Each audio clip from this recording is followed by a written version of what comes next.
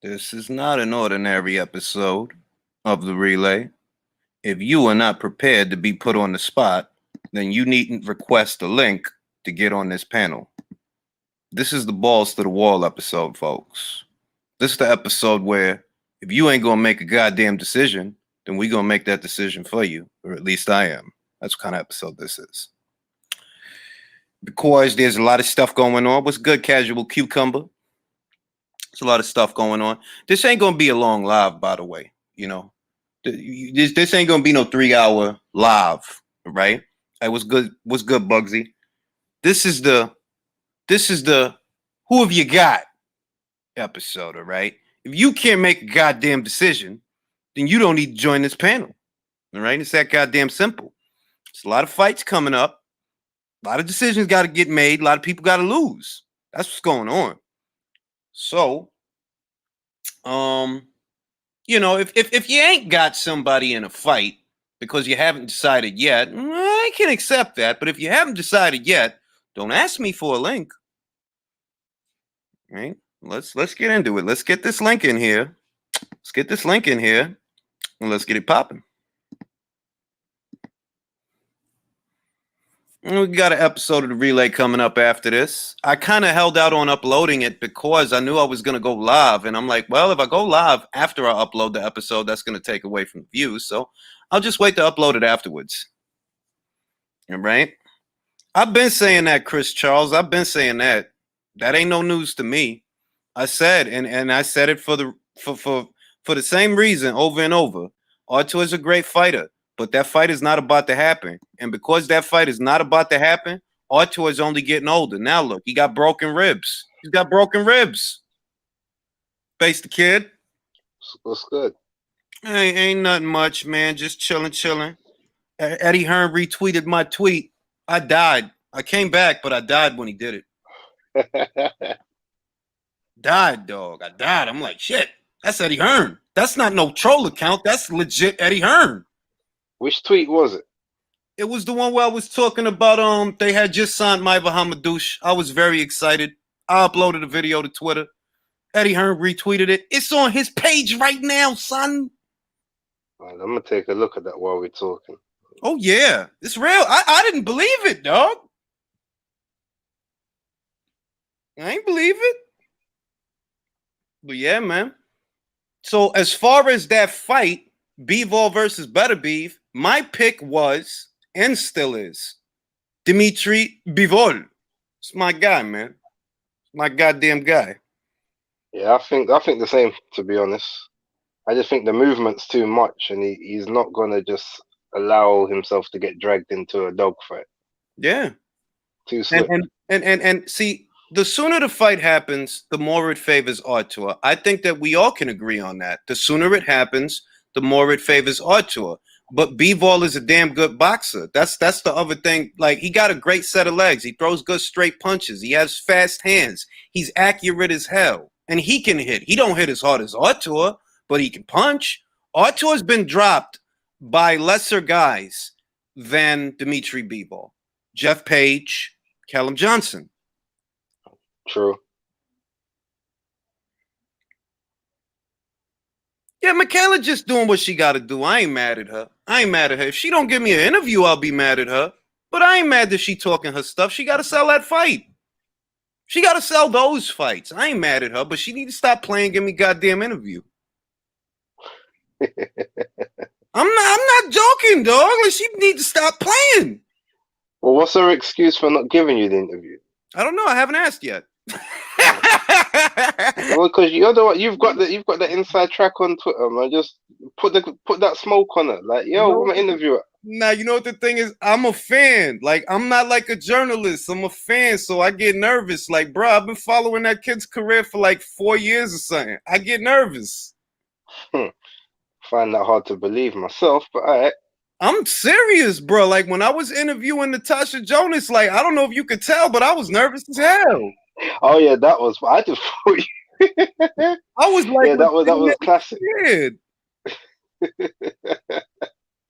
I know you was all like, oh, you know, like I wanted to ask you this, but I don't know if it's the right. She like, it's asking what you want. Yeah, but you know what I mean? Like it's kind of surreal. That's all I'm saying. It's kind of surreal when you interviewing people that you literally watch on TV. And you did kind of pussy out a little bit with the 3 minute rounds question though when you was talking to him. I remember that Nah, I mean, you were skating the fence, no, and you was on that fence sliding straight. You nah. didn't See, jump on either side of the only thing I say is she made a point that if people want to see it, to see girls get knocked out, then she don't think it would be good for the sport, right? Now, the reason I could see why somebody would have that perspective is because you still got people out there that's on some like, and I don't understand those people. You see what I mean? But I could see it having an adverse effect because look at the Miranda Atkins KO. Look at how people reacted to that. They was like, Yeah. they was all angry over it. And I'm like, why is they angry? She stepped up. She signed the waiver. She wanted that fight. She knew what she was getting into. But you see how some people reacted that there's like, oh, that she should have never been in there. Bro, it's a global pandemic. Travel restrictions. That wasn't even the girl that Senicia was going to fight. But people were still having an adverse reaction. No, that's true. Oh, I just found the tweet. Oh yeah, I see it now. Okay. Yeah, yo, Eddie Hearns, yo. Big time, yo. Okay, all right, Playboy. So yo, what matches we talking about? Because I don't sit on the fence with anything. All right. We got Okoli versus Glowacki for the WBO Cruiserweight title. Who you got in that fight and why? I got Glowacki on that one. Really? I mean, I think it's too soon for Okoli, to be honest. He's still like he's good domestic. He's even good European, but he just doesn't have enough different dimensions. He don't have enough tools in the tool bag. He's got a couple good tools, and the tools he's got very good, but he needs a lot of leverage. He needs a lot of range. His jab's kind of poor. I just think Glowacki will be able just to nullify the advantages he's got, and then when he puts it on him and sends him into territory that he's not quite familiar with, I just don't think he's got the necessary tools in the bag to pull out to be able to bring it. I mean, if he catches him one good time, then yeah, that might be a different story. But just there's levels and there's experience. I just think Glowacki is not even old, so that's where my money's going. Unfortunately, as much as I'd love it to be Okoli, I'm being totally honest. I think Lawrence is going to make it a hard fight to watch. I think it's going to be a clinch fest. I think he's going to frustrate Glowacki with all the constant clinching.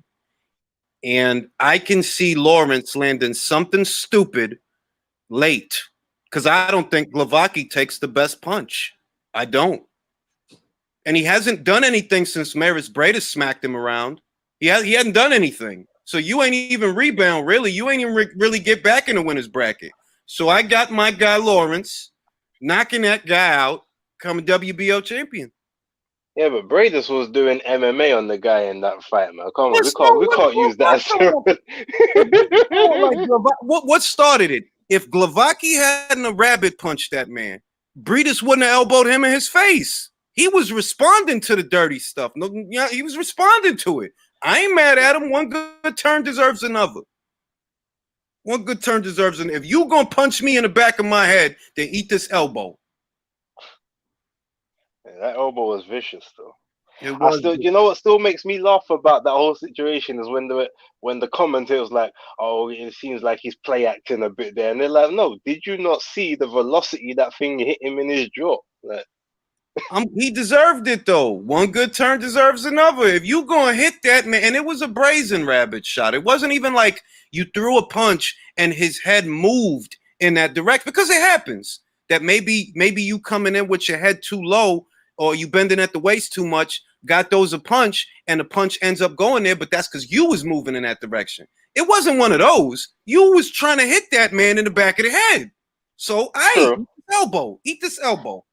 I get that, but let's be also honest. The punch that he threw to the back of the head, illegal as it was, dirty, nasty, it wasn't actually that hard. Like it was kind of like one of those, yo, this is my fight, doof, take that. But it wasn't like a proper hard shot. So we're gonna get mad at Briedis that he hits hard than Christoph? Is that what we're gonna do? Like, yeah, Bro, but You If didn't he leave the gave movie him so no, if he bad, but gave you him a hit little harder. tap, if he gave him a tap with the elbow, it's a different story. You remember, like when Derek Chisora gave Dillian the little overhand elbow when Dillian was leaning on him. It wasn't Mm-hmm. to hurt him, but it was to I'ma do this too. And so there's a difference between that elbow and the I'm trying to spin your whole jaw off your face type elbow, and Listen, that's man. what he gave him. Breedis just so happens to be. This is how I understand this man. This man happens to be Team Capricorn. Knee-jerk reaction. If you gonna do that crap, I'm gonna do it better than you. So if you gonna do something dirty to me, I'm gonna be super dirty. And that's how it's gonna go in Latvia. Shout out to Latvia.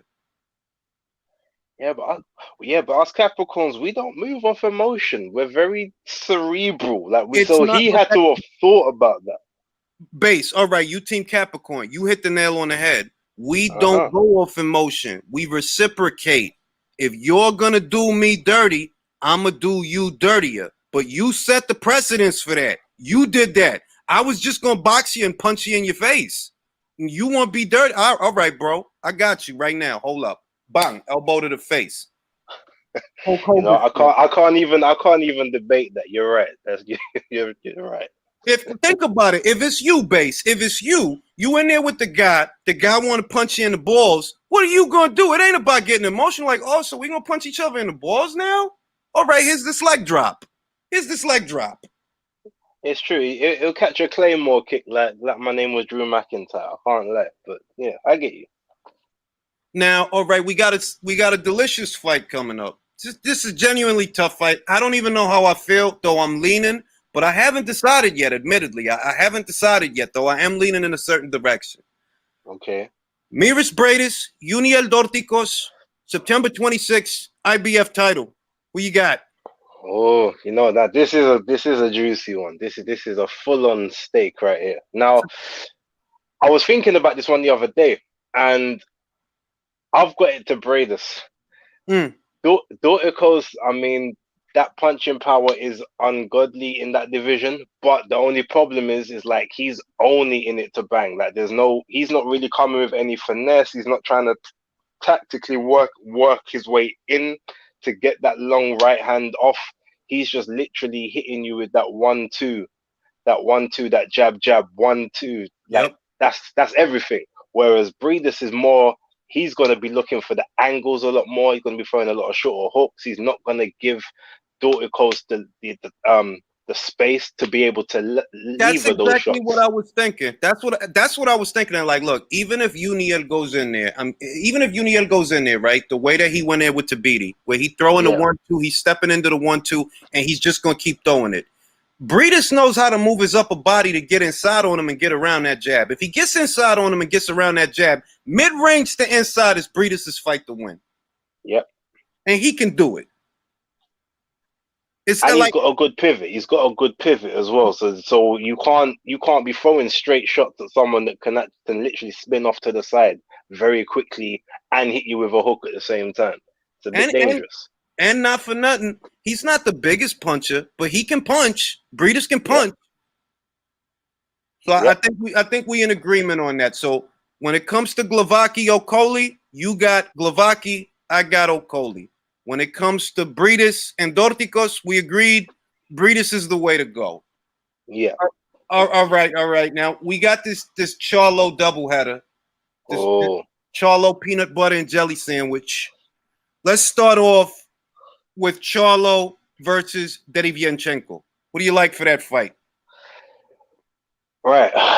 Now this one for me is a tricky one. Like initially, I was thinking Derevyanchenko could pull it out, but now I'm actually starting to think Charlo, because as we've seen in all of his step-up fights, Derevyanchenko, he starts fast, but he's very sloppy in the first few rounds before he gets his rhythm. And he always seems to either get himself knocked down or buzzed, or he'll lose like a clear-cut round. I don't think he's got enough in the tank to be able to stop Jamal Charlo. And I don't think Jamal Charlo is going to be able to stop him, but I think he's going to be able to catch a points victory based off of some early errors from Derevyanchenko. He might hit the mat again because he has precedence for hitting the mat in the first few rounds of his big fights. And That's if he another does good. that, he's That's not. another He's good pick. definitely not going to get the scorecards if he drops. So yeah, that's my opinion. I'm going Charlo on points. That's it. You know what? That's the most convincing argument in favor of Jamal that I've heard. Because initially, the question mark over the fight is, can Sergey knock him out? Because as far as a decision goes, bro, that dude is not going to win a decision. Even if he wins, he's not going to win a decision. All right, we got BDA on here. BDA, what's going on? Hey, man, good to be back on, man. Your volume's really low. All right, how about that? All right, that's better. All right. Now I'm going to run these two fights by you. You got to make a decision, all right? Oh, You got Krzysztof Glowacki. You got Lawrence Okoli. Who's leaving with the WBO title? going with Glowacki. Mm. I'm not even gonna think about these answers. I just gotta spit them out, man. Otherwise, I overthink them. All right. So you got Glowacki for that one. All right. You got Miris Briedis. You got Uniel Dorticos. Who's leaving with the IBF title? All right, don't overthink it. I'm going with Dorticos. Okay. Shit. All right. You got Jermall Charlo. You got Sergey Derevyanchenko. Who's leaving with the WBC? I'm going with Charlo, and guess what? I'm thinking knockout here. Really? Yeah. Okay. A lot of Charlo people out here tonight. A lot of Charlo people. All right. Something, man. All right. Jermell Charlo, Jason Rosario. Go with Charlo. Yeah, I'm really settled on that one. I definitely got Jamel. Base, who you got in that fight? You know what? I am going to buck trend here, and I'm going with Rosario. What? And I tell you what, you know what? I'm gonna give you I'm gonna give you a bit of bias on that as well, because I love my Dominican people. So I'm rooting for Rosario in that sense. But I think it's his height. I think the height and the reach. Jamel is not very good at being able to get in on someone who's like longer than they are. He's longer than he is. Sorry. I mean, if you even look at the Harrison fight, the very first one, Yeah. it was very hard for him to be able to get inside of that good stiff jab, and every time he got inside, he was getting countered. It was only more in the second fight where Harrison actually stood more toe to toe with him. He was able to kind of get off his work a lot better, and he was still losing that fight until the knockouts came. So I just feel like because Jason Rosario is like so much taller, so much sort of taller and longer, I just feel like he's going to be able to keep him on the outside and frustrate Charlo enough to him to maybe do something silly and maybe walk onto something hard. I'm not saying it's going to be hard enough to knock him out. I don't think Jason can fight a fight like Tony. Tony's a pure boxer. Tony's only drawback is that he doesn't take the best punch, but the man can box. He can box. Jason don't have that ceiling. He ain't. Oh no. I'm not saying he's got that ceiling. Don't get me misconstrued. I'm not saying he's going to employ that same plan, but I'm saying I think he's going to be able to use his range and reach to his advantage to frustrate Charlo into doing something silly to catch something. And then and maybe make, because if you remember when in the second fight, when Harrison actually was catching Charlo with some hard shit, he was actually almost retreating into a shell a bit more. He wasn't as gung ho. And I think Rosario hits harder than Harrison. So that's where I'm coming from. So you I think could be he's gonna totally make wrong on this Jamel one, but I'm going to go gunshot? Rosario. Yeah, I think he's gonna hit him with something and make him not want to come in and control it that way. That's not. I like that. All right, BDA. You know what? That's not so crazy. What? Ah, shit. Hold on a second. My volume's killing me again. All right. We're gonna move on from that for a second. You got Nonito Donaire. You got Nordine Oubaali. You got to make a decision, BDA. You got to make a decision too, Base. What's gonna happen? In this fight? You got to make a decision. All right, who's going first? Me? You gonna go first. All right. You know what? I'm going with Donaire. I think that Oubaali, I mean, I'm not going to lie. I haven't seen huge amounts of Oubaali, but I've seen enough. I just feel like Donaire, he's back where he needs to be. He's back where he should be. He's at the right weight to maintain his power, maintain his size. He's got the experience. I feel like that's what's going to play a part in this fight. It's going to be his experience and his grit. I'm not sure if Oubaali's got the same grit in him. All right, BDA, who you got in that fight? I'm gonna go with Oubaali, man. I think Donaire, I like Donaire's performance. We all loved it against Inoue, but he does tend to. He still hasn't fixed that flaw of his where he has to plant himself and get set to fire off one shot at a time. And I think a guy who can move around him might be able to offset him. But I mean, he remains dangerous. But if I had to pick, if I'm forced to, I'm going with Oubaali. I just don't think Oubaali has enough power to hurt that guy, man. I mean, well, not to hurt him. He can hurt him, but I don't think he could take him out. I don't think. It's a damn good fight. Damn good fight. Shit, I was about to ask Dre about them goddamn fights. All right, let's get some more people on the panel here because it's only so many fights. What about Wilder versus Fury 3? Is it too early to ask you guys what you think is going to happen in that fight? No. What do you think is going to happen in that fight, Base? Unfortunately, I think the same thing that happened in the second fight going to happen again. Going to happen quicker. Probably going to even happen more emphatically. BDA, who you got in that fight? I got Tyson Fury, man. It's like, hold on a second. Jeez Louise, what the fuck? And let me preface my pick there by saying I actually don't like Fury at all. Like, I really can't stand him in any way, shape, or form. So this is not me being biased towards Wilder. I just really think that's what's going to happen. BDA, why you got Tyson Fury beating up on Wilder again? Well, like this guy, what's this guy's name that I'm with again here? Base the Kid. Yeah, like Base the Kid. Sorry about that. I'm having fucking technical difficulties here. Like No Base the problem. Kid said, Fury is going to. I think he's going to do the same thing. But you know what I don't like, man? I dislike the way Fury's been talking a little bit. I hope he doesn't get overconfident and think that all he has to do is walk in there and do the same old thing. Because if he does, I mean, Wilder can still crack, man. But I see him still pushing Wilder back. Wilder being unable to fight, going backward, and that's all she wrote. All right. It's about to get real spicy in here. It's gonna get spicy. You got Teofimo Lopez. You got Vasyl Lomachenko. You got Joey Gamache helping Teofimo in the corner. That means something, fellas. That shit is important that he's in his corner. What do you got for the fight, Base the Kid? All right, you got to come to me second on this one. I need some time. All right. BDA, who you got in that fight? I tell you, hold on a second. Yeah, okay. Well, you know what?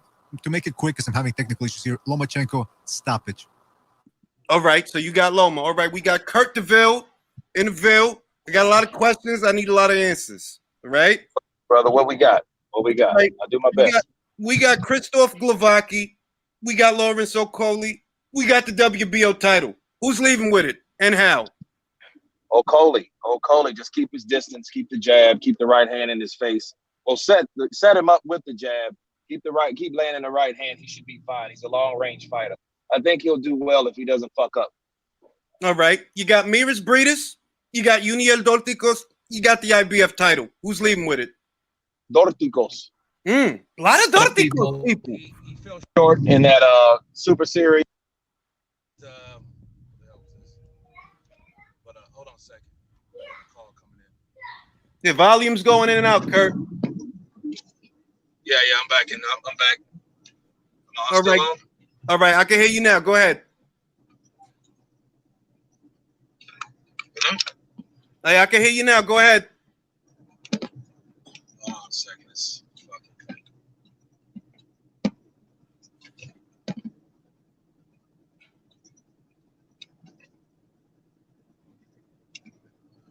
Okay, having some technical difficulties over there. All right. Let's think. We was on Teofimo Lopez and Vasyl Lomachenko, right? Yeah. It's important that we highlight that Joey Gamache is going to be in Teofimo's corner because that's going to affect what he's going to do. He's not going to go in there looking to work off the counter and roll punches off the shoulder. I don't think. You didn't get Joey Gamache in your corner to do the same old shit that you've been doing. I think he's going to try to come forward on Vasyl Lomachenko. That's what I think. And throw punches in bunches. The way that Otto Verleen did with Tyson Fury, who also had Joey Gamache in his corner. What do y'all think about that? Valid. I haven't talked to you in a while, Ring. So my question to you actually is, you don't have to give a prediction, but what do you think is the best way to fight Lomachenko, considering Lopez's characteristics as a fighter and his tools? Do you think him making Lomachenko come to him is the best way to do it, or to push Lomachenko back? Push him back. And I've said it before. The way to deal with Lomachenko is to pressure him, because you're not gonna outbox him. You're not gonna outthink him. So you've got to go in there and you got to gamble and you got to throw. All that finesse, forget it. Forget finesse fighting him. Go in there and throw. That's your best bet. And really, that's Teofimo's best bet. That's interesting, man. Yeah, that's interesting because, you know, the standard thinking is Lopez can't fight going forward. I mean, we haven't really seen him do it. But like you said, if he's got Gamache in there and he can somehow construct him into a pressure fighter, yeah. But my thing was, if Lopez makes Lomachenko jump in and makes him create an opening, maybe he could catch him. But it's a big if. You know, it's one of those one-hitter quitter type thing. I don't think one shot at a time is going to do it. So I'm undecided, man. So I just want to get your opinion on that. That's an interesting take on that.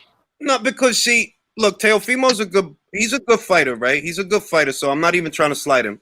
But if you're working off the counter, that means that you're waiting for Lomachenko. You're waiting for him to give you something that you can exploit. He's not going to give you a lot. He throws short punches. His punches are short as hell. And that's when he's not baiting you with his feints. That's when he's not getting on the side of you and hitting you with shit that you don't see. So working off the counter is not the way to go. You basically giving him the reins to control the fight if you working off the counter. The way you get this guy, and I said this before, you got to be like Miguel Bachel. You have to go after him. You have to gamble, because you're not going to outbox him. And you know what? To your point, Lomachenko, it seems to me, he's more of a pressure fighter. If you consider his last 8 performances, he's more of a pressure fighter. And with pressure fighters like him, it seems like they feed off the momentum. Like the more you back up, the more energy you give them, and the more comfortable they get. So there might be something to that plan of pushing him back. I just don't know if Lopez can pull it off. Well, Lopez is saying a lot of stuff that I don't agree with. Like, he's saying that Lomachenko can't fight going backwards. I don't agree with that. He can fight going backwards. He could fight going backwards. But it's just if he's going backwards, that means that he's giving up real estate and he's in a compromised position, because Lomachenko is accustomed to being the one in control. But to say that the man can't fight off the back foot or going backwards, that's not true. The hell are you talking about? He played bull and matador on guys that tried to come forward on him. Wasn't that long ago either. All right, Kurt. We got Jermall Charlo. We got Sergey Derevyanchenko. Who wins that fight? Oh, that's going to be a good fight. Very good fight. Derevyanchenko, he's proven himself. Jermall has not. Beating Hogan is not enough for me. I think this is going to be the fight that proves he can talk shit at 160. Because Derevyanchenko, he's going to be hungrier than he did in the Golovkin fight, I feel, because he knows if he can hurt Golovkin, he damn sure can hurt big-ass Jermall. And not taking anything away from Jermall. Jermall has size and power. The size and power may not be enough for a guy like that. But we will see. And then if he does, it's going to be by knockout by Jermall. He just catches him with some big shit, like he did Centeno, right? And, but that was early, so we didn't really know what he could do. But this fight is going to be a pressure fight. It might be one of the fights of the year, because Jermall, he's a tough kid. He can take a lot of punishment. We've seen that when he fought the Korobov. Was it Korobov? Right? Yeah, it was Korobov. So he took a lot of left hands, and you said, well, damn, he must have a chin of something in it, because he was taking those left hands like it was no tomorrow. He was eating them like yesterday's breakfast. So that is true. That is true. He ate a lot of straight left hands, and he didn't get buzzed. He got stunned. He got stopped in his tracks, but he ain't get hurt, even though he ate a lot of left hands. Yeah, he's a tough kid. So we'll see how tough he is that day. It's hard to call, man, because it's one of those fights. If he wins, it's going to be from the hairs of his chin. You know what I mean? And if it, of course, if it's a fix or some bullshit like that, but realistically, it'll be a very close fight for both guys. Of course, unless he hits him and hurts him, or Derevyanchenko has some type of punching power and hurts Jamal, but I haven't seen Jamal hurt. I've never seen him hurt. Me neither. So I've never. it's kinda one- But can we say that the reason we never seen him hurt is because at neither 154 or 160 he fought a big puncher? I don't recall Jamal fighting no big punches at either of them weights. Well, I think you can maybe say J-Rock was kind of a big puncher, not like hard, super hard, but he got decent power. He put down the Hearn. Come on, man. You can't be a feather fist if you put down the Hearn. Yeah. Don't give me that, Julius. Come on. I gotta give you the Rocky Lockridge. Yeah. I don't know about Julian Williams being a big puncher. I don't know about that. Yeah. It sounds like Kurt has Jamal Charlo. That's what I'm hearing. I'm hearing about knockout Jamal, but if it's All right. a long fight, it's gonna be tough. All right. We got Dre in the building. What's going on, fellas? All right. We're gonna start off Krzysztof Glowacki, Lawrence Okoli, WBO cruiserweight title. Who do you have and why? Ovaki. I just think his cadence is better. Okoli, he too sloppy for me, man. He just grabs too much, horrible distance, and I don't know. I just don't. He's just too sloppy, honestly. All right. So you got Glowacki. Yeah. All right. We got Miris Briedis. We got Uniel Dorticos. We got the IBF title. Who's leaving with it? I'm gonna go with Dorticos, man. That left hook is just devastating, and you could try to do whatever you want to do with him, but Dorticos just got that. What he did to Beatty, man, was just crazy, man. That just kind of made me a fan of him. I ain't gonna lie, but you know what I think about the Tabiti fight? That Tabiti left the door open for that to happen because you're not throwing, bro. Like, you legit not throwing. You just trying to roll shit off the shoulder and try to slow the fight down. The fight ain't gonna slow down, bro. You got to do something. And you open the door for him to do that because you not throwing. Yeah, he was just like trying to be on some safe boxing type shit. Like it was just crazy. But the way that Dortico was courting was beautiful though, because he was trying to Tabiti was trying to wind back for a right hand, and he timed him and caught him with that left hook, and that was it, man. That was a beautiful punch and a beautiful setup as well. Yeah. So I really want to. You got Dorticos winning that fight. Yeah, I got Dorticos all the way. Yeah, I got Dorticos all the way. All right, we got Jamal Charlo. We got Sergey Derevyanchenko. Who you got winning that fight? And that's what's killing me, man, because I was running in the park yesterday on this little beautiful trail out here, so I really couldn't get in. But I keep hearing everybody keep talking about Jamal Charlo and his power, but I gotta go with Sergey Derevyanchenko because, in my opinion, me personally, I thought Sergey Derevyanchenko whooped Gennady Golovkin's ass, and I'm a big Triple G fan, but I thought he whooped his ass. And people keep talking about Jamal Charlo's power, but if you look at, some people arguably say that Triple G may be the hardest hitting middleweight like presently right now, and he got up against Daniel Jacobs, who is not just a hard puncher, but Daniel Jacobs has good footwork. And he can fight from various range. He got up against those guys and worked them, and he's not as active. Jamal Charlo's not as active as like a Gennady Golovkin or even the Daniel Jacobson spots. And he has a lot of lows as well. And I look at when Jamal Charlo for Austin Trout was like kind of bringing it to him. He was a way smaller fighter. So if Austin Trout could just do that from distance, what you think Sergey Derevyanchenko going to do up and close while giving them angles and working that body? I'm going with Sergey Derevyanchenko, man. Seriously, because I don't know how hard a puncher Jamal Charlo was when he couldn't get Brandon Adams out of there. Like that's what I was about to say. Like, I keep hearing about Jamal's power. I'm not going to say the kid can't punch. I'm just saying that, like, you could knock out Brandon Adams, bro, and you went to the cards. Like, Jarrett Hearn stopped Austin Trout. He stopped. Yeah. Jamal and Jamel went to the cards with him. And he couldn't put Austin Trout down, but Laura put Austin Trout down and Canelo put Austin Trout down. So, but you couldn't even put him down or push him back. Austin Trout was bringing it to Jamal, honestly. So I'm going to go with Sergey Derevyanchenko. I just think he has experience in the big fights.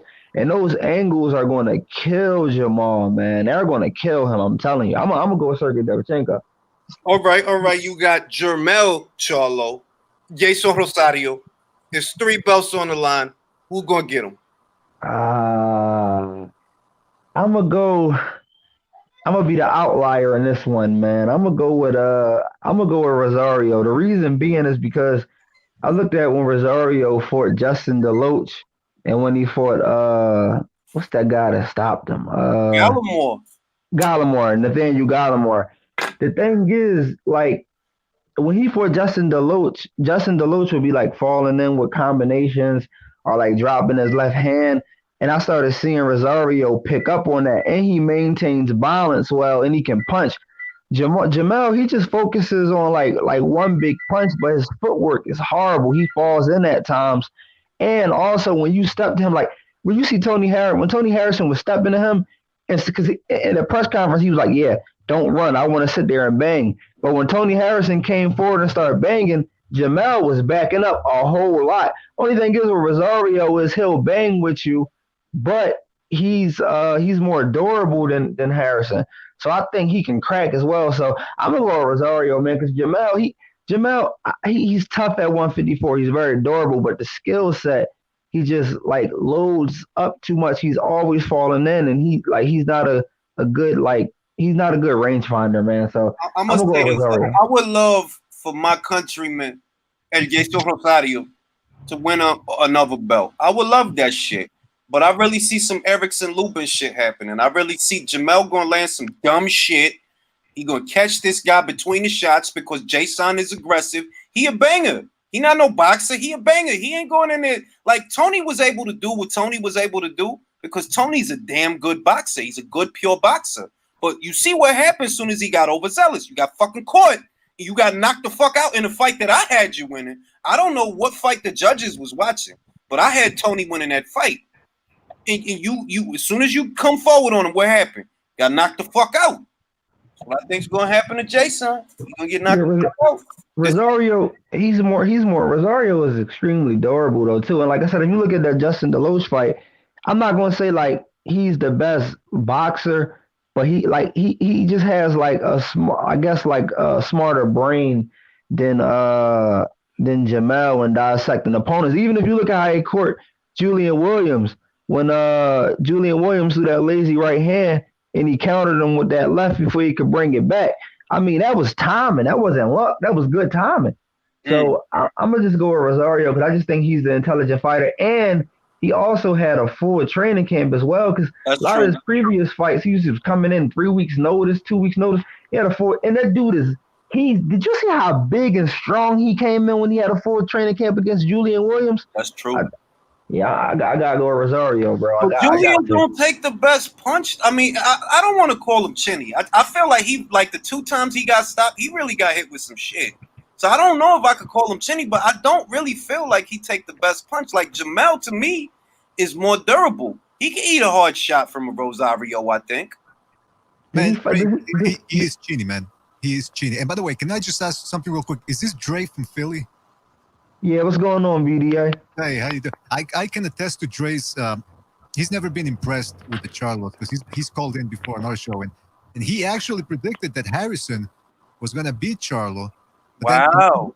And he was. Yeah. Then Charlo, of course, his power bailed him out. So I'm not surprised that Dre, that you're not impressed with this Charlo. But like Rainey's saying, man, is how good is the Banana's power really? I wanted to ask you guys something.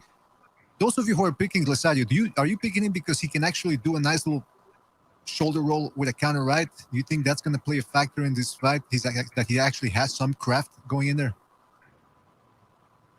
I think he does, but that's not why I'm picking him. I'm picking him just because he's the longer rangier guy, and we've seen so far that when it comes to Jamel, he's not good at getting inside of a person's rangefinder. And if someone is actually there who sits on him and and actually trades with him, he doesn't like it. He likes to be able to pick people off. Have we seen Jamel fight a real puncher yet? Honestly, like Rosario is a solid puncher, a real puncher. I mean, I I mean, like Jamel, man. He's tough, but just doesn't have the most skills, honestly, in my opinion. Rosario doesn't either.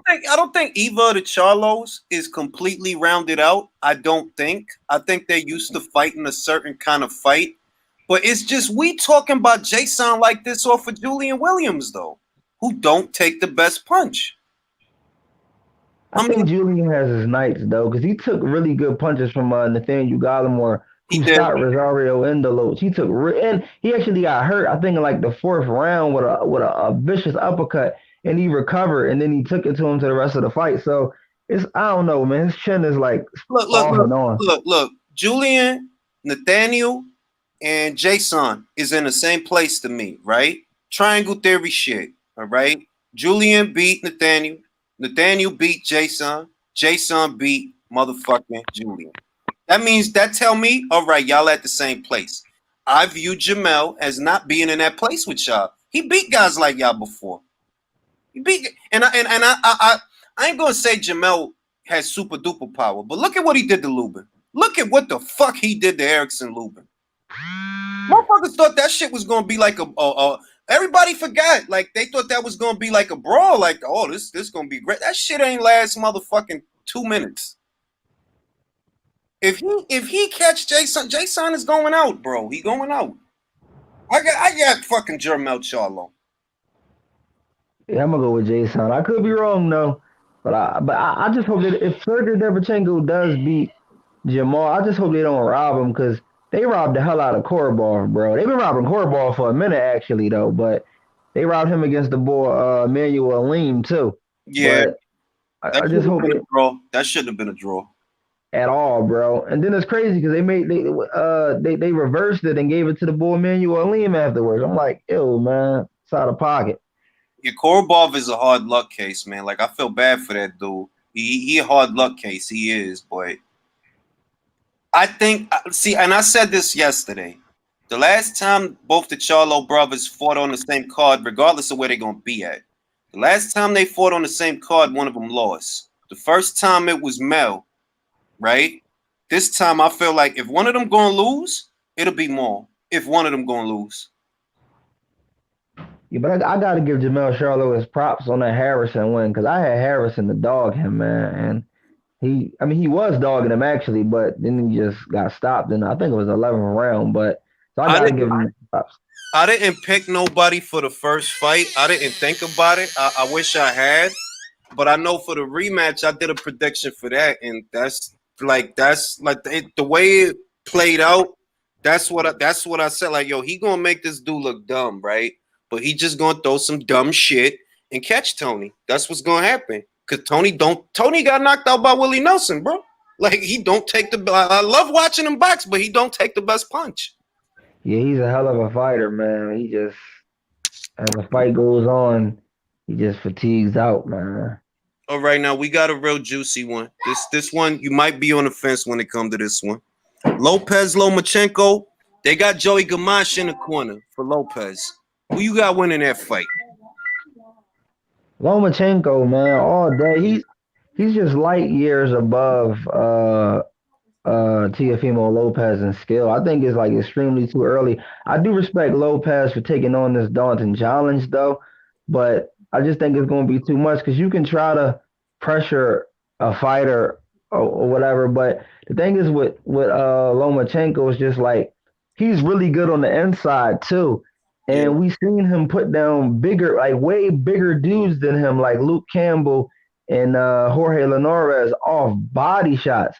But if you look at how he put them down off body shots, he did it like he pretty much deflected with like long punches or dummy punches, and then just threw the body shot in there real quick where they didn't see it. And Teofimo Lopez is smaller than those guys. He's a little taller, slightly taller than Loma. But I just think like he's going to give Loma what he wants doing that. And Loma can also still take those angles and punch off those angles. I just think it's a bad matchup for Teofimo Lopez. And everybody keep talking about Teofimo's power.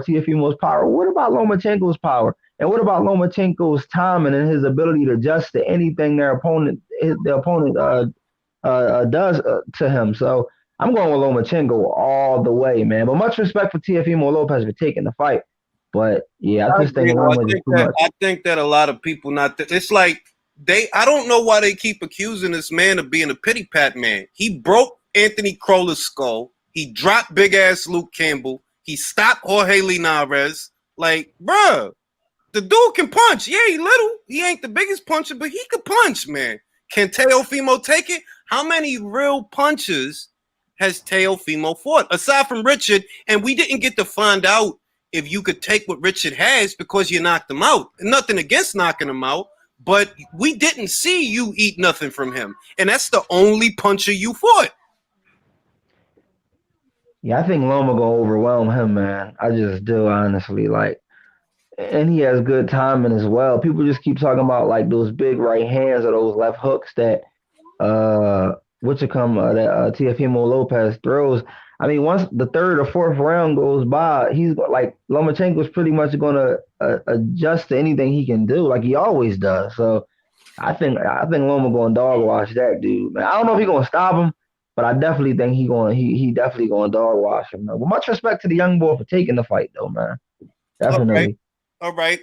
This is one we haven't covered yet. Ryan Garcia, Luke Campbell, base the kid who wins that fight. I've got Luke Campbell. How's he do it? You know what? I can't lie. I think he stops him. What? I think he stops him in the 10th for the 11th. Yeah, what the fuck? You think he gonna? Yo, you remember what Mark said about Ryan Garcia? Who Ryan Garcia reminds him of? Yeah. He said he reminds him of Amir Khan, bro. Yeah.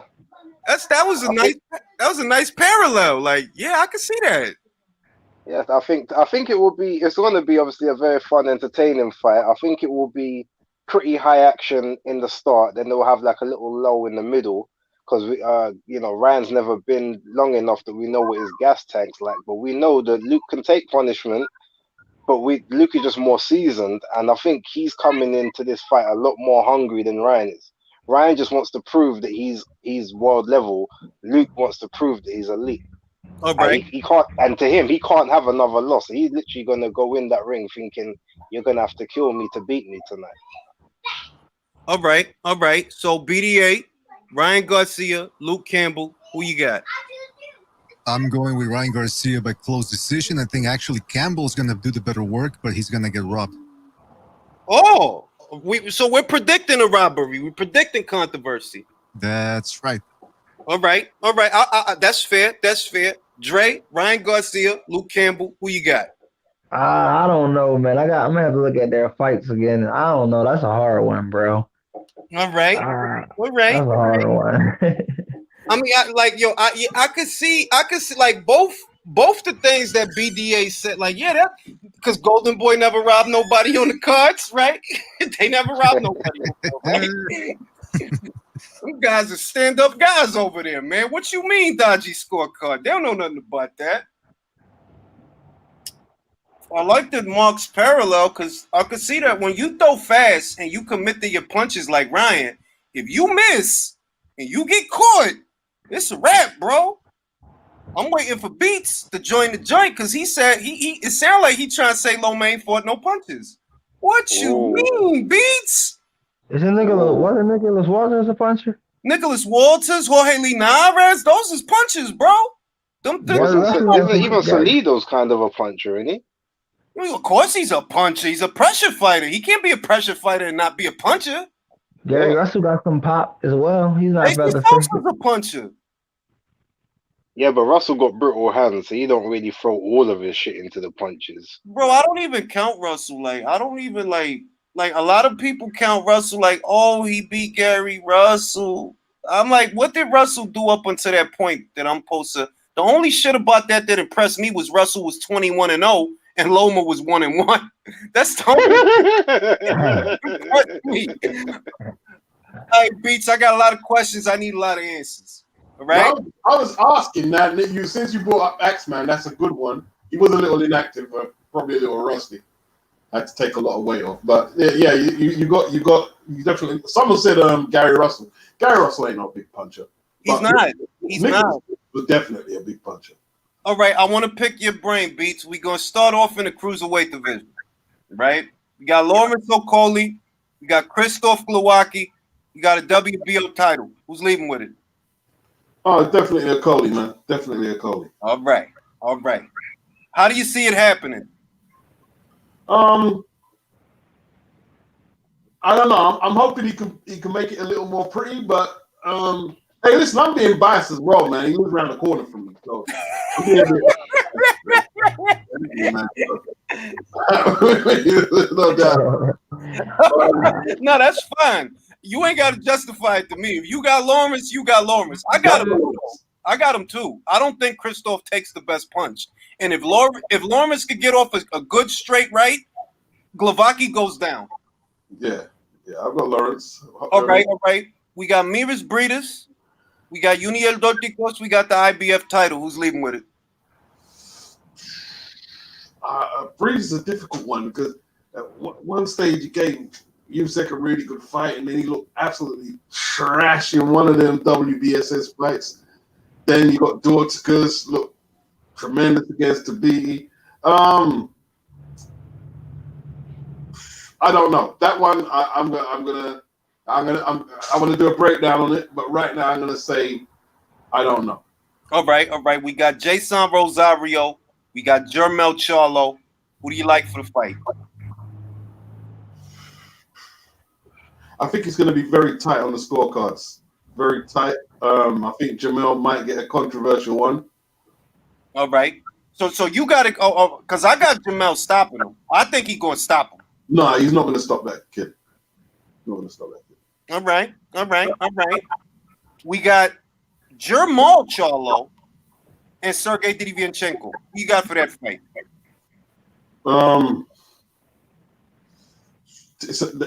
Listen, they're good fights, man. They're very well matched fights.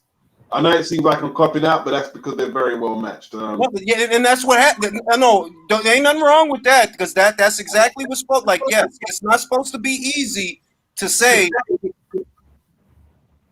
If Derevyanchenko can avoid getting his face marked up and busted up, he's got a great chance.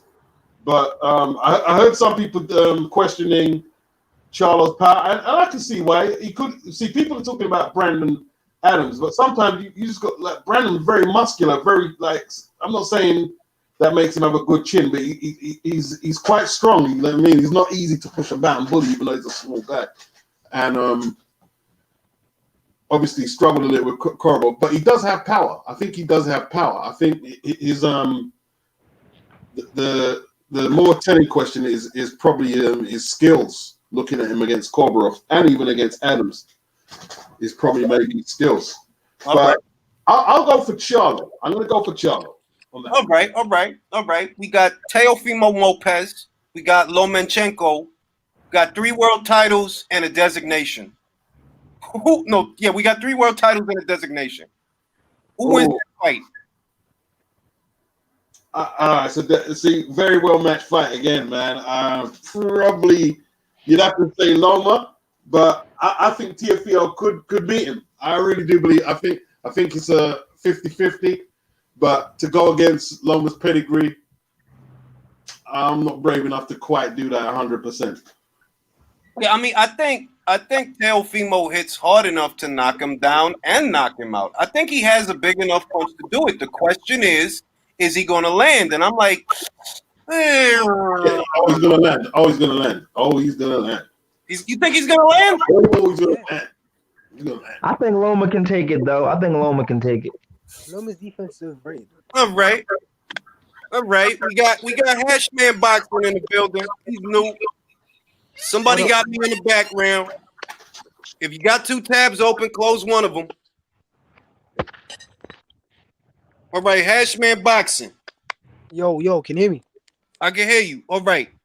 We got Lawrence Okoli, Krzysztof Glowacki, WBO title. Who leaving with it? Honestly, I think Okoli will probably win on points, but I think Glowacki will give him problems early, and I think Okoli's gonna win. Well, it's gonna be a very close fight. I think the southpaw stance is different. He might give him different looks. Glowacki is very experienced. And yeah, man, I just think Okoli is probably going to win, but it's going to be a tight fight. I don't think it's going to be as messy as other fights that Okoli's had. I think Glowacki is an experienced fighter, and I don't think he would allow Okoli to hold. I don't know, but I think Okoli will win on points. All right. So you got Okoli, you got Miris Briedis, you got Junior Dorticos, IBF title. Who's leading with it? That's a good fight.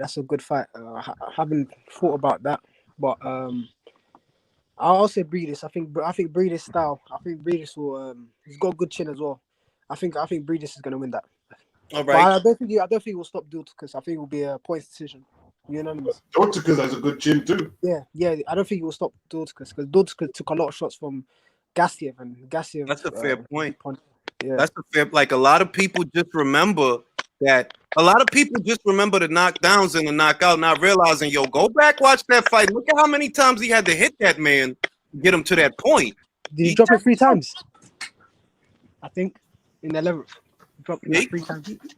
He take a punch. All right, we got Jason Rosario, Jermel Charlo, 3 world titles. Who leading with him?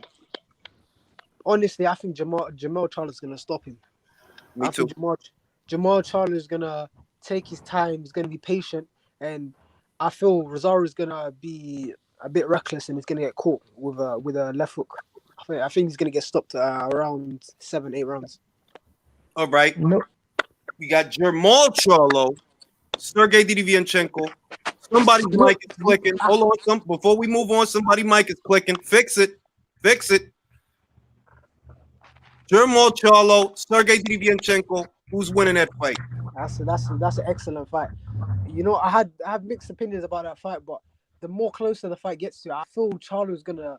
I just feel he's had too many mediocre performances, and I have a feeling where Charlo's gonna shine in this fight. I think Charlo's gonna step up and he's gonna do a job on Derevyanchenko. He might be the first guy to stop him, but I definitely see Charlo dropping him, but probably be a decision win. But I think he's gonna win quite comfortably. But he will have tricky moments. But I think Charlo's gonna shine in this fight. All right, now I'm gonna pass it over to Beats because I didn't ask Beats about this. Ryan Garcia, Luke Campbell, who's winning that fight?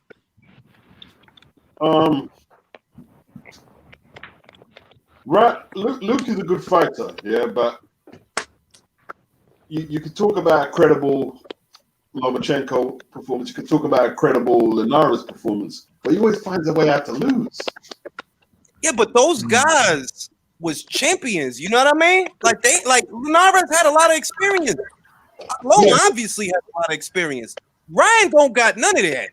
Here's what it is, Julius. Yeah, there's a lot of like intangibles in boxing, yeah. But there's some things you can't put a thing on, like winning, just being able to get that W. Some guys just can't do it, man. I don't know what it is. Like they seem like they've got all the equipment, all the the tools, but they just can't get past that winning line, man. You think Luke is one of those guys? I think he could be, yeah. If he look, I'm gonna say this, Luke Campbell. If you listening, I want you to pay attention, Luke. Right? You got to pour it on thick on this kid, man. He's not used to it. All right. You've been to the big show. You've been to the Olympics. You got the gold. All right. You got the experience. You got the size. You got your man strength. You go in there. You beat this kid up, man. Let me tell you something, right? If Luke goes in there and tries to slug it out with that kid there, he's gonna get knocked out. I don't know, man. I don't know. You look back to brawl with Mendy. He lost the fight.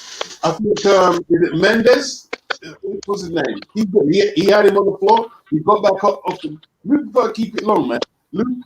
I think Look. A lot of them British fighters cannot fight inside, and it is what it is. And Luke is one of them. He's still got a lot of that amateur style in him, and he's got to use that now. Luke's in his 30s now. Luke trying to turn into a brawler now is just a recipe for a disaster in a fight this big right now. You know what I mean? If he's going to apply pressure, he needs to apply it intelligently, and he needs to use his experience, frustrate Ryan, and let the ball bounce where it bounces after that. You know. See, this is my thing with Ryan, right? You have been, like the Fonseca fight. How much experience did he really get out of the Fonseca fight? Like, the movie did gorgeous. It was gorgeous. He got in a high guard. He got Fonseca to throw a straight jab. He throws a jab, catches him as he's trying to throw the right hand, as he's trying to bring it over. He catches him with a real short left hook. That was gorgeous.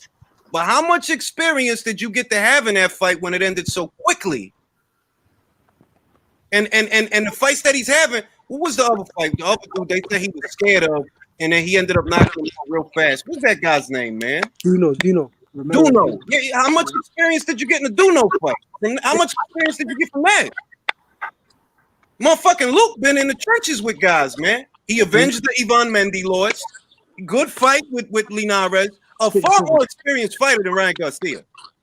I thought he could have won the Linares fight. It was very close. Very, very close. I don't like it is like Beat said it is, though. It is that way that it's certain shit, man. Like Ryan might just be up for it. I don't know. But on paper, I don't see what I need to see. I don't see it. Has he faced a southpaw? I don't even think he has.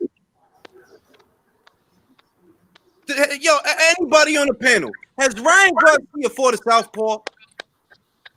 No. Yeah, it's different when you're fighting a skilled southpaw who's long. Because Ryan's got advantages where he's got long reach, he's tall, but so is Luke. Luke is tall, 5'9". I think Luke's got longer arms. I just feel what Beat said. Sometimes the pressure might get to Luke Campbell where he's been in good fights, but he hasn't got the victory over the top fighters. I know he avenged his loss against Devin Haney, but I just feel the fight, he will start well. I think Luke Campbell will win the early rounds. It's just whether he can maintain it and do it for 12 rounds. Hold on. Let me counter something real quick. So we can agree that Luke Campbell thus far hasn't, like, whenever he steps up, he hasn't got the job done. But this isn't a step-up fight for Luke. It's a step-up for Ryan. Yeah. True. Like, Luke Campbell, this is regular competition. It's a step-up fight. However, but Mendy, the first time against Mendy. It's a step-up fight for Luke Campbell as well. It's a step-up fight for Luke. That one, the big one. Yes, it is a step-up fight. But this isn't a big fight. This is only big in name. This isn't a big fight. Garcia's fought nobody for this to be a big fight. It doesn't matter. This is a massive fight. It's an eliminator for the WBC belt. Again, and he's won, and Luke Campbell has won every eliminator he's been in. He's just never won a title fight. This is against one of America's top prospects. There's a lot of pressure riding on this one. This is a golden boy fighter. He's got the Mexican contingent behind him and a lot of Americans. Yeah, there's more pressure on Ryan than there is on Luke. There's more pressure on Ryan than there is on Luke. He ain't gonna want to lose to no British guy in America. He ain't gonna want that. There's a lot riding. Exactly. So the pressure is on Ryan to perform, not on Luke. It might. But to Luke, this is a regular fight. This isn't anything big to him. That's my point. It is, because he's never won the big fight. That's like saying Frank Bruno fighting Oliver McCall is not a big fight because he fought Tyson's fight. It is big. He's never won a big one. You have to win the big one. You have to win a big one, but to him, this isn't a big fight. That's my point.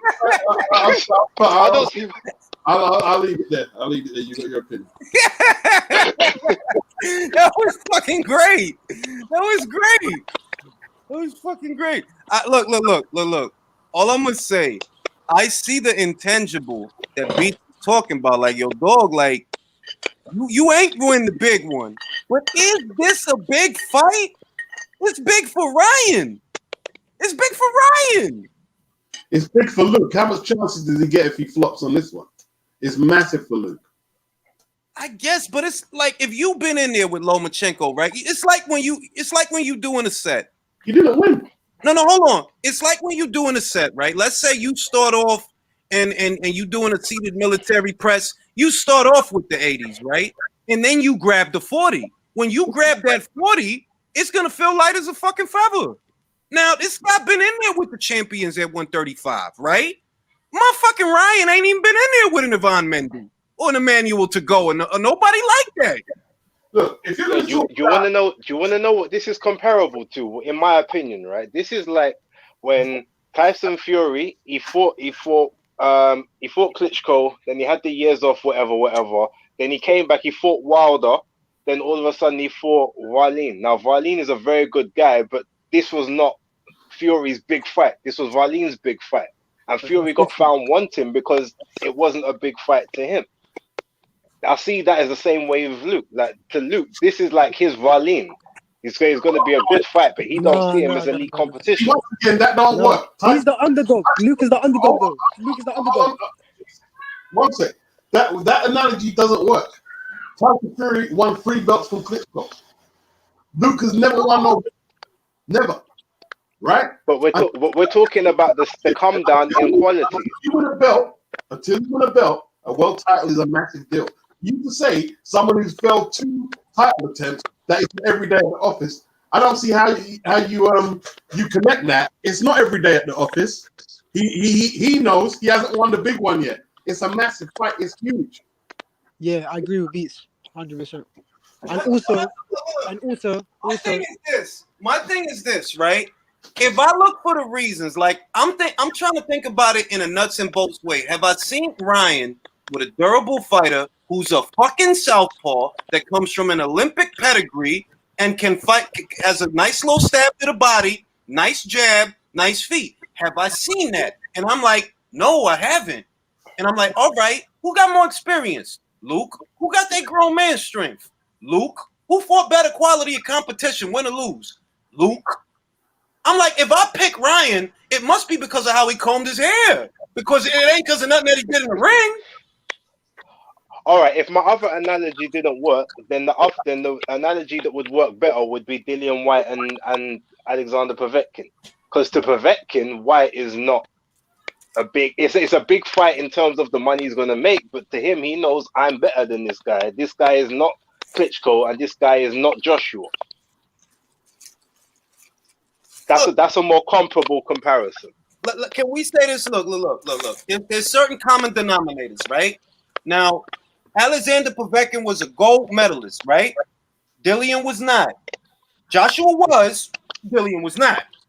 Now, Dillian was not of the pedigree, amateur-wise, that Alexander was. The same can be said for Ryan. Ryan don't come from that Olymp. Like you ain't go gold, bro. You didn't go silver, right? You didn't do shit, right?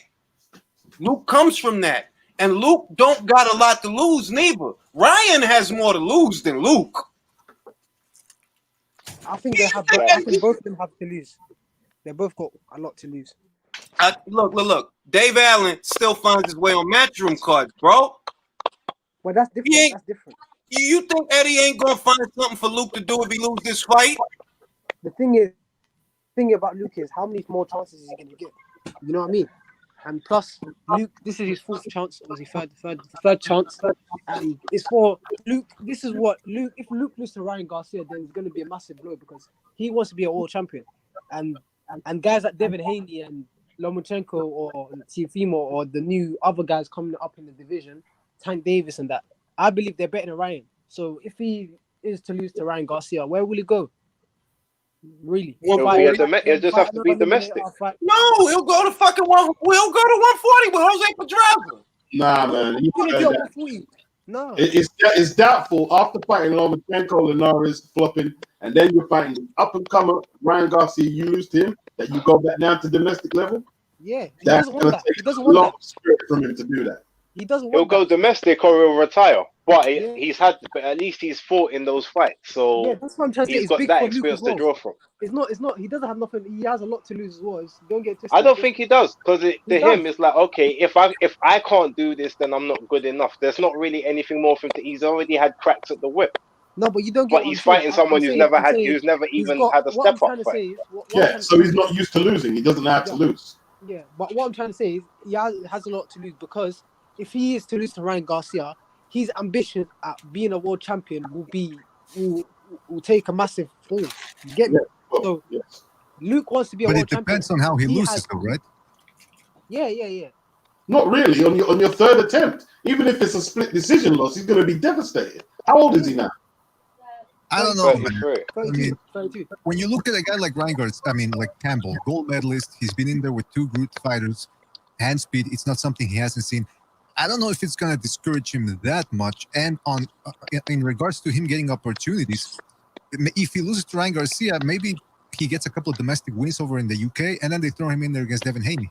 I mean, you never know. It's Then hard. what's he gonna be? Opponent now? He's not gonna be that. He's gonna be opponent for guys now. But he's been an opponent anyway, because every time he's been a titleist, except for even the Lomachenko fight, he was the opponent. He was the opponent against Linares. He's always been an opponent. He doesn't know anything else. He's I have as a a question contender. for those of y'all that have Ryan winning the fight. I just want to know how he's going to do it. That's all I want to know.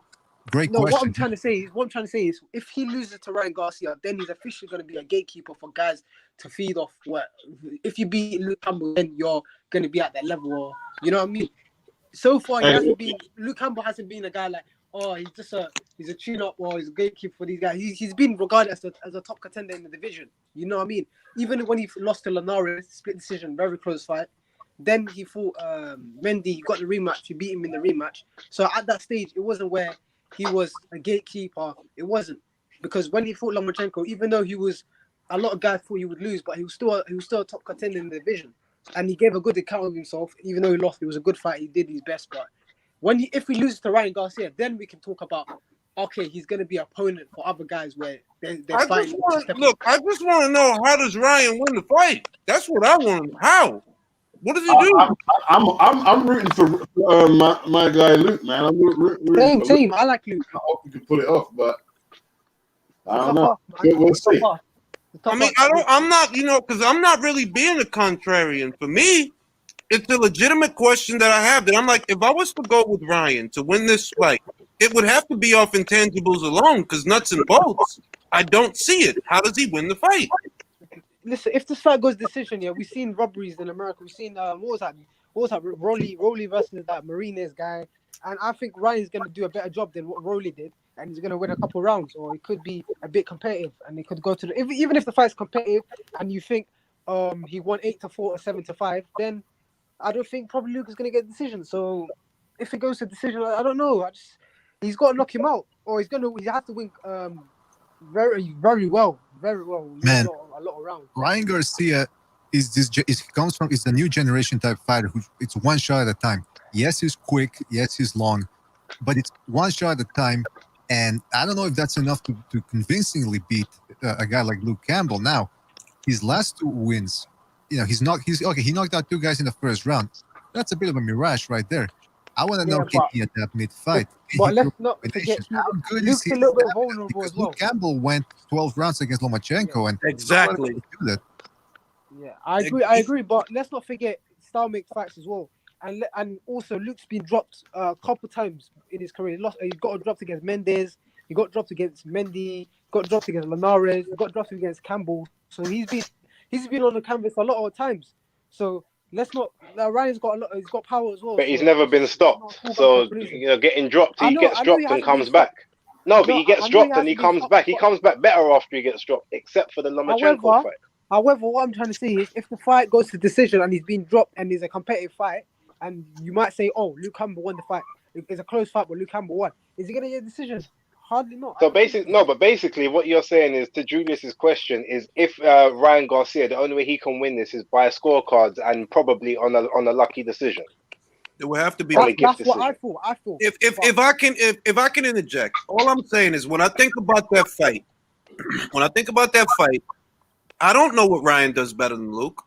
You haven't fought the kind of people that Luke fought. He's got a better left hook than Luke, for sure. Is that based on Fonseca? No, I think he's got more punch power. I don't think Luke's a big puncher. I don't know that Ryan. Look. Somebody has two tabs open. I don't know that Ryan is a bigger puncher than Luke. He might be, but that's my point. There's too much about Ryan that I don't know ahead of this fight. That's why I'm like, well, if he wins, how? Luke's never been stopped, and Luke ain't little. I feel you. I know what you mean, but I don't know, man. Just because we might see something. You never know. We might see Ryan do something that we've never seen in the ring. But I don't. As what I've seen so far, and seeing what Luke Campbell's done, I thought Luke Campbell beat him by points. But Like if it's Devin, I've seen Devin box. You know, like it wasn't abrupt. I've seen him. You know, I'm do not some sold good shit, laser jab shit, fast reflexes shit, good feet shit. I'm Ryan, not sold on Devin. I'm not sold on Devin as well. I'm telling you, look, you better stop, Devin Haney. All right, I'm sold. Devin. I'm not sold. You know why I'm not sold? Because I see a lot of flaws in Devin as well. He does stuff where, cool. I know Floyd and him, they're different fighters, 100%. But Devin does a lot of mistakes in the ring as well. So he's a nice boxer in that. But I saw even in his last fight, when the other guy went southpaw, and Luke's a way better fighter than the guy he fought, and he was being confused in the southpaw stance, and he was lunging in with left hooks without measuring or anything. So. Dude, don't forget, Devin's only 20 years old, you know. Yeah, Like, that's what I'm trying to he's say, still bro. got plenty of time to keep developing.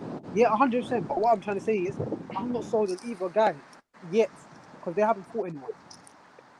All right, if we're gonna go off intangibles, right? Because we feel like Ryan might go in there and beat the guy. Then off of intangibles, I'm like 75% confident that Devin would beat Luke Campbell. Legitimately, like I'm not bullshitting. Like if it's Devin and Luke, I got Devin. Easy. I got Devin. I'm not saying it's gonna be easy, but I'm saying I arrived to that decision easily. Yeah, I got Devin. If it's Ryan, I don't see Luke beating any fresh young guys, fresh fast young guys. I don't know. Yo, we got any more fights? Yeah, we got. There was a fight. Hold on. Can I just say something, please? Go ahead, Box Watch. Ryan Garcia is gonna knock out Luke Campbell. All right. He's gonna weigh him down, knock him out in about. Stop him. It might not be a knockout, but it'll be a stoppage. You think he's gonna stop him? I think he's gonna stop Luke Campbell. You got $5 that says he stops Luke Campbell. Is that what you're telling me? Yeah, I'm not a gambling man, but I got £5 saying that Ryan Garcia is gonna. All right, friendly wager. Yeah, just because it's just a friendly wager. $5. You got him stopping him. If he don't stop him, I'm it's that left hook. It's that he's working with Canelo's trainer now. Yeah, but the thing is, the left hook is not okay. He's sharp with it. He's very sharp. It's different to land in the southwest stance than the orthodox stance. You feel me? Yeah. And I feel when the thing about Luke is a smart fighter. Let's not forget he's a very smart fighter. So when he's probing and measuring Ryan Garcia, he knows what Ryan Garcia is trying to do. And even when Ryan Garcia gets in the high guard and he's trying to wait for him to time in, Luke knows he's in and out with his footwork, and he can make Ryan Garcia miss and pay. And Ryan Garcia's chin is in the air. He makes a lot of mistakes, and he's got to have a good jab. And I haven't seen Ryan use his jab that well in fights as well. So he might have a nice left hook, but how is he going to set up like left hook? We don't know. But can he come forward and push him and pressure Luke Campbell? Because when Ryan Garcia gets guys hurt, then he can come forward and get them out of there. But he's not a pressure fighter. He doesn't come forward like that. He's a boxer and he likes a counter punch. It's like Base the Kid said. It was even Base. No, it was BDA that said it. The new generation of guys is one at a time, man. One at a time, looking to land a big shot. 100%. That shit, Luke is a better boxer than that, man. He got a nice stab to the body, goes upstairs, good feet, good power, not the best. He don't got to be the biggest puncher, but he's the that's true. You don't have to be a big puncher. Plus, I think Shane has brought him along in the last year or two. He's brought him along pretty nice. Yeah, he got Shane. He has a shot. Shane motherfucking McGuigan, right? I see the weird thing is I've seen Luke Campbell improve even at his late age. From his fight with Donaire to the fight with Lomachenko, I've seen a lot of improvements in the way he fights. Like, look, if we compare the corners, right? Let's compare the corners. Ryan has Eddie Reynoso, right? Now I've seen Oscar under Eddie Reynoso, and Oscar looks the same. He looks the fucking same. He looks worse. He looks worse. All right. Now I have seen more of an effect from a Shane McGuigan fighter than I've seen from an Eddie Reynoso fighter. The only one Eddie Reynoso fighter that I know that always goes out there and looks good is Canelo. Yep. Now, Ryan, I'm not knocking Ryan. You got 2 first-round knockouts. But how much experience did you derive from finishing your opponent so quickly? That's a good point, man. Now, that's the other thing is you got the Reynosos with the Virgil Hunter effect. You know, because they got Canelo. So now all these other fighters are thinking, let me jump in there with them and see if I can get some of that Canelo shine. Of course, forgetting that they have to eat that Mexican meat first. Now, the one problem that I do see for Luke Campbell, if he does fight Ryan Garcia, is he would be fighting Garcia from the outside, I'm assuming. And that would make Garcia a little bit more comfortable in there because that's all he's got. I would like to see somebody step into the pocket with Garcia because we saw him when he fought that dude on Facebook. Morales, yeah. And he had no inside game. He was all clinching, trying to catch him coming in, all clinching. I want to see if he can fight on the inside. I think the good thing about Luke Campbell is where he's a good body puncher and he's not an inside fighter where he's gonna pressure him, back him up, but he's good at digging to the body. So he's gonna change levels where he's gonna feint to the body or come up top, and he might confuse Ryan. And because of Ryan, the way Ryan fights, he's gonna back himself into the corner because I think Luke Campbell might pressure him slowly, not a lot of pressure, but just back him up, push him back a little bit and play with him on the outside, and Ryan's gonna try counter him. And if Ryan tries to just look for the counter, then he's gonna lose the fight. He's got to be more calculated and be more smart in a way. He needs to try box him and find holes and try land the right hand. Luke can't fight inside, man. Yeah, can't find it. So he's not no mid range to inside. He has a good. That's why I keep saying Luke has a good stab to the body. It's a straight punch. It's a straight punch that he throws to the body. All I'm saying is I have not seen Ryan fight somebody that has all those tools. I haven't. The only thing I really see that makes me skeptical about Luke is the time away from the ring. You ain't fought nobody since Vasil Lomachenko. So I don't like that. That I don't like. Like, you ain't fought nobody since then? Shit. I don't know, man. Goddamn good fight. It's a good fight. That inactivity can get to him. Now, I was going to, you mentioned Devin Haney. It sounds like you're pretty high on him. I'm going to do a little something during the next 2 weeks because we're doing the BDA seminars over there. All right. We're showing GIFs. You can't show video, but we're showing GIFs of different opponents. We're going to do one again for Derevyanchenko Charlo. But I want to do one on Devin Haney because a lot of people are very high on him. I haven't seen all of his fights. I got some catching up to do. But I like what I see. He's fast. He's quick. But the Mayweather comparisons though keep coming in, and people forget Mayweather was 1 in a million. But I want people to come in, and I want them to tell me, based on the GIFs, what do you see that you like? What do you see that you hate? What's the potential? And I'm inviting everybody here on the panel. If you want to come on down one of these days when we do it, you're more than welcome to, because I want to hear people's opinions on Devin Haney, and we're gonna show some proof, GIFs, video. I'm gonna say what I see in Devin that I like is I see a good lead hand. It's a good lead hand. It's a straight lead hand. It's a fast lead hand. I like his reaction time. I like his awareness in the ring. He's not a complete fighter yet, nor would he be because he's only 20 years old. So I'm not saying he's the best thing since sliced bread. I maintain my original assertion. If Devin would have got the Loma fight, he would lose. He would lose. But at least he would have had the fight.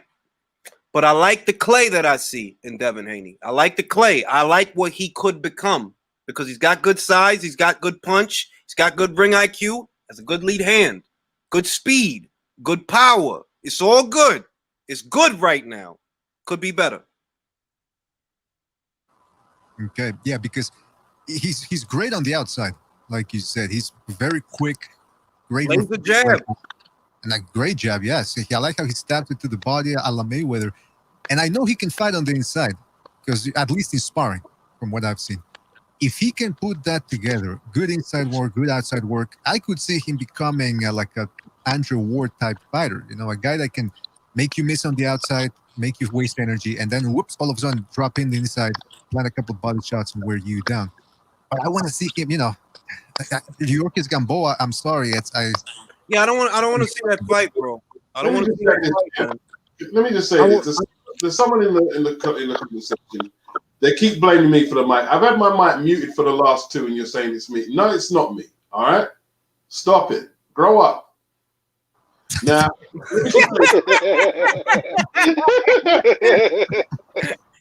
if Devin fights Lomachenko, Devin is going to be a. I think Devin will beat him. You think that beats for real? Yeah, I think Devin would outbox Lomachenko. I really do. Holy shit! I really do. No. I just, like I said, I'm talking about a very specific time frame. I'm saying if he would have got that fight in that time frame where he became mandatory, he would have lost that fight. The longer it takes to make, the more it favors Devin. If he loses, he's gonna be stopped while he's ahead on points. That's the only way. I don't think Lomachenko can outbox Devin. I don't believe he can. You know what it is? I feel in terms of Lomachenko's style is different, where he'll be in and out, turning angles, and he might mentally fatigue Devin Haney. Where if Devin Haney's missing and trying to box him from the outside, and Lomachenko is making him feint, and then throwing shots that he doesn't want him to throw because of his inexperience, he hasn't fought a guy at the top level. I don't see Devin Haney winning 100%. I see him doing well in the early rounds, 3 or 4 rounds. He might be up, but when it gets to 5th, 6th round, I think Lomachenko's going to take over, and he won't stop Devin Haney. I think Devin Haney's a strong guy. You can take a shot, I feel, but he'll win in points. Lomachenko's experience too much. Yeah, I don't want to see Haney versus Gamboa. Please don't do that to me. Don't do that to me. I don't want to see it. I don't want to have to explain that. Like, why is Devin Haney fighting Dorticos Gamboa? I know, and the thing is, I know Devin Haney was injured in his last fight, but I saw flaws in his last fight, and that guy there, if he does that against Lomachenko, he's gonna miss him. He's gonna get paid. Lomachenko is gonna catch him, because what he does is sometimes he will lunge him with a left hook without setting up a shot, and you can't do that against Lomachenko because Lomachenko can see them coming. And the thing about Floyd, where Floyd was smart, where Floyd would throw a jab to the body, he will make you forget about the hook, and then he will counter you. But Devin Haney, he just throws the left hook, tries to lead in without setting up a shot. And if he does that against Lomachenko, he's gonna miss and pay. 100%. Well, I don't think, you know what the other thing is? I don't think he'd be stupid enough to try that with Loma. You know? Like, you're not I've seen no, the thing is, I know Loma, but Devin, the thing about Devin is he's a good fighter, he's patient, but he is still, I don't know, man, stepping up from Loma to what he's fought in his career. I don't know, man. I think it's a step too far. It's a step too far. Even a guy like Richard Coleman would be a good fight for him. Even though Richard Coleman got stopped in 2 rounds against what's his name, Tiafimo, I feel Richard Coleman's got a relatively good chin, and that fight will probably go the distance if he fights Haney, and that's a good fight for him to see. It's a good I want Richard to get a rebound fight before anybody go, because he got knocked out in 2 rounds. Yeah. He need a rebound fight. Yeah, I agree. But I'm saying that type of fighter is a good step because Devin hasn't faced anyone. I'm gonna start off with Beats, who's been very passionate as of late. Beats, you got Danny Garcia, you got Errol Ferrari Spence. Who's winning the fight? Well, you know the big factors on this is that card. We don't know what Errol Spence is coming back. We don't. So that one there, I don't know. If I was a gambler, I wouldn't go near it. I like that answer. All right. BDA. You got Errol Ferrari Spence. You got Danny supposed to be Swift Garcia. Who's winning that fight?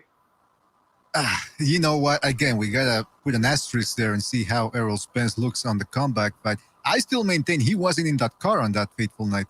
I think he fell down the stairs or something when he was drunk, and they said, "Ah, shit, this is gonna look bad. Let's stage a car accident, an elaborate car accident, and make it that way. He comes out the hero." Okay, so I don't know if he was in that car. I've actually heard that theory. I heard somebody, and I didn't. You know what?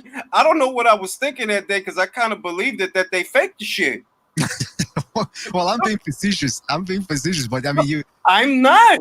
I'm serious. Somebody said, yo, they thought that the whole shit was fake, and I was like, yo, you know what? That wouldn't surprise me, dog. Why not? It ain't my. I'm not in the goddamn car. Go ahead and crash it. You never know, man. You never know. But look, Errol Spence, I like the dog in him. The guy loves to fight. He showed it against Sean Porter. Now he's out there. You know, I saw him fighting some fat guy. There's a video of him fighting some fat. They're not hitting each other in the head. It's all just in the body, but he's punching some fat guy on the body. I saw that. I'm thinking, all right, this guy likes to fight, man. Then you see him driving through the woods, shirt off, talking about shooting chickens or something. I forget what he was doing. He's not all there, but that's what I like about him because he's crazy. Danny Garcia, I used to think he had stamina issues because he really did look awful against Peterson in the last 2 rounds. Then again, he's shown good stamina against Sean Porter and Thurman. So my thing was, what if Errol Spence pushes him in the late rounds? Can he take him out? Now, though, with the accent and all that, I don't know. But I'm picking Errol Spence. But it won't be easy, man. Garcia's no pushover. So people that expect him to get taken out in 5 rounds, I don't know if that's going to happen. See. When I think of Danny Garcia, right, I don't think of an easy night, but I think of a comfortable fight because Danny is economic. Danny ain't gonna pressure you unless you Brandon Rios or somebody like that or something like that. Danny ain't gonna pressure you, dog. He's economic. He works off the counter. He waiting for you to give him an opportunity to throw a punch.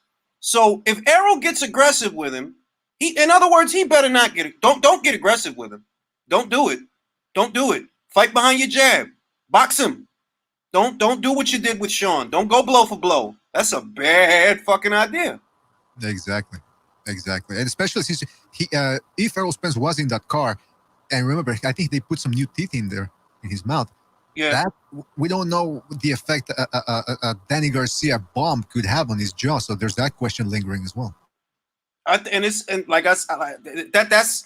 the intangible. That's why I said I don't know if it's. I don't really consider it a pay-per-view fight because, like I said, the star of the show is the car. That's the star of the show. If Errol hadn't crashed that car, we'd all said Errol Spence wins the fight. If it wasn't for that accident, we all said that. Errol Spence wins the fight. He gonna win the fight. But because he got in a car accident, now we scratching our heads. I remember when Keith Thurman fought Danny Garcia. They were both undefeated champions. They were both there was a unification fight. That fight was bigger than this fight, and that was free to. I think what was that on Showtime? No, that was free TV. Yeah, that was free TV.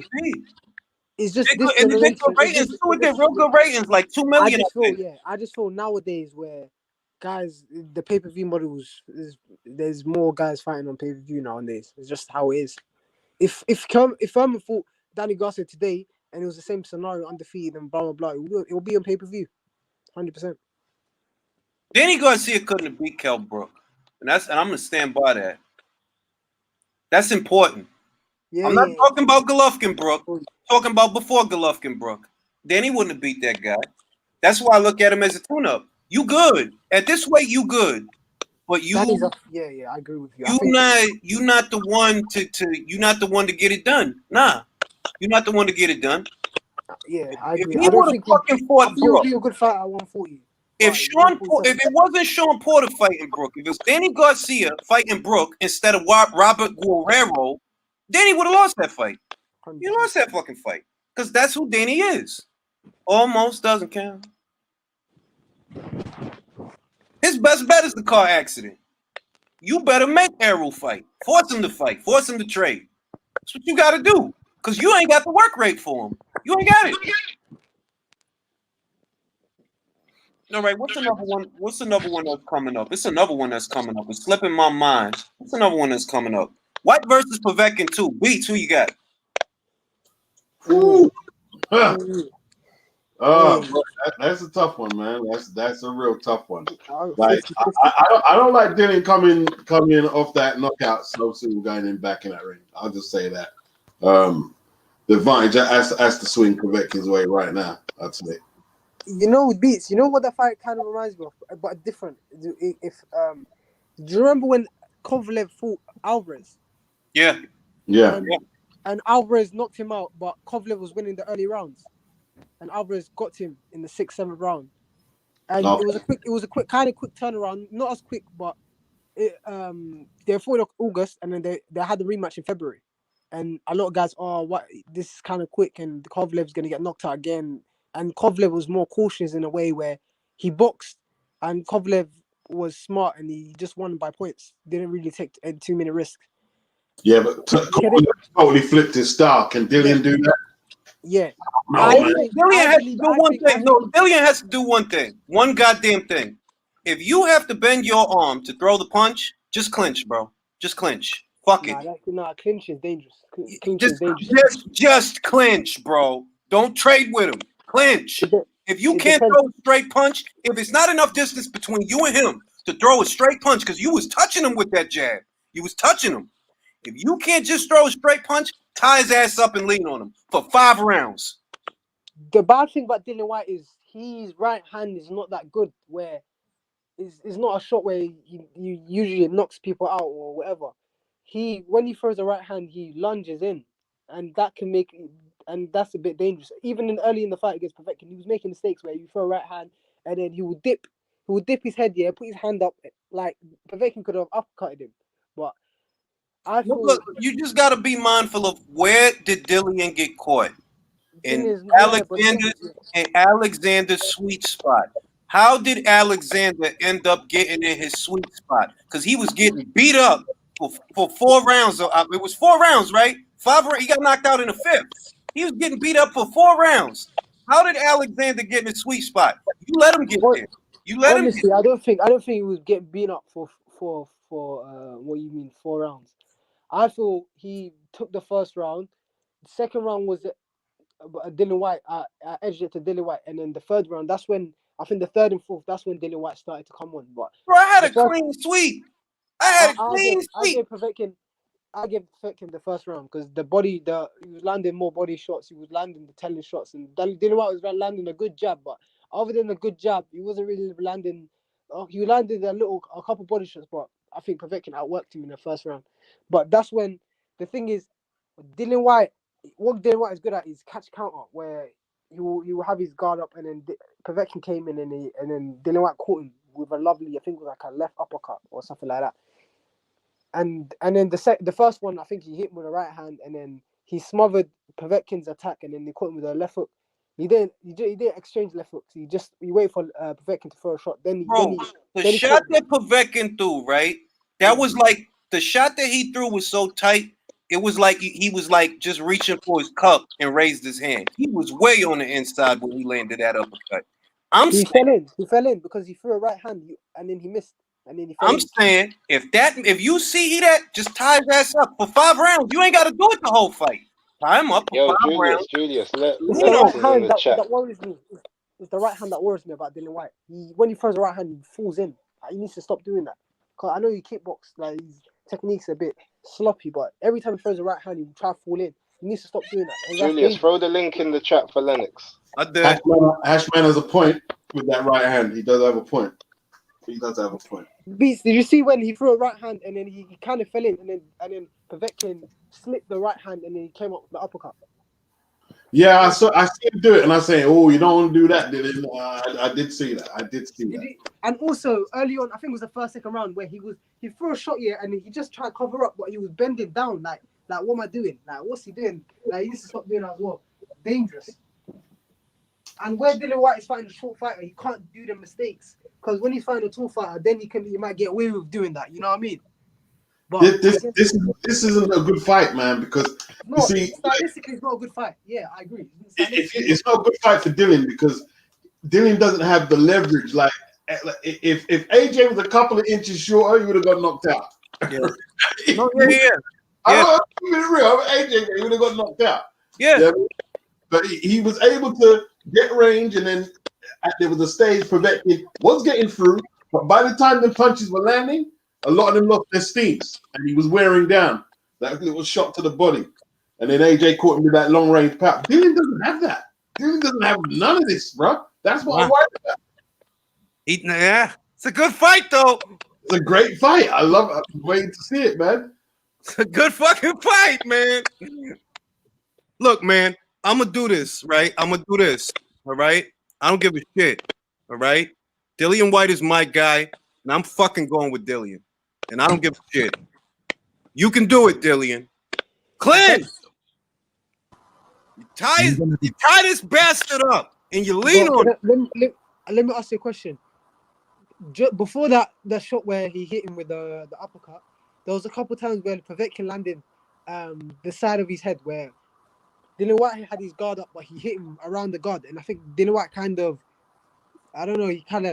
squatted down. I think he felt the shot.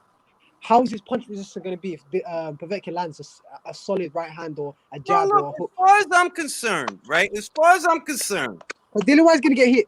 Trust me, he's going to get hit. Look, he's going to get hit. He's going to get hit. I said, look, I hate certain shit. Before the fight, I spent a lot of time saying, stop talking about Povetkin is old. This man can knock Dillian White out at any point in the first 5. I spent a lot of time saying that, like, yo, dog, like, yeah, he a little old, but Dillian ain't perfect, bro. He can be caught, all right? Yeah, Alexander ain't no goddamn joke. He only lost the top shelf motherfuckers. That's it. So Dillian gonna get hit, but I'm gonna take it on faith that my guy is gonna win this fight. Faith's a great thing to have, man. Faith is a great thing to have, but you're going to be clenching your asshole for as long as the fight goes, man, because that Povetkin with his feints, he throws guys off, man. So Dillian White, like you said, play it safe, man. You know what? Like Larry Merchant used to say, look bad in this one, look great in the other one. Yep. This is a bad style matchup. This is a bad style matchup. It's a terrible style matchup. And the thing is, people are getting twisted where some people are saying, oh, he should have finished Povetkin when he had the chance. Oh, he was a bit too patient. Why did he let Povetkin? Oh, blah, blah, blah. If he's too patient, is a time where he might get caught out because of the concentration. There's no fighter that can be switched on for every single second in every round. You know what I mean? There's always going to be a lapse in concentration where you get caught. Some fighters might take the shot or whatever. But Dillian White's best hope is to knock him out before Povetkin can get to him. No. Don't look for the knockout. This is what you do. No, I'm not saying go look. I'm not saying go look for the knockout. But what I'm trying to say is, when you get Povetkin hurt, be smart in the way you're gonna finish him. But don't go reckless where you're throwing hooks in that. But punish him. Punish him. Forget about your right hand. Turn into Huey Fury. Just show the left. Forget about your right hand. Don't commit to no right hands for the first 5 rounds. Let's say, can I ask you something? Let's say, Povetkin got dropped. When Povetkin got dropped the second time in the round, and if White went to Povetkin and dropped him again, do you think the fight would have been waved off? Yes. Yes. Exactly. So he could have. Even though there was 20 seconds on the clock, he had a chance where he could have caught Povetkin again and drop him, and the fight would have been done. Those are the things that White needs to do in a rematch. Where if he's hurt Povetkin. The second time he was choking up. I feel the pitfall was letting Povetkin get close enough to you that he can fire such a short punch and actually touch you with it. That means he was in his sweet spot. Watch his feet. It's a trick. Get in a high guard, look down, watch that man's feet. Stay behind your jab. You got more reach than him, and you're taller than him. I think he needs to. Oscar Rivas. Do what you did to Oscar Rivas. Well, Rivas is a different type of fighter than Povetkin. Hell of the tape ain't that different between Rivas and Povetkin. The thing about Povetkin's smart. Povetkin's more calculated. He's a much smarter fighter than Rivas. Rivas is a bull where Rivas he will come forward and tuck up and try to bully Dillian White. Where Rivas is Povetkin's smart, where he's not gonna come forward recklessly all the time. He's gonna look for the smart shots to get in and get out. You know what I mean? So there's two different styles. So he can't really do what he did against Rivas because Povetkin's way more dangerous. Troy, who you got? White, Povetkin, the sequel. You already know who I got. There's the only reason why I jumped on White. You got White, right? Yeah, but I can tell you, I think this fight, I believe this fight will end a little bit more earlier than the last fight because White is never going to be viewed as the prettiest fighter. But he wasn't fluid that night. It's like he was thinking, pause, and throw punches, thinking, pause, throw punches. When usually he's just a guy who sees it, hits it, and then he kind of kind of gets out the way. Sees the hits, gets out the way. He wasn't doing that in that fight. He was thinking entirely too much. It's kind of like he had the mindset that this was his biggest fight, the dangerous guy he's ever fought. But I think it's because he viewed him as the most dangerous opponent outside of Anthony Joshua that beat him. I think he viewed Alexander as the most dangerous guy that he fought, that he was going to fight.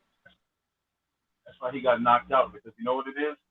He allowed himself to fall into what's called a subtle type of safety spot or sleep spot where fighters go where they say, okay, I can only fight at this level because I got to be careful with this guy. Where all the time he was pushing maximum violence. But yo, Troy, I said the shit in the build-up. Dillian talking all this maximum violence shit. He not gonna go out there like unless you a moron. You better not maximum violence with this dude.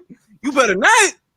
Listen, look, boxing is a game of intelligence, of high intelligence, and there's no time for being proud and all that stuff there. Vladimir Klitschko clinched the crap out of it. He knew if he tried to fight him like Dillian fought him or AJ, he would have got knocked out. He knows it. He's not lying to himself. That's why he clinched him like that. Now, why you think I keep saying that, Beats? Tie that motherfucker up for 5 rounds. Yeah, but what did he say? He said, I'm not going to fight him like a Povetkin or AJ. I'm going to do it my way. So Dillian is determined to fight that style. Well, he better cut that shit out. He better learn his lesson. Like, yo, fuck that shit. Tie his ass up and lean on him. 5 rounds. He's fucking 41 years old. Lennox, who's going to win the fight? Oh, you see, well, I got Dillian, but I know you miss home, so I had to post up, let you see. Oh, I see. Too feezy. Yeah. Bro, that ain't the 2-5 I grew up in, though. I'll tell you that. They got Whole Foods. Nah, it's different. They got Whole Foods and shit over there. It's not street vendors. Yeah, it's different ends now, fam. It's different ends. It's not the 2/5 when I moved uptown. But that yeah, is 125th Street. That's not 2/5 no more. That's 125th Street. With the old bougie now, yeah? Yeah, there's been some gentrification. A lot of gentrification. Yeah. But now I think I got Dillian, because I think Dillian's gonna fight a lot smarter. I think Dillian's gonna fight a lot smarter because right now it's for all the marbles. You get me, fam? It's not like man doesn't have a mandatory to look forward to. He doesn't have any of that. Yeah, it's about his career now. So I think he's gonna go in there a bit more focused and fight smarter. Like I think he's gonna use the reach, do a bit more boxing, and you know what I mean? Just stay on it, because I just think he wasn't on it. I'm gonna tell you something. What Dillian got to do is not some complicated shit. It all boils down to a half step back or a half step to the side. If you see him, watch his feet. Watch his fucking feet, because he knocked you out mid-range to inside. The uppercut was a short-ass uppercut. It was a low punch. It wasn't a looping shot. It's a slow-ass punch. Dillian will always make enough mistakes that he's on the deck with Parker, hurt by the Viking. Got knocked out by Povetkin, obviously. AJ knocked him out. He makes a lot of mistakes. Yeah, and he makes them see, with the Parker fight, there was another 20 seconds. Who knows what would have happened? He makes them in critical points in the fight. That's the thing. I believe in Dillian fucking White, and he's going to win that fucking fight. And that's all it is to it. Nah, fam, I agree with you. I'm not gonna take it like it's an easy fight. You get me? I just think shit easy about it. Like I was one of the main people saying leading up to the fight, like stop talking about Povetkin's age. This man is dangerous. Yep, that's true. This man is dangerous. Like you understand that? Like his whole goal is to force you to throw so he can hit you with some shit you don't see. That's all he throws. Counter shots. He's not just gonna hit you with a barrage of punches that you could brace yourself for. His calling card is counterpunching. That's terrible. Yeah.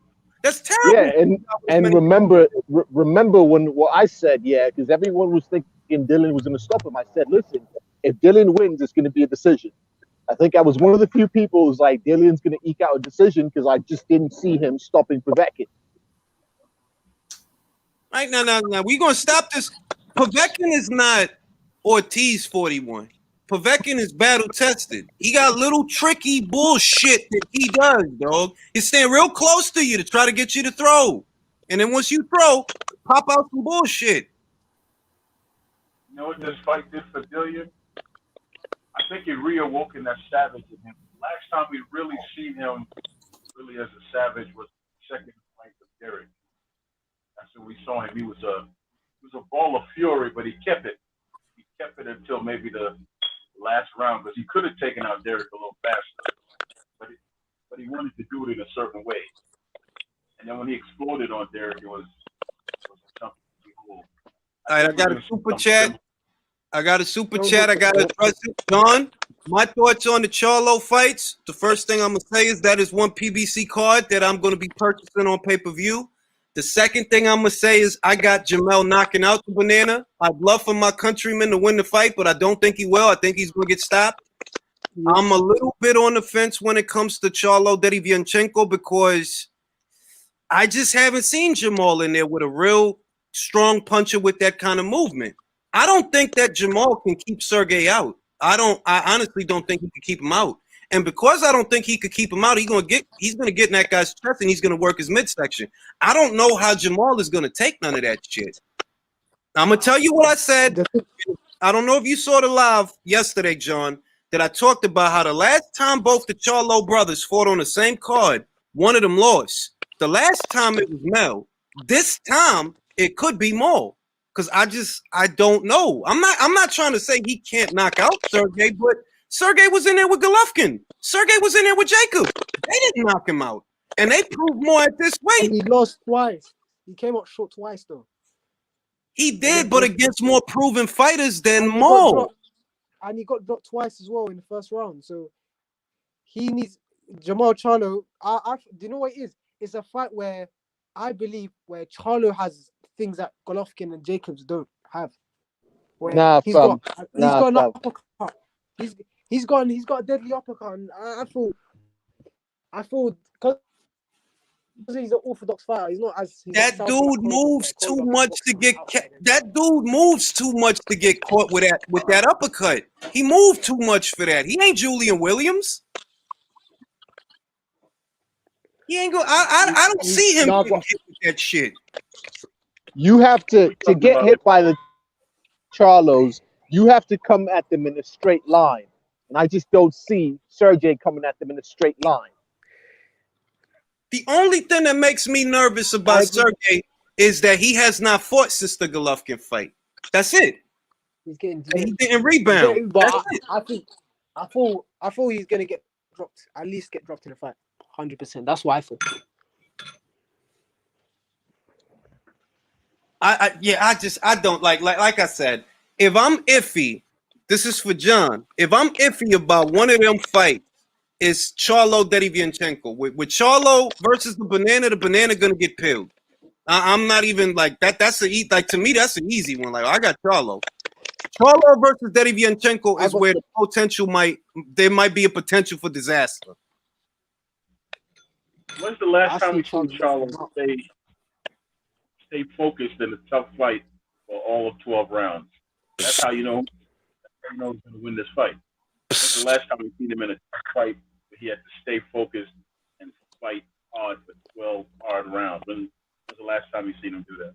Bro, they've been giving him gimme fights since the Korobov fight because he had to focus up in the Korobov fight and he didn't look good. And a lot of people think he lost that fight. So who they put him in there with after that?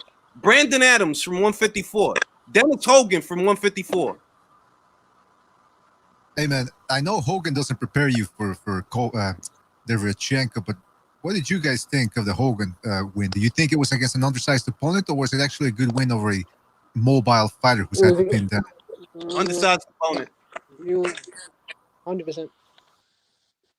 Everybody was high off of Hogan doing what he did to Munguia, but we all know that undersized opponent. Munguia is green and limited. So yeah, if you want to tell me that you scored it for Hogan in the Munguia fight, cool. That's cool. Munguia's best win is a blown up welterweight. So that should tell us everything we need to know. His best win is Saddam Ali. His best win is Yeah, all right. Because Liam is solid. He is solid. Yeah. But look, this is about Dennis Hogan. Liam is domestic. I mean, like, what's Liam's best win? Williams. Liam Williams. And that was what, 2 years ago, right? Question. 2 years ago. Yeah. That Liam, look, I'm gonna tell y'all one motherfucking thing. Today's Liam Smith don't beat today's Liam Williams. That Williams now is dangerous, bro. At 160, he looks dangerous. You don't beat that guy. Well, if you brought him back down to 154, he probably does, because Williams have to suck himself down to get there. No, we're talking. Hold on, hang on. Are we talking about? We're talking about the Williams that trains with Callanham, yeah? No, Ingle. Yeah. Ingle, yeah. That's the gym I was trying to think of. The Ingle, yeah, fam. Yeah, that man 2 years ago is not the same. It's not the same fight as today, fam. Yeah, 100%. I don't see that fight going the same way today. Yeah, same. Today's Liam Williams stops Liam Smith. He stops him. But they're not in the same weight class, so they are, I think. No, Smith is 154, Williams is 160. Wait. Look. I think they are. Liam Smith can make 160. Dude, he's small for 154. He ain't making 160 and looking anything. Come on now. No. He's not small. I don't think Liam Smith is that small for 154. He's not that small. He ain't tall as hell, bro. He's 5'10". He's small enough. You like Liam Smith, don't you? You like the Smith brothers. Is that what it is? No, I actually don't. Remember, we've already had discussion. I don't like people from Liverpool. No offense, anyone in the chat. I don't like the accent, so I know I don't like them. But he's not big enough to be a confident 160 guy. What are you on about? What you go against Scouts? 154, he's a decent size. I like the Scouser accent. I don't Lennox, know. You're from Newcastle. This ain't your fight, bro. But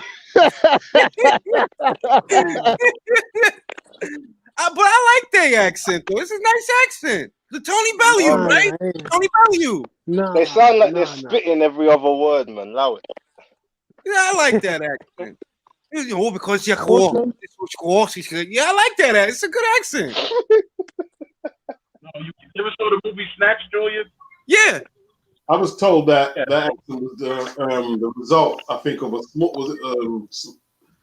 There was an illness. I don't think it was small. I can't remember what it was, and the accent was a result of that. They speak. They keep like that, don't they? Kind of, the voice up there. That's what I heard. It's a nice act, like you don't know if your horse is like it's a nice accent. I like it. It's fucking distinct. It's definitely distinct. I like it. I like it. All right. I don't know. I like it. It's a good accent. I've got a lot of Liverpoolian friends, so I like Liverpool. It is gibberish. It sounds like educated gibberish. Right. Point is, Liam Williams he beat the fucking brakes off of Liam Smith today. It wouldn't be competitive. They thought he was going to beat Liam Smith the first time, and to be honest, Liam Smith fought dirty. He done was it some headbutt? He was fought dirty. He was losing the fight. Liam Williams was back boxing, and I think it was some headbutts or something. Hey Beats, you know what was the dumbest thing about that fight? When he got headbutted there and they went to the corner, they could have. Why did the corner stop the fight? Because what could have happened if he carried on and the referee saw that his eye was that bad, they could have called a doctor and let's say he couldn't see and they said that he's going to the scorecards because of an accidental headbutt or whatever. Why did the corner stop the fight? I don't know, man. I don't know. It seemed that was a Frank Warren card, wasn't it? Yeah, that was the dumbest thing. That was the dumbest thing. The corner should not stop the fight because the referee would have stopped the fight either way, and it would have went to the scorecards, and he would have won the fight because the headbutt. It wasn't a punch. All I know is that Dennis Hogan was too goddamn little to be fighting at middleweight, and I'm sticking to it. He boxed at That wasn't a middleweight. good win for Jamal because that's what we was talking about. That wasn't a good win for Jamal. They conjured up a junior middleweight so you could start knocking people out again because when they put you in there with a middleweight, you couldn't do it. At least not an experienced one like Korobov. Now, Highland you could knock out. Centennial, he's a solid kid. A lot of short notice fights though. I think I don't know, but I don't read nothing into. I don't read nothing into Jamal knocking out Dennis Hogan. That don't tell me shit. I just have the feelings where I think Jamal is gonna shine against Derevyanchenko. I feel he's had too many mediocre performances to have another bad one. I feel he's gonna do what he's gonna have a career best win. We'll see. It is a guy coming off a loss after all. Yeah. But you know what? That brings up the question too of how much did the Golovkin fight take out of Derevyanchenko? Because a lot of people felt Derevyanchenko won that fight, but he also got busted up. He got hit with some bombs, and I know the guy looks like the Frankenstein monster, so I know he's tough. But how much did the fight? Those types of shots that he took from Golovkin, that'll take the fight out of anybody. So how much do you have left? Well, let's put it this way: if the argument is that was a physically taxing fight, right? And it was, we saw it. He's had over a year to heal up and feel good, and do interviews. So it's the strategy that gets me. Jamal's he's not a prolific puncher. He don't throw a lot of shots. He's one at a time too. This guy is gonna throw 3 punches for every 1 punch you throw, and he does not come forward in a straight line. He moves too much. He's got good feet. Don't get twisted. He gets hit. He gets hit as well. Derevyanchenko gets cut up as well. He's got soft tissue, whatever. He gets by who though? The Golovkins and the Jacobses of the world, not the Charlos of the world. We haven't seen that yet. We about to see that. 2 to 3 years. 2 to 3 years after arriving in the middleweight division.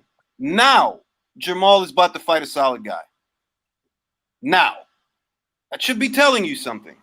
But you don't think the fact that Derevyanchenko is going to jump on him, you don't think that's actually going to play into Jamal's hand or Jamal? Well, he's coming forward at him. It could in the sense, it's a question of, does Jamal have the timing to catch him as he's trying to get in? And I said, I don't think Jamal has the timing to keep Sergey out. He's fighting an orthodox fight. He's not fighting a southpaw. He's fighting an orthodox fight. Who moves a lot. Yeah, he moves a lot. And stays off the center. Don't forget, Charlo's got a better jab than Jacobs. He's got a solid jab on him, and that jab is going to give Derevyanchenko issues to come in. Even if he might come out the back door, he's not as bad as you guys think. Because Charlo's got a nice right hand. He's got uppercut. He's got more than one shot on him. And trust me, Derevyanchenko is being a bit overrated, in my opinion. I feel he might beat him or whatever. It's gonna be a close fight. It might be a close fight, but I just feel Charlo is gonna beat him. He's gonna drop him, but he might stop him as well. I just feel Charlo is gonna beat him pretty well. I don't know. Anyway, John, you wanted my thoughts? Those are my thoughts. Jamel drops the banana. Charlo, I'm on the fence. I don't know, but I'm gonna buy it. It's a goddamn good pay-per-view. Somebody needs to stop working on their car. But I'm gonna buy the fight. Now, I think we kind of covered everything. Oh, let me ask Lennox. Ryan Garcia, Luke Campbell, who you got? Fam, you already know who I got. I can't listen. Yeah, I got Luke Campbell, fam. I've seen nothing. You saw my post, right? When Ryan posted the picture and he said, work like Rihanna. I said Luke Campbell's going to play Chris Brown on a Grammy night. Yeah, I saw that. I saw that. Oh, shit. All I'm saying is I don't want to make it sound as if I'm writing off Ryan's chances. I'm just saying that when I look for the things that tell me who's going to win a fight, I don't see them. I don't see Ryan. You never fought nobody like this. Luke has only lost to more experienced fighters than you. That's the only people that beat him. He got that back with Ivan Mendy. Yeah, he lost to Jorge Linares. Do you have the experience of a Jorge Linares? Are you a 3-division champion with a laser right hand? No, you're not. You lost to Lomachenko, an Olympic double gold medalist champion in 3 weight classes. Have you been a champion in 3 weight classes? No. You have 2 gold medals? No. Are you a southpaw? No. I don't think Ivan Mendy beats Duke. I don't think Ivan Mendy can beat Ryan Garcia though. Like, I don't think that would happen. I don't know. My thing is that I don't know. My thing is I don't know. No. Hell no. Listen, everything that Julius said, man's with that. But I also take a thing where I saw this kid closing his eyes while hitting a Cobra bag. That tells me that when there's firepower coming back at you, you're going to have issues staying calm. Yeah. The guy also closes his eyes when he sees a vagina. But that's a good point, though. I mean, we don't know. That's a good point. We don't know how he's going to react against any puncher. But then again, like, I think it was Beats who said that Campbell is not really that big a puncher. So maybe Campbell might not be the guy to do it. But we'll see. Mark said that Garcia reminds him of Amir Khan. Oh. Yeah. Mark made a valid point. He does keep his chin in the air a bit. He's not defensively responsible at all. He's got a habit of throwing the same punches. And if you got a technical coach that can get his timing right, you can pick him apart. So I'm going off the cool hand Luke and the fact that Shane McGuigan is the solid coach. Yes. And I'm going to say this. Whoever's working on your car, mute your mic. I've seen Shane McGuigan have more that than mic is horrible. I don't know whose mic that is. It's driving me nuts. It's the person in the top right hand corner, I think, with the Ali joint. Yeah, that's Hashman. All right. I've seen Shane McGuigan have a more tangible effect on a fighter's performance than I've seen from Eddie Reynoso. Oscar Valdez looks the same. Ryan, I can't call it. Your fight's in too fast. You're not getting no experience out of that. You're not getting no rounds in off of that. Duno, Fonseca, what experiences you got from out of that? I look at Luke, I'm like, well, tall southpaw, good stab to the body, good jab, good feet, decent power, not the biggest puncher, Olympic pedigree. He's been in there with better people than you. Yeah. Mark, who you got? In which fight? Luke Campbell, Ryan Garcia. I got Luke. I mean, anybody who's picking Ryan, right, is picking it purely on eye test. Gotta be. Yeah, fam, what eye test though? This is what I'm trying to get at. Yeah, what eye test? Like him knocking people out and looking really good against people who they rate. Yeah, fam. Because the eye test I saw was man was shutting his eyes, hitting a double M bag. You get me, fam? A bag that you know where it's going to be after you hit it. I know, but I've also seen him punch in the ring and not shut his eyes. But there is one thing I have seen him do in the ring that I don't like. When he fought against his name was Carlos Morales. Okay, that fight was very tough on Ryan. Morales, every time he hit him to the body, Ryan was taking massive gasps, just stabs to the body. He didn't like it. And you know who has a good stab to the body? This English guy called Luke Campbell. Perhaps you've heard of him. You got a nice stab to the body. I've heard of him once or twice. Yeah, he's a southpaw. I mean, okay. So is Charles Martin. What's your point? Well, I don't know how Ryan deals with southpaws. They have a habit of making things difficult for orthodox fighters. You know, like, I know a lot of people don't give much credit, like, out to Rick Laser, but whenever he mentions why people don't take on certain fighters, they say that he ain't fighting him. He's a left-hander. He's a southpaw. Nobody wants that. Nobody likes left-handers, man. It's true. But imagine the effect that it has on a green fighter who sometimes closes his eyes when he hits a double end bag. His fights end rather abruptly, so he doesn't get to derive much pro experience from them.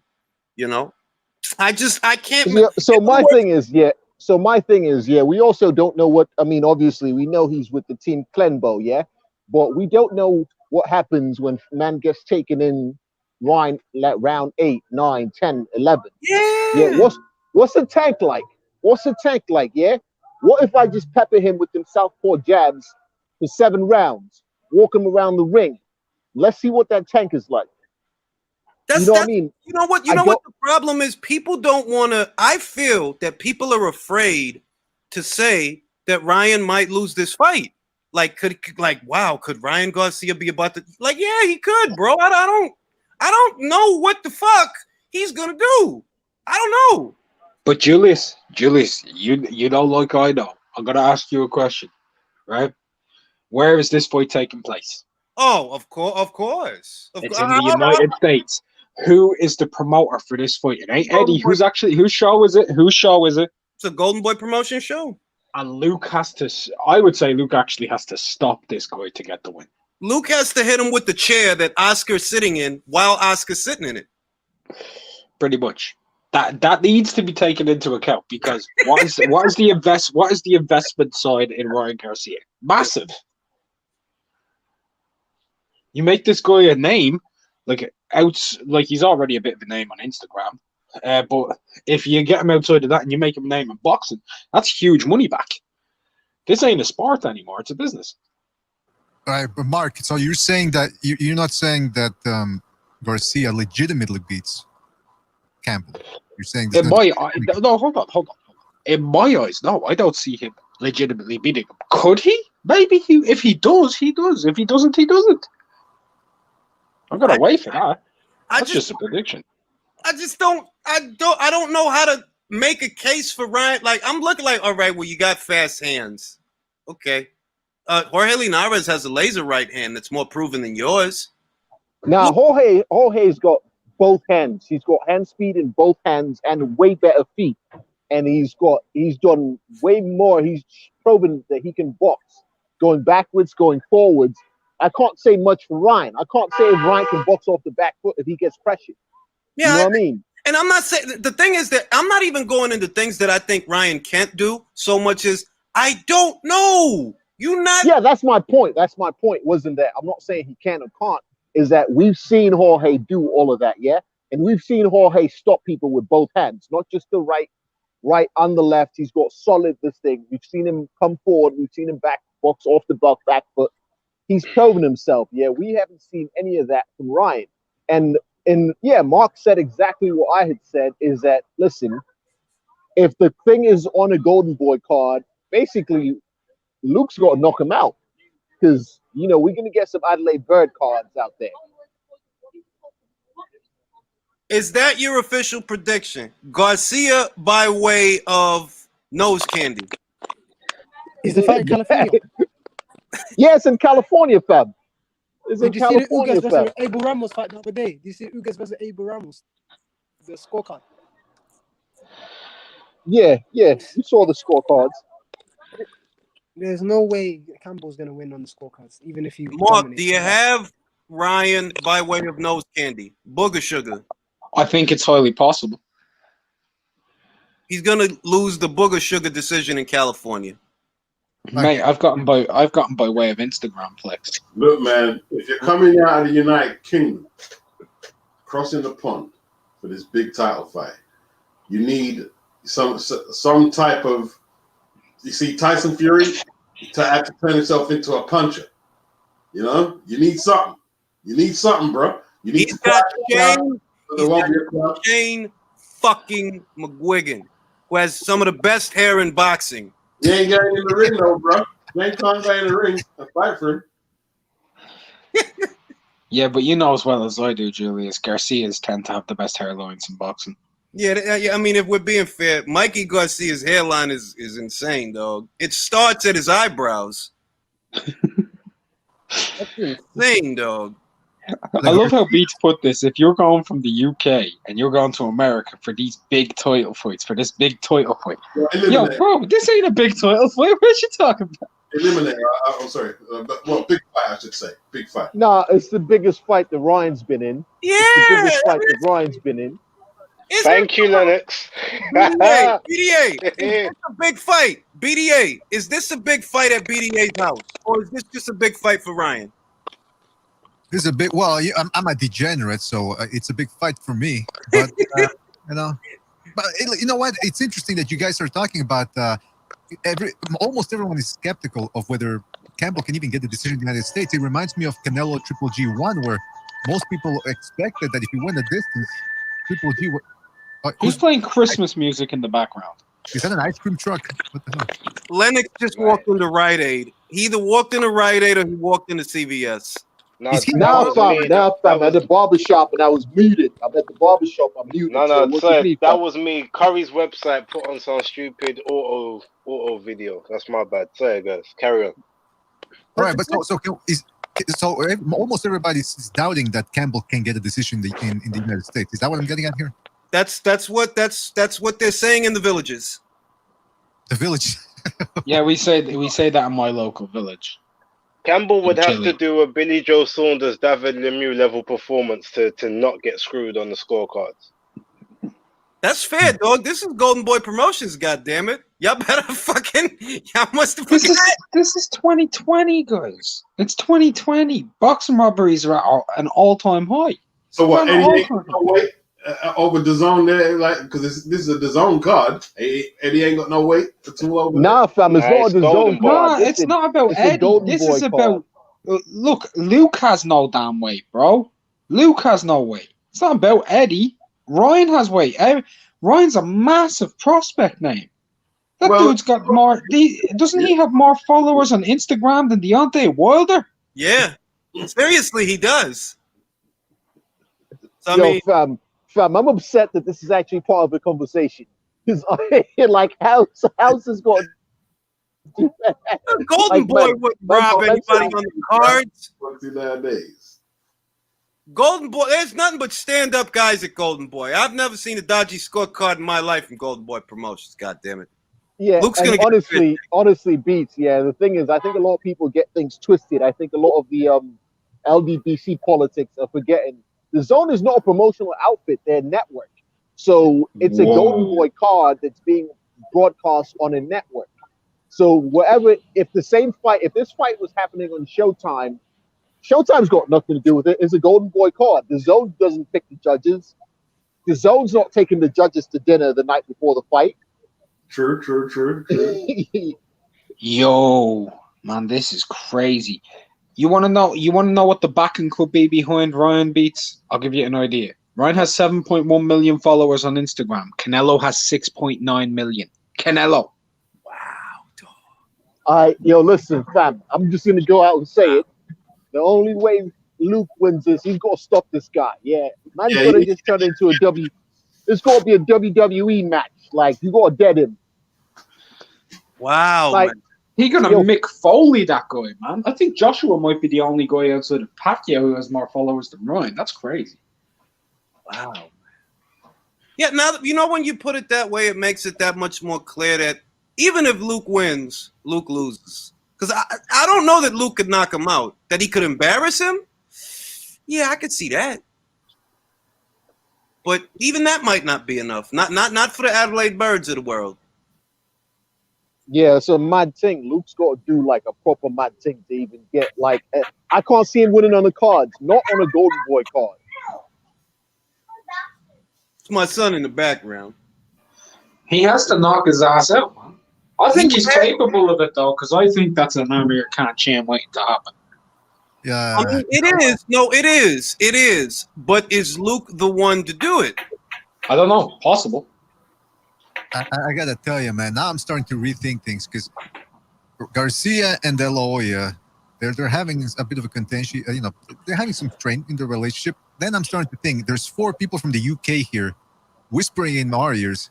I'm starting to think maybe there's an agenda behind this, and I'm starting to doubt whether Campbell can actually win a decision in the United States. You never know. Maybe.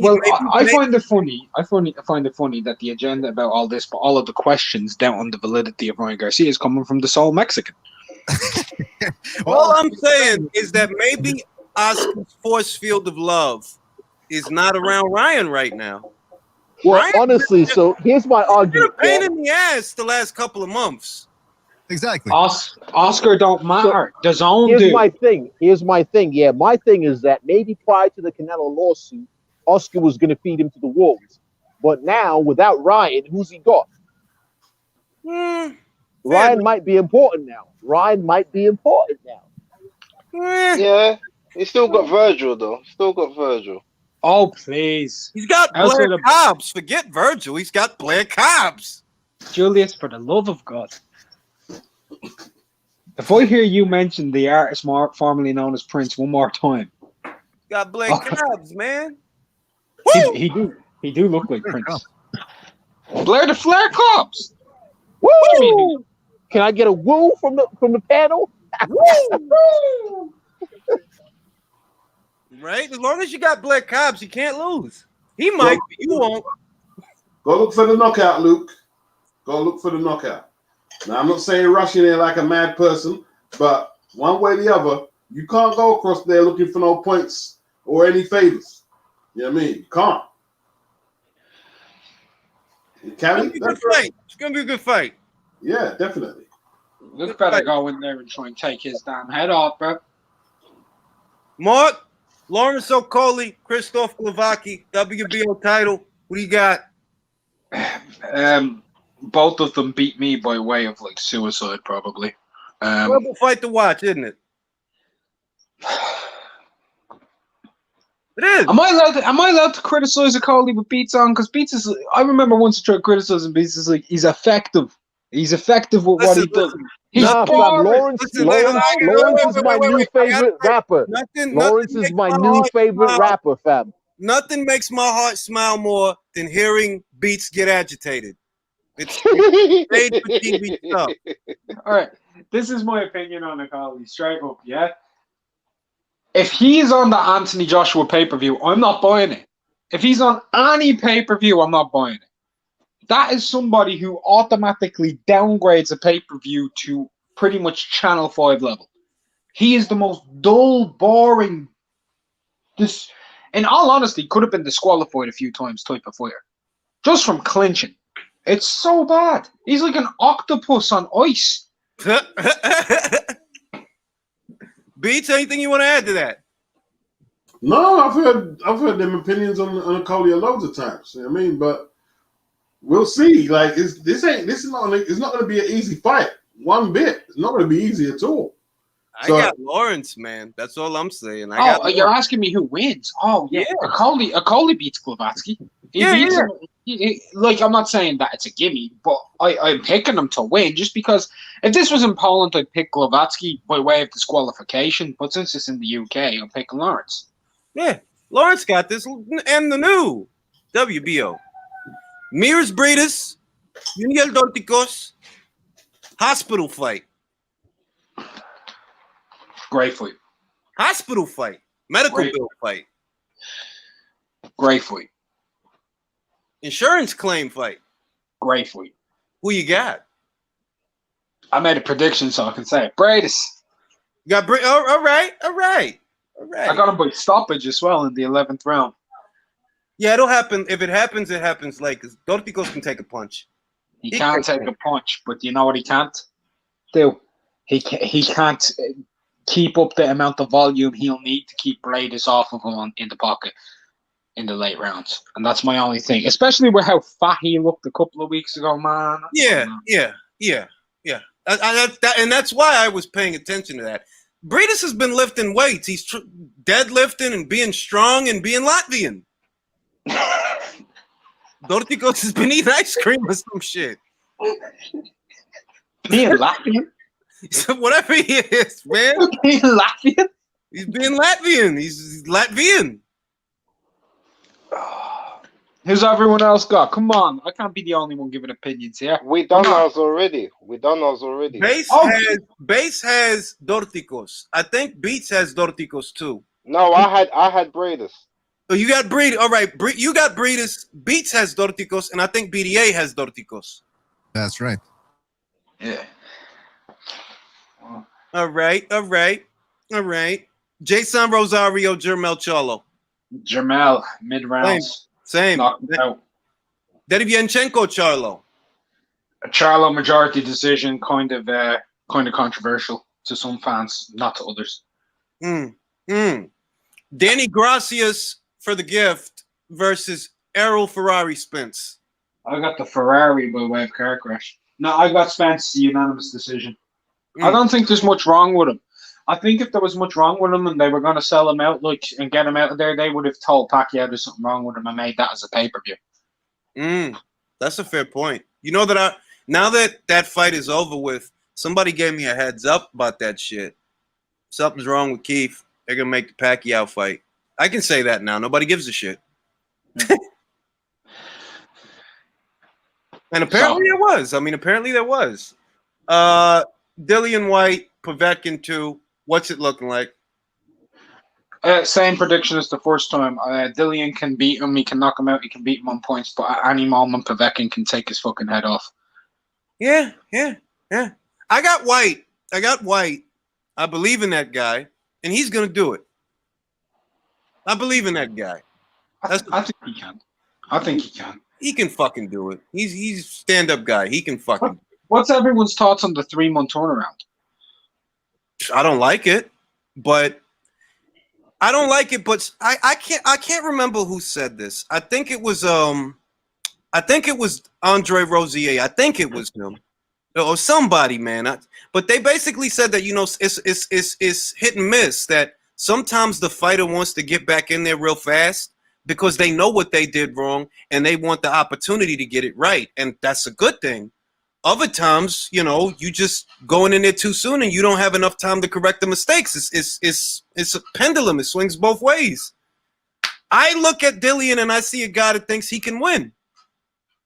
He ain't doing it for the sake of doing it. He could have took the time off. Why not? The year's almost over anyway. You ain't got to fight this guy, but you're a fighter, and you're going to go in there and you're going to show him.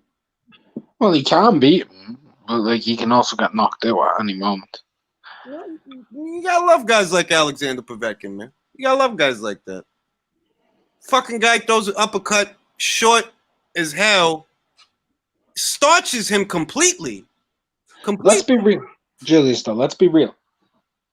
Povetkin and Dillian White, whether people like them or hate them, both those men deserves everybody's respect right now, because in the heavyweight division, they're the only ones doing anything. Fighting twice in 3 months, no one else even thinking about having a fight yet.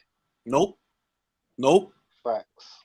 That's really the most, aside from Alen Babic showing us that Shondell has seen too many winners. What's going on? He beat the shit out of that guy, dog. Fuck. He did way better than Parker did, bro. So Didn't he? if Dillian knocks Povetkin out, what does that do for his career? Where does he go from there? It makes him mandatory, bro. Yeah, I mean he's back to where he was. He assumes the position that he had before he got starched, which was a good position, by the way. It was a position to where the contenders want you and the champions are going to have to deal with you.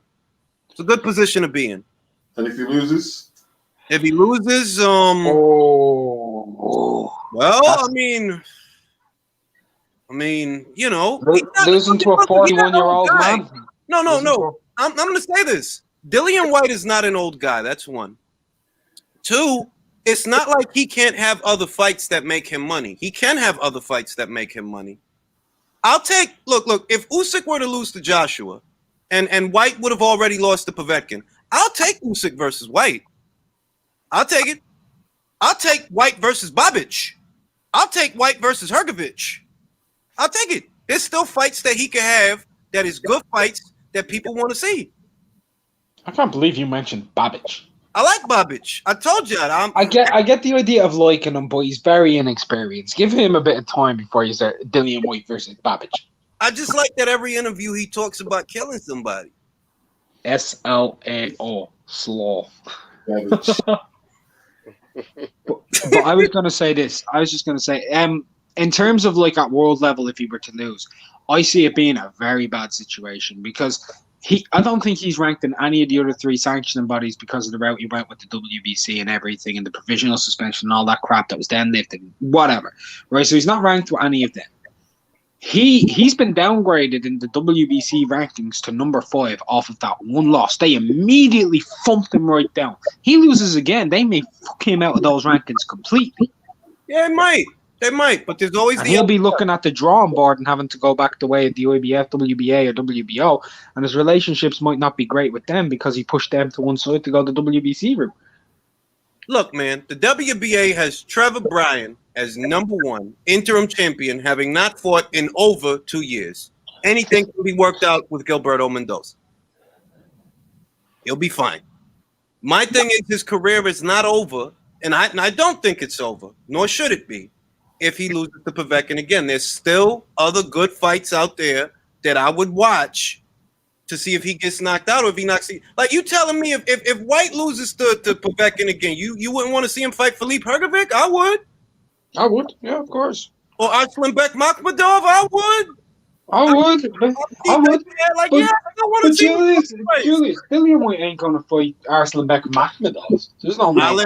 I'll tell you what. If you give me Alen Babic versus Abdi Daftaev, there's still so many fights you could make, man. Like, you know, I actually think if Abdi Daftaev and Alen Babic was made, Julius would actually pay pay-per-view. Yeah, seriously. But to prove a point, they're like, yo, dog, it don't have to be what the promoters think it is for it to be a sensational fight. You know, if you know anything about those 2 fighters, you know you about to watch a goddamn war. You know it. But for however long that shit lasts, somebody's going to die. So I was seeing that it could be Huey Fury versus either Dave Allen or Martin Okoli, which is interesting. Give me the Martin Okoli fight. If it's Dave Allen as the co-main to that pay-per-view beats, I'm gonna snap. Dave Allen don't need to be co-main. He don't need to be co-main. Fuck Dave Allen being co-main. Huey Fury and Dave Allen don't need to be co-main in anything. Huey Fury's boring as shit. Wait. Alen Babic, Dave Allen co-main. I'll take it. Yeah. No. As a filler on a pay-per-view card towards the bottom, yeah.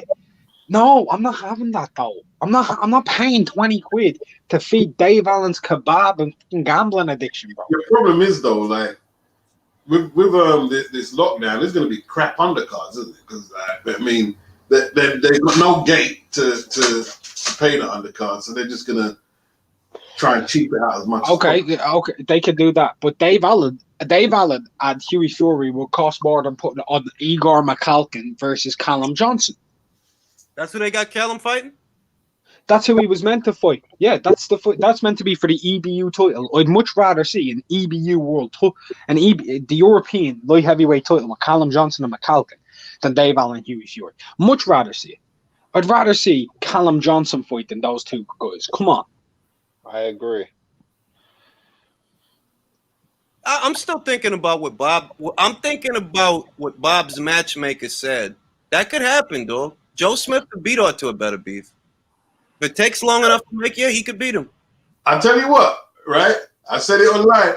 I'm shook to pick against Joe Smith against anyone apart from Bivol and maybe a couple more people at 175 right now. Beats, I got a confession. I've been wrong about every Joe Smith Jr. fight I tried to call. Yeah. Every single one.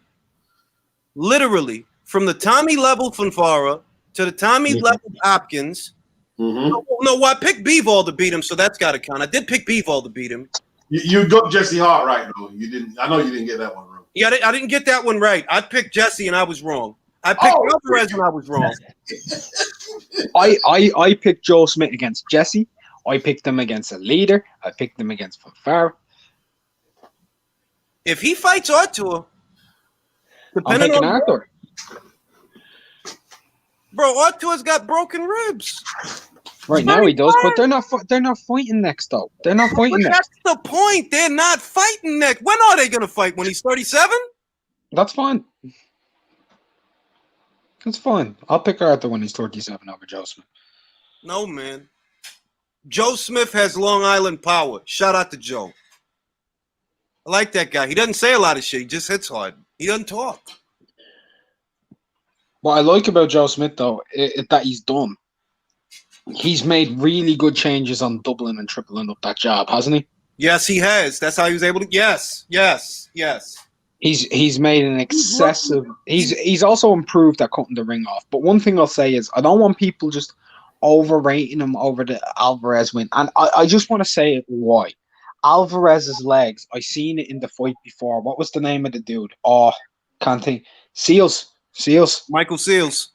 Yeah, his legs are gone, completely gone. But it's not just. It's not just the Alvarez win. I mean, it's not just that. No, his resume is solid, bro. Joe Smith's resume is underrated. A lot of these guys are light heavy. I ain't saying he's a well beat. I'm saying, see, like certain people, like see what I was saying with Luke finds a way to lose.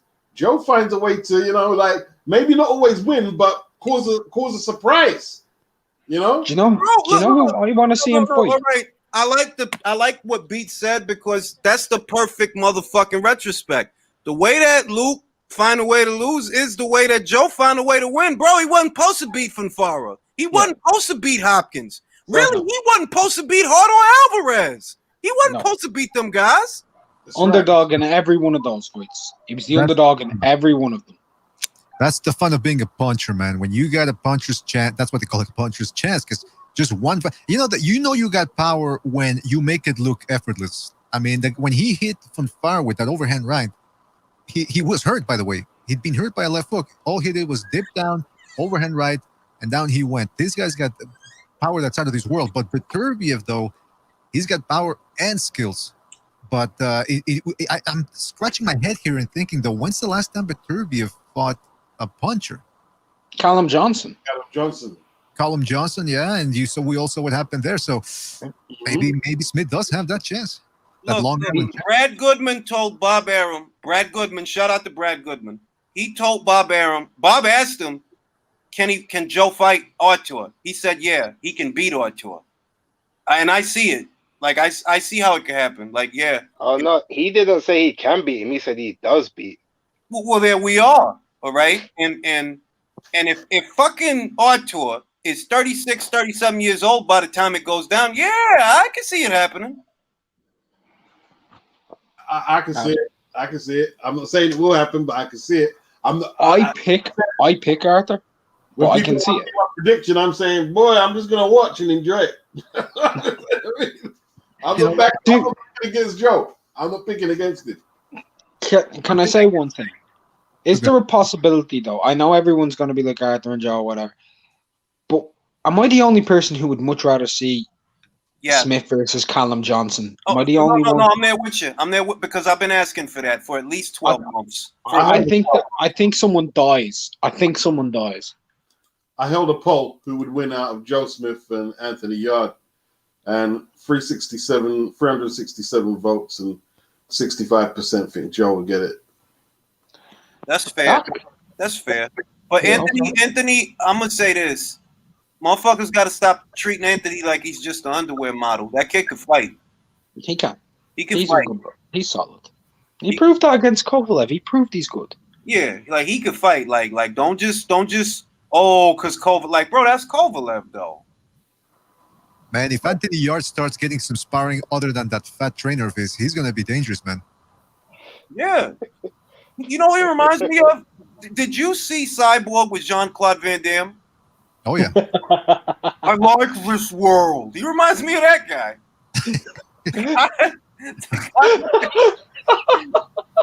Like this world. I knew that was coming the second you said it.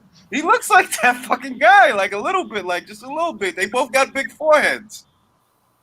You know, one thing I will say about Beterbiev, though, and this possible layoff caused by the injury, and Beterbiev does have one thing that a lot of fighters don't seem to have, and that is work ethic. I mean, he trains over here in Montreal, and I've spoken to people who have seen him train. This guy does not kid around in the gym. He shows up. It's all business.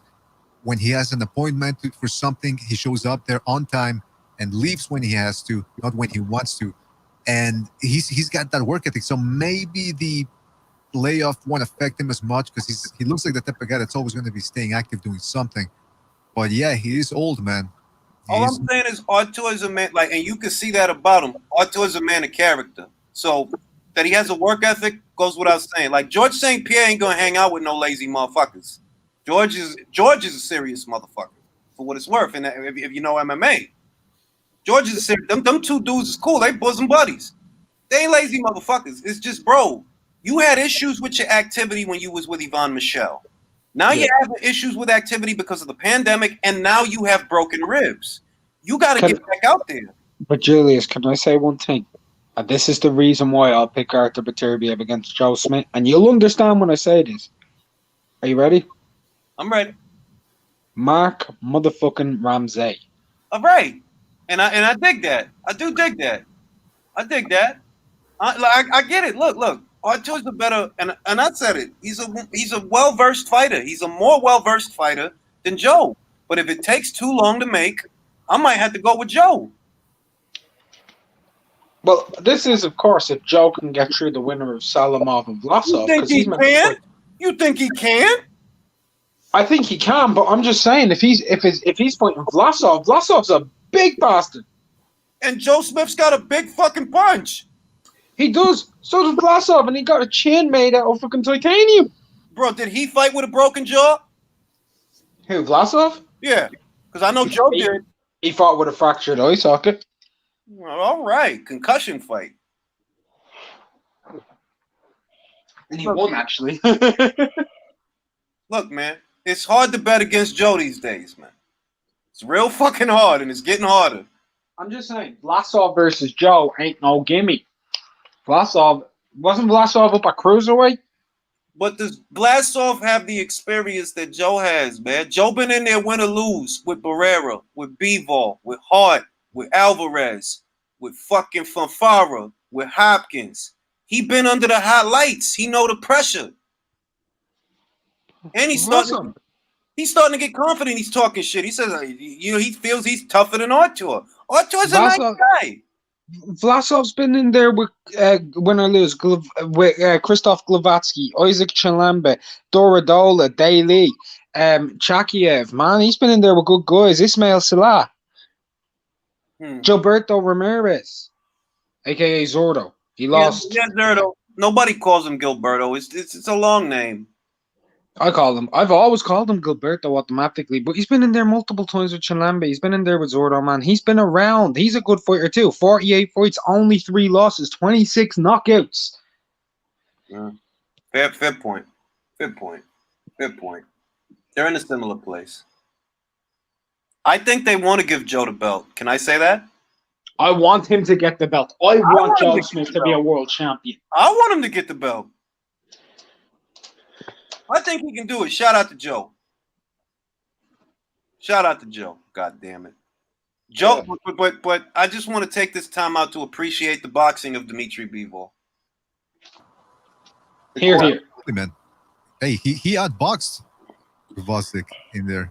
It wasn't just the power, man. It was the way he gauged that footwork in there. It was. We're talking about Bivol. Talking about Bivol. Well, Beterbiev too. Let me throw Beterbiev in there. But yeah, but Bivol, man. Ooh, quickness. I love. Don't you guys just love somebody who's got speed, that type of natural speed, and they make it look easy? He's like a Bond villain. I'm waiting for Daniel Craig to walk from under the ring. He's like a Bond villain. That guy. He's a beautiful boxer. He's just as a purist point of view, he's stunning. He's stunning to watch. He's unreal. Yeah, but I'm not sure how good he is. But the problem for Bivol, he's fighting in the wrong era where, his rivals, they're not challenging him, man, because no one's challenging him. You don't want to fight Bivol and prove yourself? I don't fucking get that shit, man. Sorry to swear. I don't understand that shit. This guy's unbeaten. He beat Pascal. He beat Joe Smith, who's they're talking about Joe Smith as a contender. None of you want to fight this guy. None of you. I don't get it. He's like a Bond villain, man. It's like the fucking guy's great. I hope that he doesn't end up being wasted talent because he was born in the wrong era. But look, Marcus Brown decided to go the other way, where you could have fought Bivol. What do? You want to fight old John Pascal, and that didn't work out for you. Some bullshit. Jack had the WBA title. He could have fought Bivol. Like the thing, Bivol been kept so quiet. Like in terms of getting the fights, man. Cause he's a family guy. He ain't gonna get up there and talk shit like, "Oh, y'all need to suck my dick for not fighting me." Fuck y'all. I don't think he should have to do that. That's what I'm saying, though. He shouldn't have to do that. Like someone, if you think you're a really good current light heavyweight, you should be telling your promoter, "I want to fight Bivol. I want to fight Bivol." Whether it's Beterbiev or any of them, they should be wanting to fight Bivol. Shut up, Dimitri Bivol. Bottom line. Is that confirmed, by the way? Is that confirmed that because I don't follow the behind the scenes stuff, but is that confirmed that both Badu Jack and Marcus Brown had a chance to fight Bivol?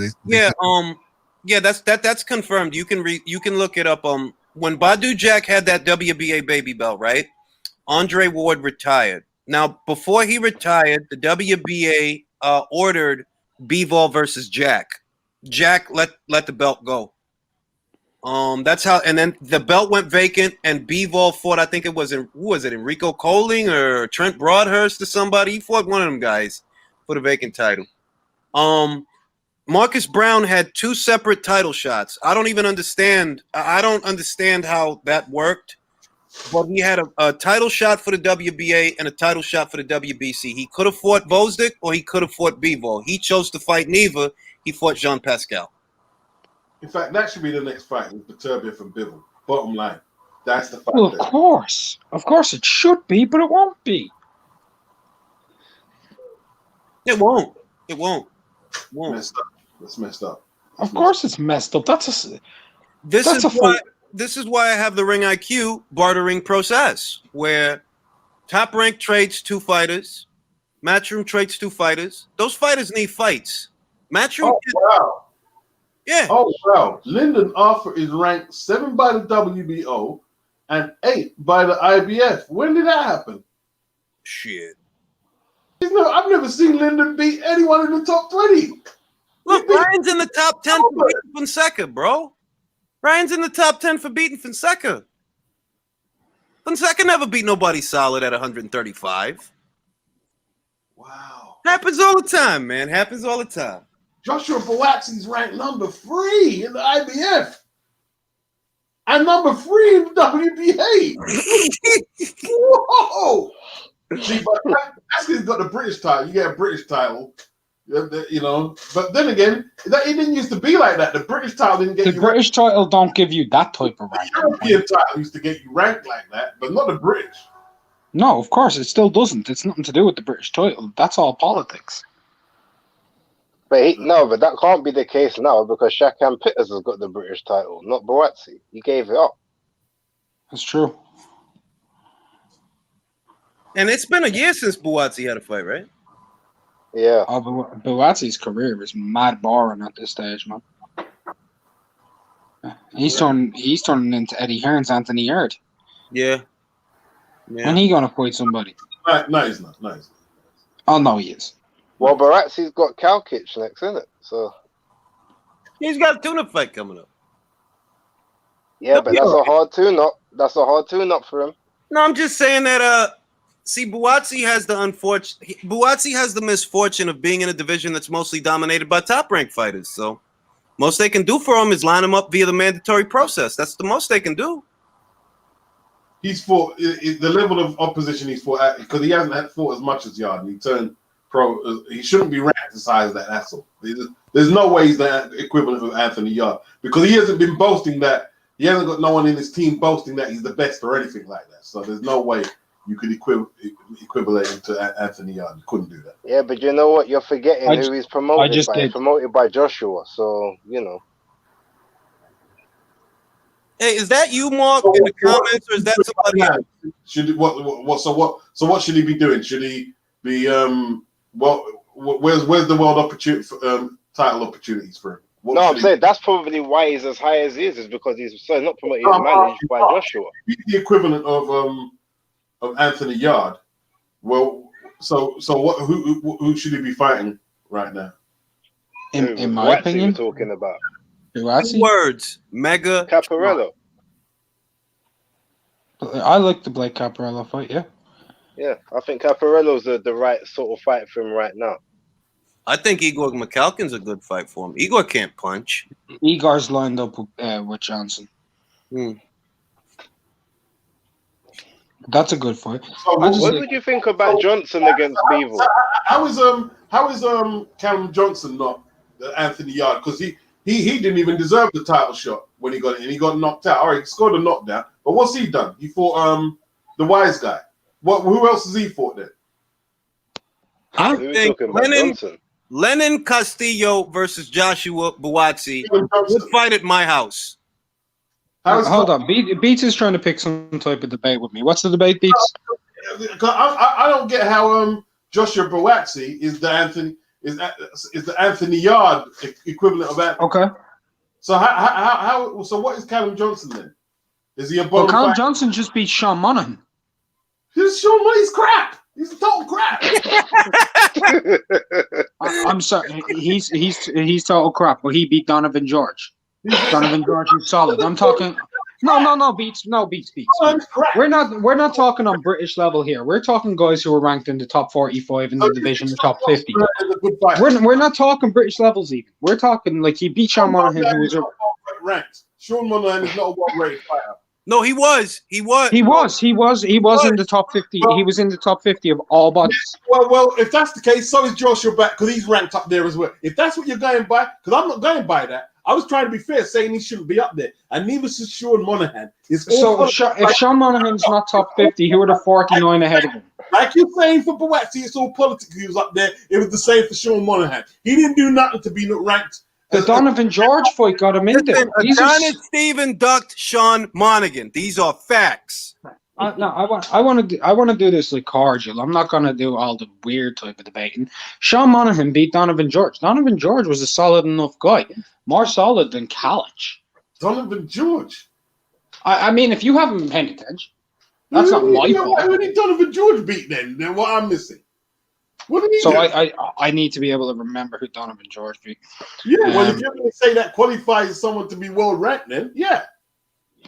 Well, Donovan George, it's not just about wins; it's about who he fought against. He went into the 12th round with Donna Stevenson. He fought. Oh, okay, and he lost. He still fought at world level. Okay.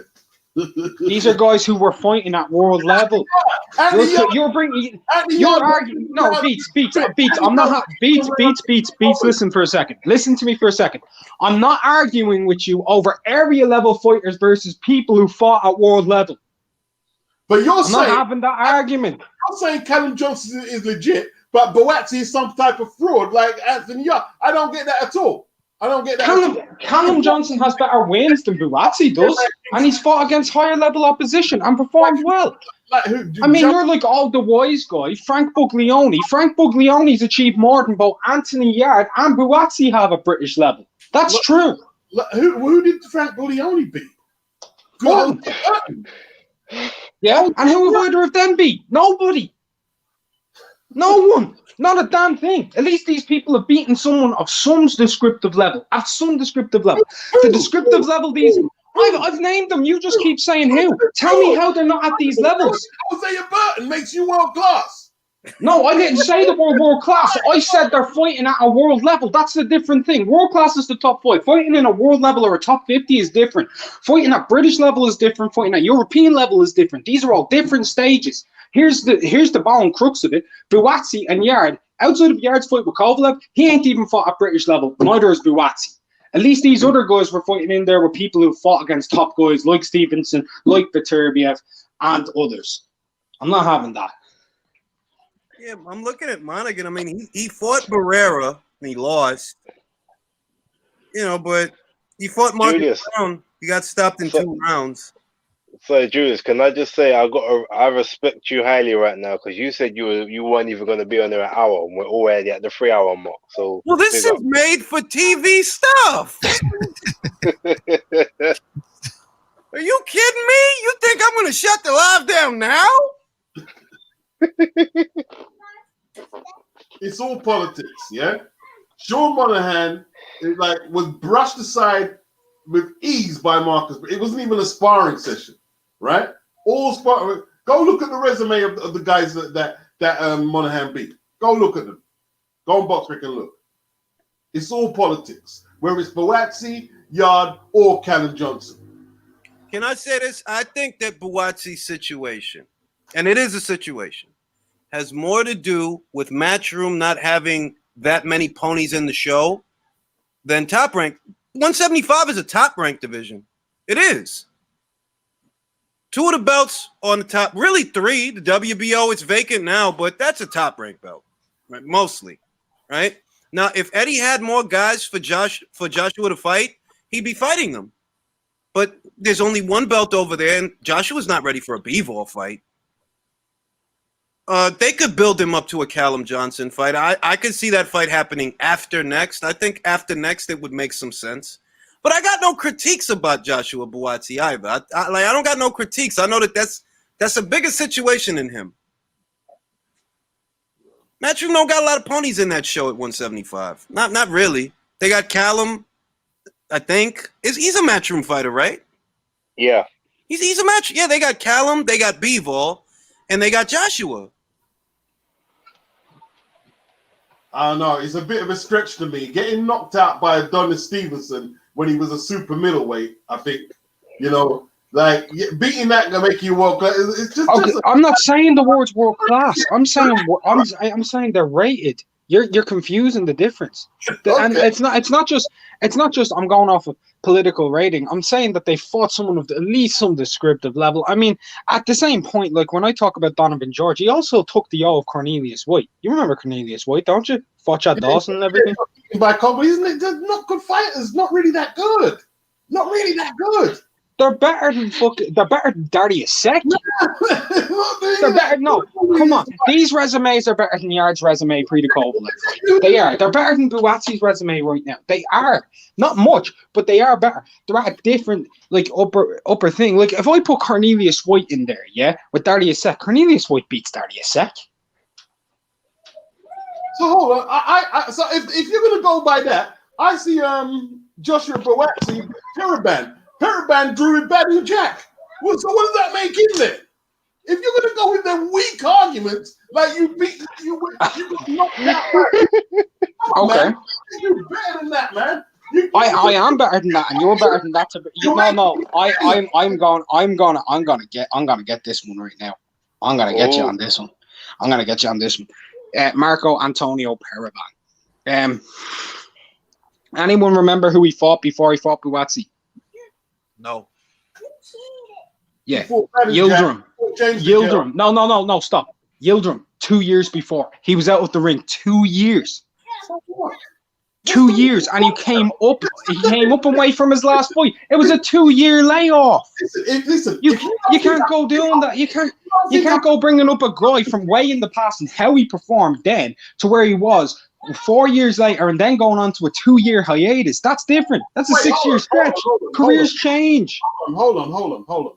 Are Donovan George or Sean Monahan better than Paraban? Where are they better than Paraban? I mean, right now, I'd pick Sean Monahan to be Paraban. If you're going to go with these arguments. All right. I'm going to ask you right now. Right? I'm going to ask you, be honest with yourself. I'm going to ask you to be honest with yourself. Paraban now versus Sean Monahan, who you got? I think Sean Monahan has gone back to bare knuckle boxing, ain't he, or something? Or street fighting. Yeah, Paraban was out eating baguettes in France on a 2-year layoff. Well, to be honest, it's a difficult debate for me because if you rate Sean Monahan as a world-class guy, that will call it, then it's a difficult. Hold on, stop doing that. Have I at any point called him world-class, Julius? No, you said world level. Wait, hold on. You used him to justify Callum Johnson's ranking. No, I didn't use it to justify his ranking. No. Our argument is nothing to do with rankings. Our argument has got everything to do with my statement. My statement, Beats. My statement. You questioned my statement on. I said Buatsi is Eddie Hearn's Yard.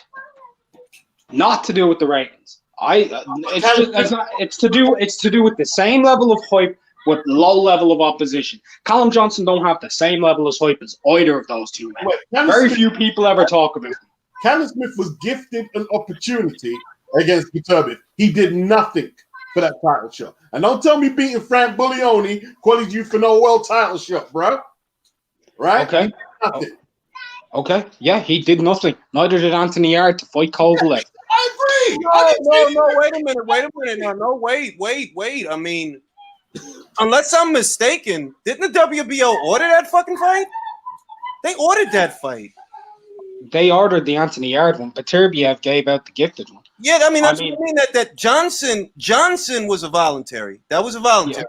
Voluntaries happen. I'm not saying anything other than it, but at the same point, I'm gonna ask you this. No. I'm gonna ask this. I'm gonna ask this. You just get to go. I just want to ask one question. One small question. When we're discussing the levels of hype, Buatsi, Callum Johnson, who's more known? What's known to do? I'm dealing with the that's just a name the person who's more known question. So what? Ryan Garcia is more known than a lot of fighters. And we're discussing hype. We're discussing hype. No, we're not discussing hype. We're talking about politics and resumes. You might be talking about hype. I'm talking about. Well, that's what I originally said. If you want to create an alternative argument, that's different. Callum Johnson has not beaten anybody over any. I just want to think. He hasn't, right? Because Paraban, when he fought him, was out of it. And Donovan George, or whatever you're going to say about Matt Monahan, is a terrible argument, as far as I'm concerned. Other people might be impressed with it in the comment section, but using Donovan George and Monahan to justify his ranking is a terrible argument, as far as I'm concerned. I didn't use it to justify his ranking. No, let me finish. You said at least he fought somebody to get to be in there, and Glowacki hasn't. Yes, you did. No. What you should have said is none of them who has fought anyone to justify such lofty rankings. But you didn't. You said Callum Johnson has done this and that at least. That's what you said. Hold on. Can I ask this?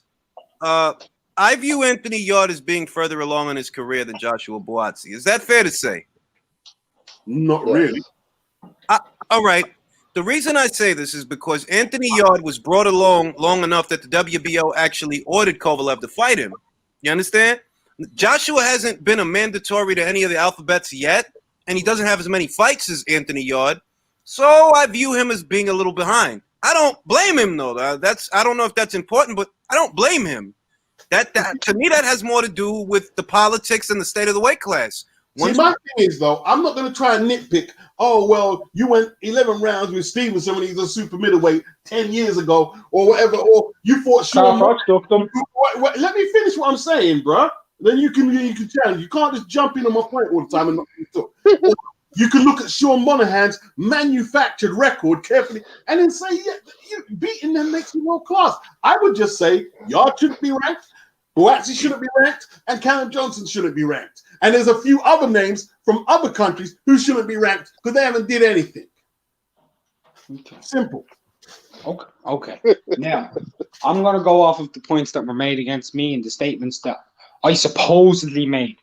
Because I said that beating Sean Monahan justifies you getting a world title shot. No, I didn't. No, you said it justifies them more than it justifies Johnson more than it would Glowacki and Yarde, and I'm saying it doesn't. Okay. Well, that's going to be an opinion-based thing. That is whatever. Monahan had done more in a more recent pace of time than the other guys' opponents had in a recent space of time. Who did he beat? Will you let me respond to your previous stuff? I'll get to this one because I mean it's going to take a while to get to every question if you question every word I say. You can make it short. Just say is Monahan beat nobody. He ain't beat nobody. You can't find nobody. I mean, every person I name, you're just going to say that they're nobody. Because you don't want. I already gave you a name. He beat Donovan George. Nobody. He hasn't beat. Donovan George is nobody.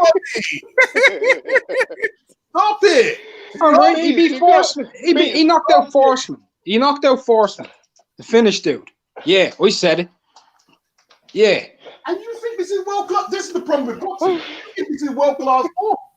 This is the problem with boxing. You really he beat a dude who's number one in the WBC right now at 168. I mean, I can't say nothing. You know what I mean? Who did he beat? Let him retort. Let him answer. Let him answer. No, it's okay. Let Beats keep going. This is fun. I enjoy this. Who beat? I said he's. I'm not saying just about wins. It's about like I don't know. I'm gonna be honest. If we're gonna be no. Let me go for a second, Julie. Get in on this, Mark. I know what Mark's point is because they do this in the ranks. You could fight this world-class guy and lose, and you get like a world rank, even though you fucking lost. Because that's thank you. That's how you explain Monaghan. Because Monaghan lost to every world-class fighter that he fought. He lost to Brown. He lost to fucking Johnson's not a world-class fighter. But you see where I'm going. They do this shit. Marcus Brown ain't world-class either. Well, he got to the point where before you get in this shit with me, Beats, I'm just saying the WBA and the WBC had him ranked as a mandatory challenger to their titles. He was. See what it is. Most of you guys, you're watching boxing when there's 4 different sanctioning bodies. I watched it when it was 2. And I'm telling you, Marcus Brown, Sean Monahan, Anthony Yard, Glowacki, or fucking Donovan George don't get ranked in none of them areas. No, this is all true. What he's saying is all true. No, Beats, can I just say something? That's all true. But do you want to know something? You're in 2020, not 1980. There's a difference in our reality and a difference in where we're living right now. We're in a different. Times have changed and things have changed. No. It does matter. It does matter. Because no. I'm not doing morality and anecdotes. I'm doing what's actually happening. George to qualify well. You're not letting me speak. Are you gonna let me speak or not? Is this how you debate? Like, I'm just gonna tear down anyone, not give anything. I'm just gonna say, oh, they're all crap. Yo, back in the 80s, they wouldn't have been ranked. They're not in the 80s. So the point's moot. That's just all fucking nonsense, really. It doesn't matter. It doesn't matter. Would Anthony Joshua have been ranked after 17 fights in 1960? No. What's that got to do with it? Why are you bringing up the same situation? It's the same thing. These guys all wouldn't be ranked. Things have changed. Would Loma? Why does the shot come at Anthony Johnson, Anthony Yard, or Anthony Joshua when you guys are trying to think? What's Joshua? No, it's not just a shot at Joshua. I was going to go into more, but you wouldn't let me. Would Loma have gotten a world title fight in the second fight back in 1942? No. Fuck no. The only division that ever happened in all the way up until like the 90s when minimum weight did one, and then up again with Loma, was fucking, what's his name? Pete something, who fought against Patterson. You know who I'm talking about. Pete. Yeah, Brad Maker. That's the only thing that happened. That shit don't happen back then, right? So when we start going into, how someone would be ranked in a different era, we're not discussing those eras. We're discussing what politics happens now. Let me go. Your idea of morality, of what's right and what's wrong in a certain situation is one thing. But what actually happens and how things are working are 2 different scenarios. Well, if that's I can't be criticized for trying to explain why someone gets ranked a certain way according to the alphabet bodies, and then I'm being told I'm wrong based off of a person's opinion of how things should be. All I'm saying is I don't think that Joshua Buatsi, and I don't know who sides with what, but I heard the parallel. I don't see the correlation between Buatsi and Yard because Yard has a little bit more hype about him. And as far as I'm concerned, he is further along in his career than Joshua Buatsi. He is. He worked himself up to a mandatory shot. You are further along. Joshua Buatsi is not there yet. Well, here's the thing. Right? If you're going to say, I can't use old standards because everything has changed, well, you shouldn't be calling Glowacki no hype job either then, because we're going by modern day standards where politics is everything, right? So you can call them what it wants. You should. There's no way you should be dismissing Glowacki's ranking and then trying to justify Callum Johnson. That's not fair. There's no way that's fair. But I didn't try to justify Callum Johnson. Actually, I want to say this. I never mentioned Callum Johnson. You did. You tried to make me make a hyperbole between the two. I didn't. Me personally, I didn't mention them at all. That was your argument. You wanted me to go into the Callum Johnson situation and bring up his level of opposition. In my own personal opinion, I think Buatsi and Yard pretty similar in standard. Pretty similar. I mean, I think both guys have been overhyped. I don't see much in either, and I don't see much in Callum Johnson either. Why did I say when he beat Sean Monaghan? I can see why he's in a ranking, because he beat a guy who was kind of somewhere around there. The other dudes that those guys were fighting were lower level than Monaghan.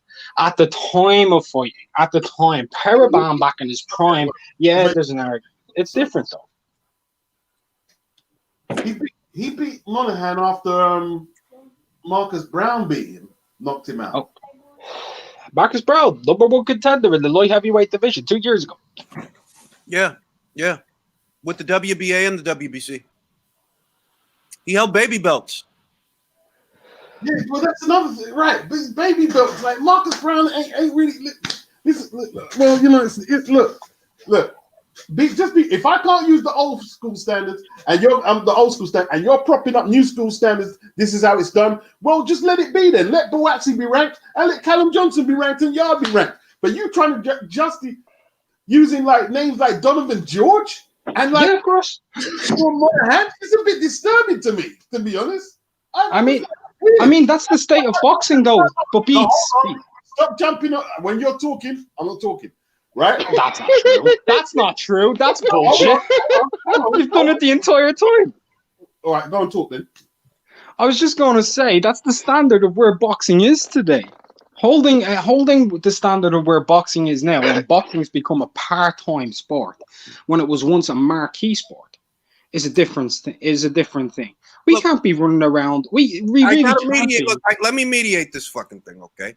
I know what Mark's saying, because even though I don't agree with the rank standings, they do that fucking shit. They do. Sean Monaghan could go in there and fight hypothetically Bivol, and somehow that gets him in the top 15. Even if Bivol wipes his ass with him, it gets him in. I don't agree with it, but yeah, that's how it works. I mean, we can't explain Carlos Campbell, can we? Being a mandatory. Exactly. Frankie Gavin, Jojo Dan, Kevin Bizier, these guys with the IBF. I mean, we talk about the IBF. A lot of people say they're the best of the bodies, but most of the time they bring on the worst mandatories. I remember Viciouslev Glasgow. I'm going to tell you something. I'm going to tell you something. The reason the IBF's mandatories look that way is because fighters deliberately don't want to be ranked by them and don't pursue that belt, because they know the IBF isn't going to dick the fucking thing up and let you do whatever you want. So they stay away from them. They stay away from the IBF because we're not going to dick this thing up. Either you want the shot or you don't want the shot. But if you don't take the shot, the guy behind you, he's going to get the shot. So you don't get to play around with us. Go over there to the WBC if you want to do that stupid shit. See, if you're gonna say Buatsi is like Yard, you'd have to show me a paper trail of people who Buatsi has ducked and dodged. Because Yard has ducked and dodged and made a lot of noise, not him himself, but Tunde, about people they're going to fight and didn't fight. Well, look, in Yard's defense, in Yard's defense, it is true they offered him the Kovalev fight at several points in his career, but he ended up taking the fight. He did end up taking the fight eventually. Because I know they offered him the fight 2 to 3 times. They also offered him Beterbiev. Obviously, he never fought Beterbiev. I don't know why Beats is like upset about me comparing Buatsi to a former world title contender, a guy who challenged for a world title and put on a good effort, even in Beats' words. Yeah, but it's kind of like you're taking a slight. Let's not pretend you weren't trying to take a slight at Josh. Originally, no, you took. No, you was. Don't try.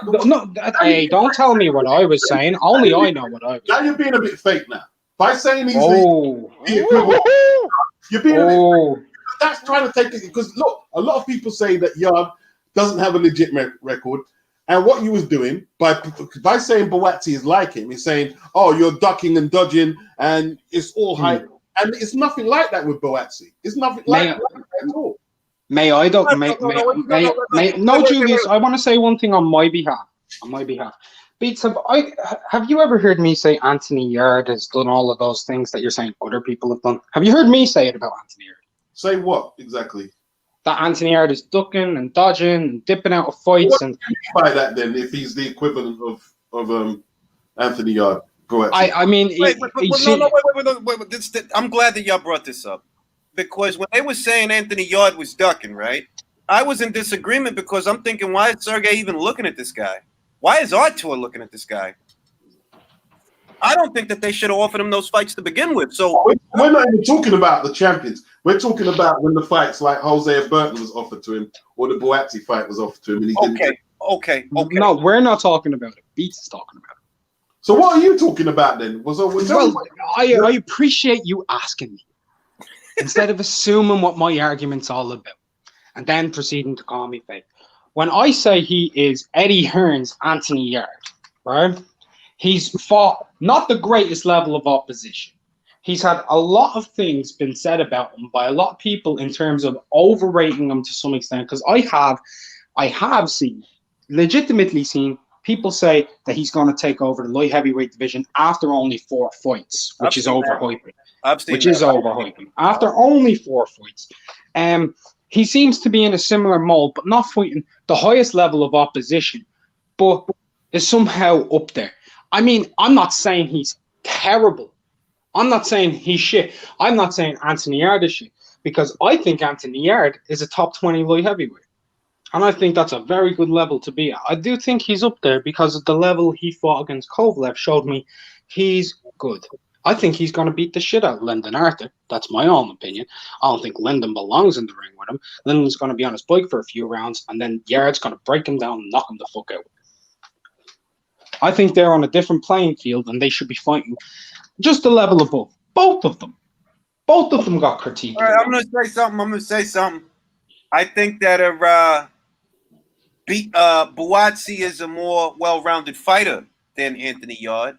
I think Buatsi's ready for a step up after this tune-up fight because he needs it. It's been a year. He needs it. But you know, Buatsi's ready for a world-level guy. I don't think he's late. I don't think he's late, though. I don't think he's late. I don't have no critiques on how they're navigating his career. Here's the bottom line, right? We've got Yarde, Buatsi, Callum Johnson, right? They're supposed to be the top 3 British light heavyweights. Not one of them has beat a legitimate top 5 or top 10 opponent, in my opinion. No, they haven't. I mean, and that should be most people's opinion. No, even on paper, they haven't. Let me just finish. Nobody should be saying, "Oh well," but beat. See, I mean, he fought someone who got knocked out by Adonis Stevenson 5 years. That's a horrible argument, man. All I'm Beats the rebuttal to that is you got to realize, right? They got Ryan Garcia in there in the top 10 at 35. He didn't beat a top 10 lightweight. Well, I'd agree. Devin Haney has a world title. I'd agree. I agree with that too. Yeah, I'd agree. Yeah, these are all truths. I don't know where this all came from. All I'm saying is that's how the ranks move. If Shawnee Monaghan goes in there and fights Artur, right? Shawnee could have been fucking. I don't know. For me, say Monaghan. Just for me, it's a place in honor. Monaghan. If Monaghan goes in there and Artur wipes his ass with him, don't be surprised if Monaghan is in the top 15. They do that dumb shit. I don't like it, but they do it. They do it. Fucking Kendo was in the top fucking 10 of the WBA for 7 years without a fight. Trevor Bryan is there right now. Ain't fought in 2.5 years. He's the interim champion. Both Trevor Bryan and Manuel Charr are both champions in the WBA, and they haven't fought in 2.5 years. And Manuel Charr tested positive and somehow got away with it due to nobody being around for the B sample being opened. Well, they did that dumb shit though. That really was a snafu on their part. You can't open a B sample when he's not there, bro. How are we supposed to know y'all didn't put something in there? That was some dumb shit on their part. They shouldn't have did that. Not that I think that, you know, I think Manuel was on the sauce, but you guys dropped the ball. You dropped the ball. Hey, is that a fake mark on the chat? Or Mark, are you still talking shit on the chat? That's not me. That's not me in the chat. I just said that there was a fake account. That ain't me. I wanted it to be you because it's what's he saying? He says, I think beats. Okay, okay, so that's not you. Okay, No, that's not me. I'm not gonna. I don't trash talk people. I don't insult people. Come on. I don't insult people over boxing either and call them fake. Come either. on. I ain't like that. Now you're lying to me, man. Guys, come I didn't on. say you was fake. I said you was being a bit. You know what I'm saying? It wasn't it? Well, you was taking a shot. You was. That's your opinion. I'm being dead honest. That's not a shot. That's the level I rate them at. If you think I'm taking a shot at them because I rate them at that level, that's my opinion, and that's yours. That's not me taking a shot. I don't think either guy is world class. I think Glowacki gets fucked up at world level. I do. When he gets up there, I didn't see what other people see. I don't see it with Callum Johnson. No, stop for a second. I don't see it with Callum Johnson. I don't know why you keep bringing up Callum Johnson, mate. I don't rate Callum Johnson like that. I'd like to see him in there with. I think he's got great punching power. That's it. He's got a puncher's chance against anybody. He does. He's got punching power. What I think his punching power exceeds both the other two guys, just based off of eye. Based off of eye, not based off of level of opposition, because they've all fought shit. Yeah, they've all fought shit. A lot of the names in there, they fought pure garbage. Even Bivol to win his world title. Who did he fight? Trent Broadhurst? Who did he fight before that? He beat Cedric Agnew before that, I think. Well, you see? Look. There's a guy, right? There's a guy. Beats. There's a guy that's the prime example of what Mark is talking about, and we talk about him all the time. Luis Ortiz. Bro, you in the top 5 for doing what? What the fuck have you done, bro? You shouldn't even be there. The top 5 should be Fury, Joshua, Wilder, Povetkin, and a toss-up between Ruiz and White. That should be the top 5. I don't know why, this dude should be down there with Pulev. Who have you beat, bro? It happens all the time, man. And it happened with Monahan. That's the bottom line, man. That's why I rely on other people to tell me what the heck is going on behind the scenes and who's the mandatory here, who's the mandatory, because it's been 15 years that I don't pay attention to the Alphabet's titles, man. I mean, they ranked a dead guy once. They actually moved up a dead guy. The WBA, the WBA did that. Yeah, they've done it recently too. Sergio Martinez is in the top 15.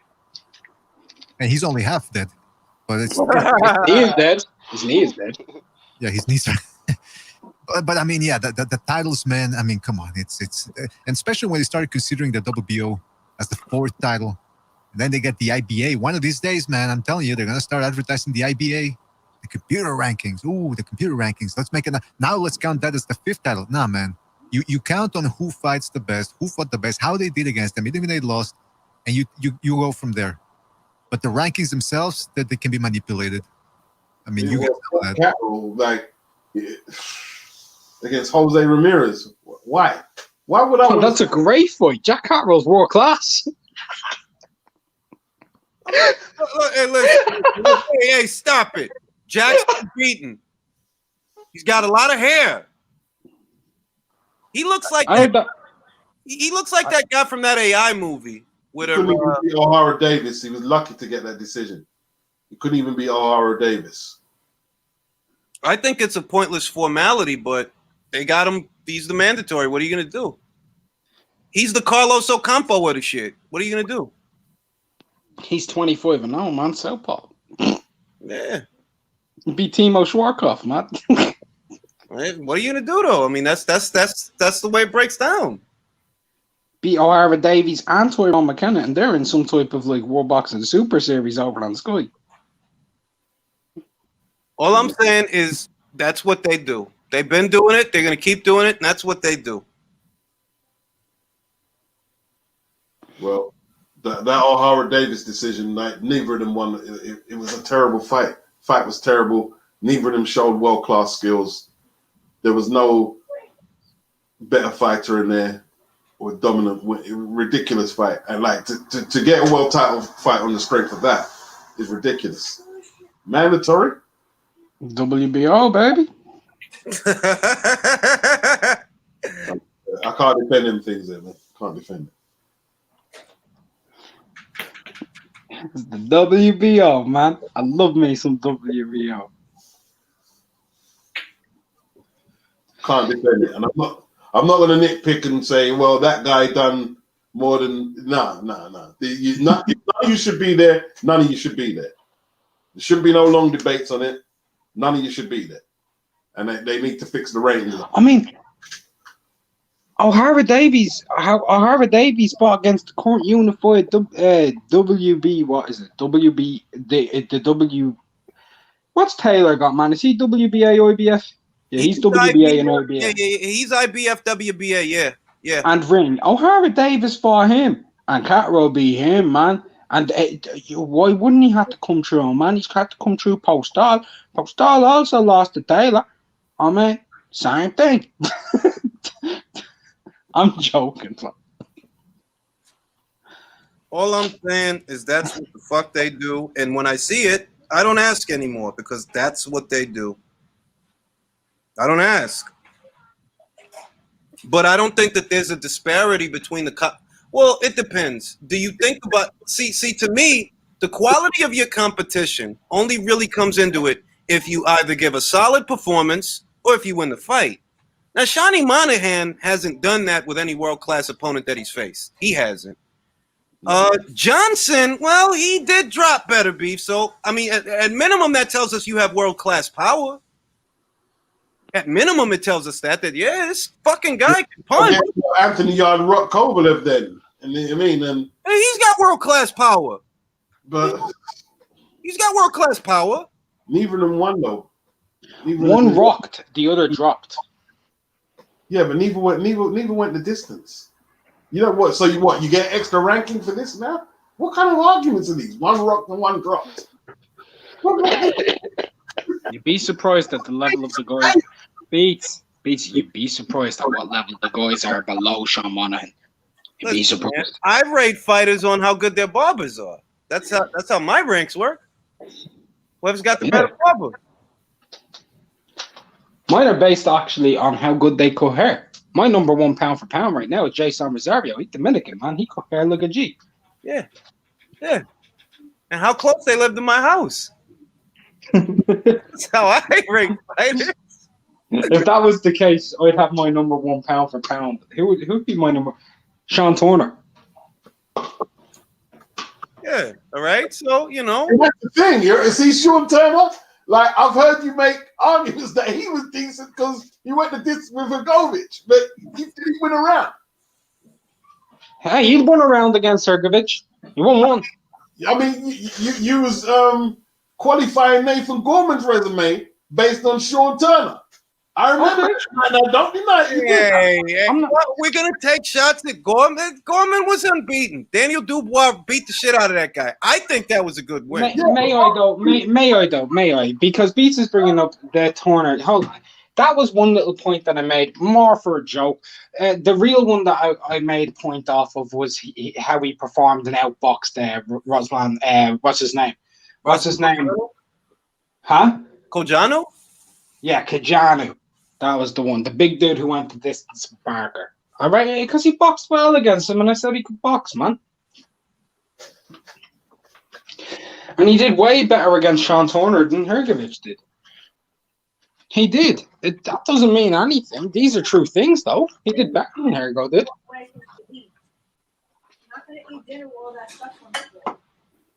My wife yelling at my son.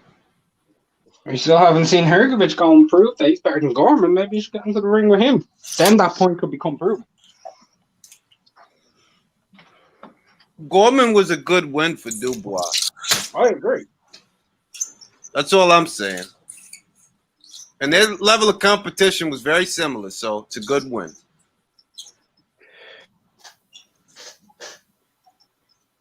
Anthony Yard and Joshua Boaz. It weren't bad. It wasn't bad. I just didn't get how Nathan Gorman was going to beat Danny Dubois. I just never understood it. But it was a good win, though. It was a good win. If we go 50-50 now for the next 20 minutes on fights you've gotten right and wrong and fights I've gotten right and wrong, we're going to be here all week. I guess so. It's a good win. It's a good win. But he's fighting Richard Lartey soon, yeah?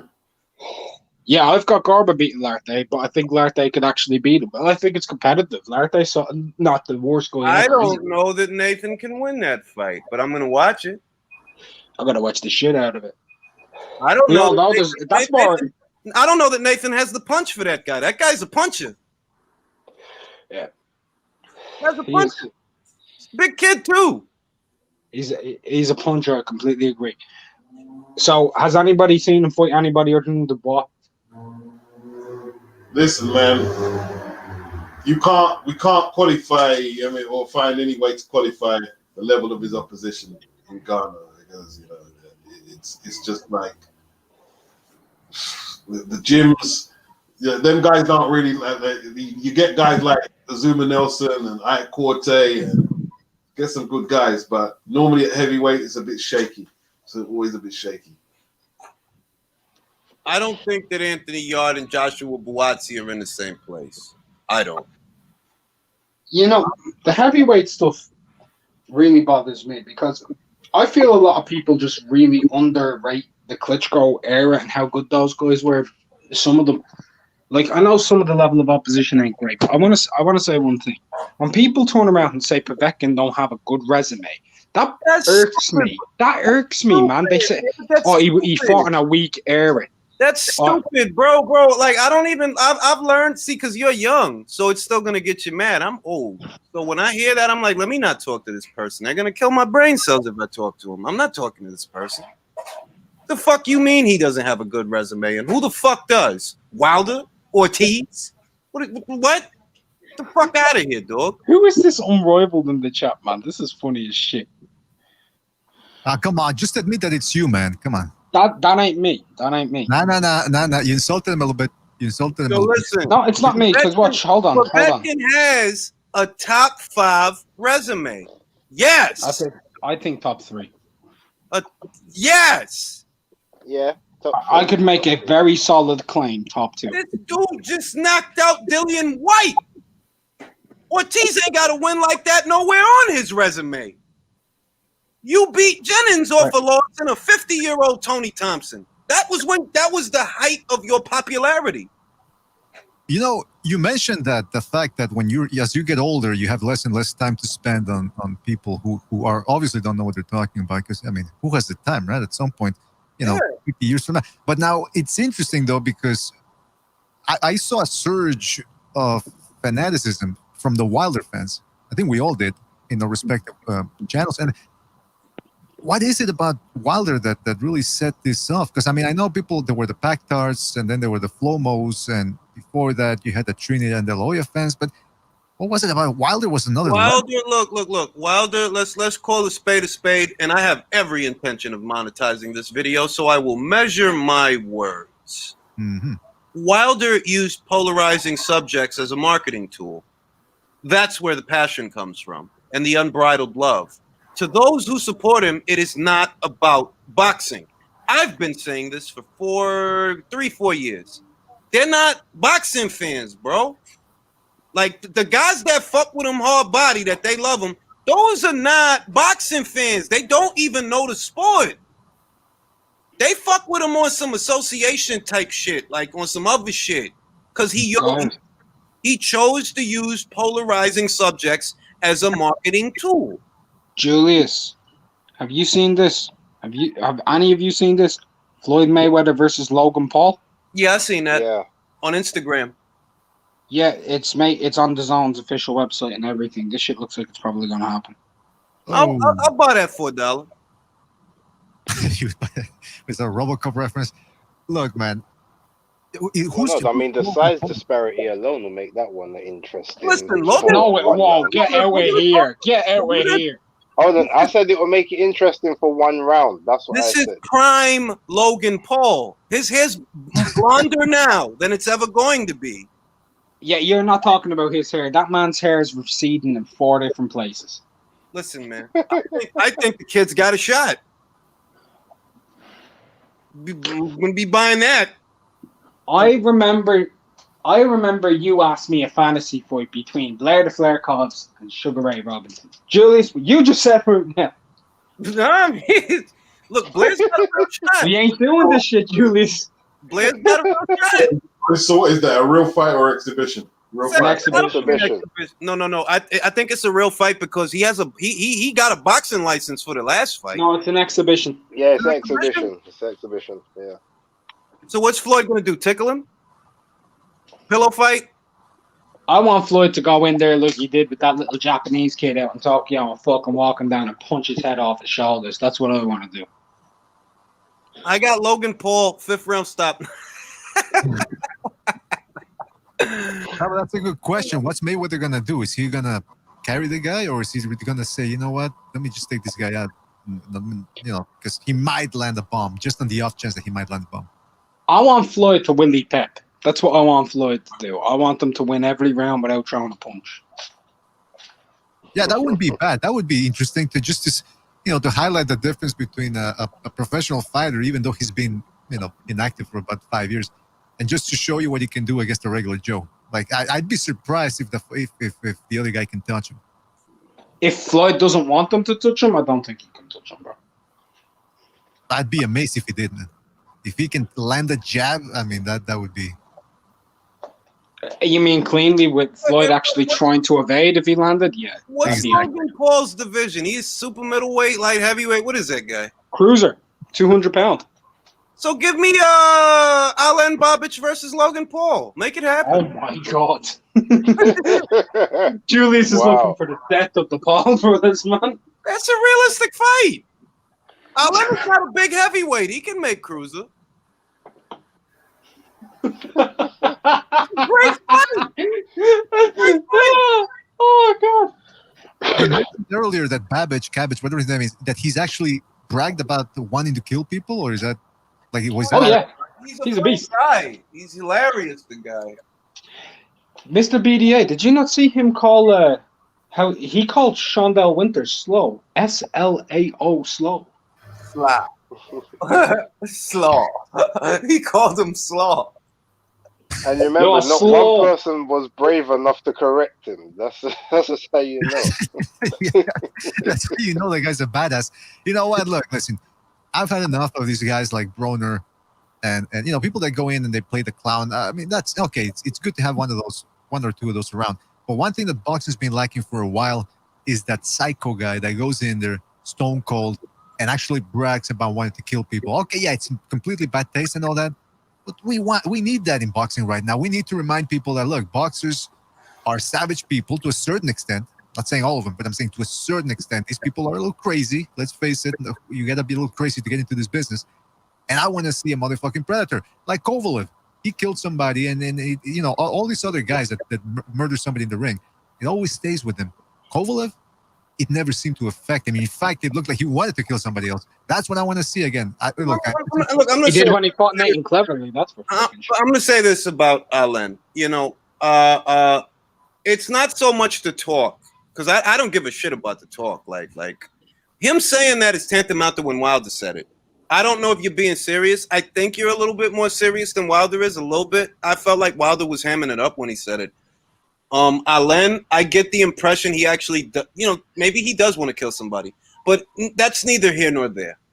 What's important is how the guy fights. This is a guy that I'm confident if I put him in there with like 5 random names, I'm gonna get a good fight because he's not today's mold of a fighter. Today's mold of a fighter keeps trying to be like Floyd, and that's why everything's all fucked. Floyd is Floyd. Let Floyd be Floyd and let you be you. You keep trying to be Floyd.